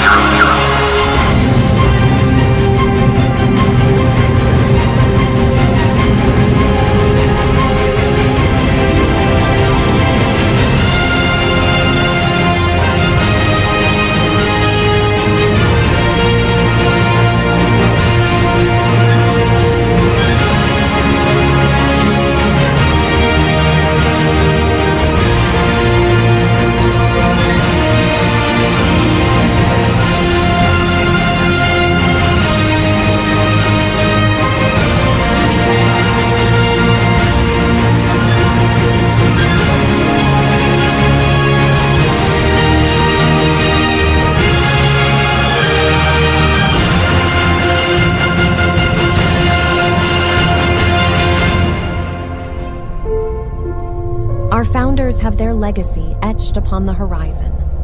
Gaining wisdom from the past, it was then time for the next generations to put their own footprints and leave their legacy in the virtual skies. A new era was about to begin.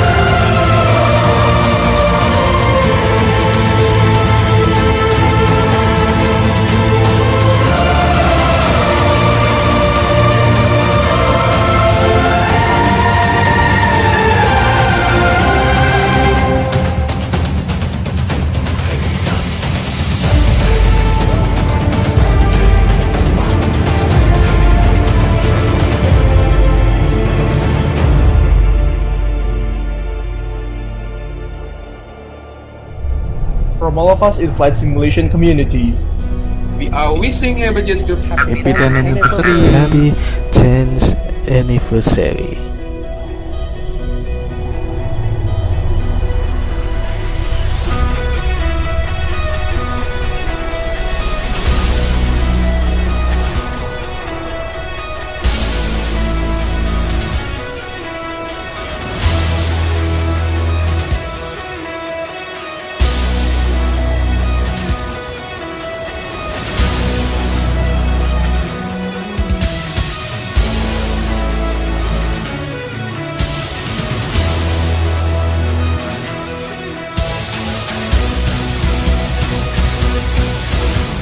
She's got a smile that it seems to me reminds me of childhood memories when everything was as fresh as the bright blue skies.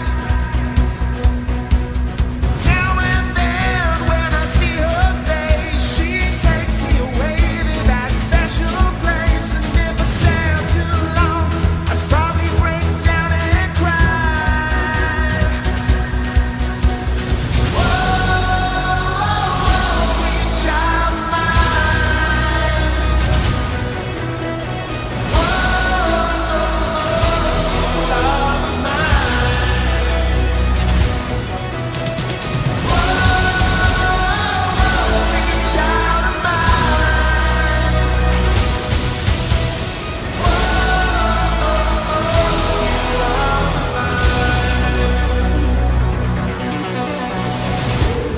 Thank you for keeping our dreams aloft.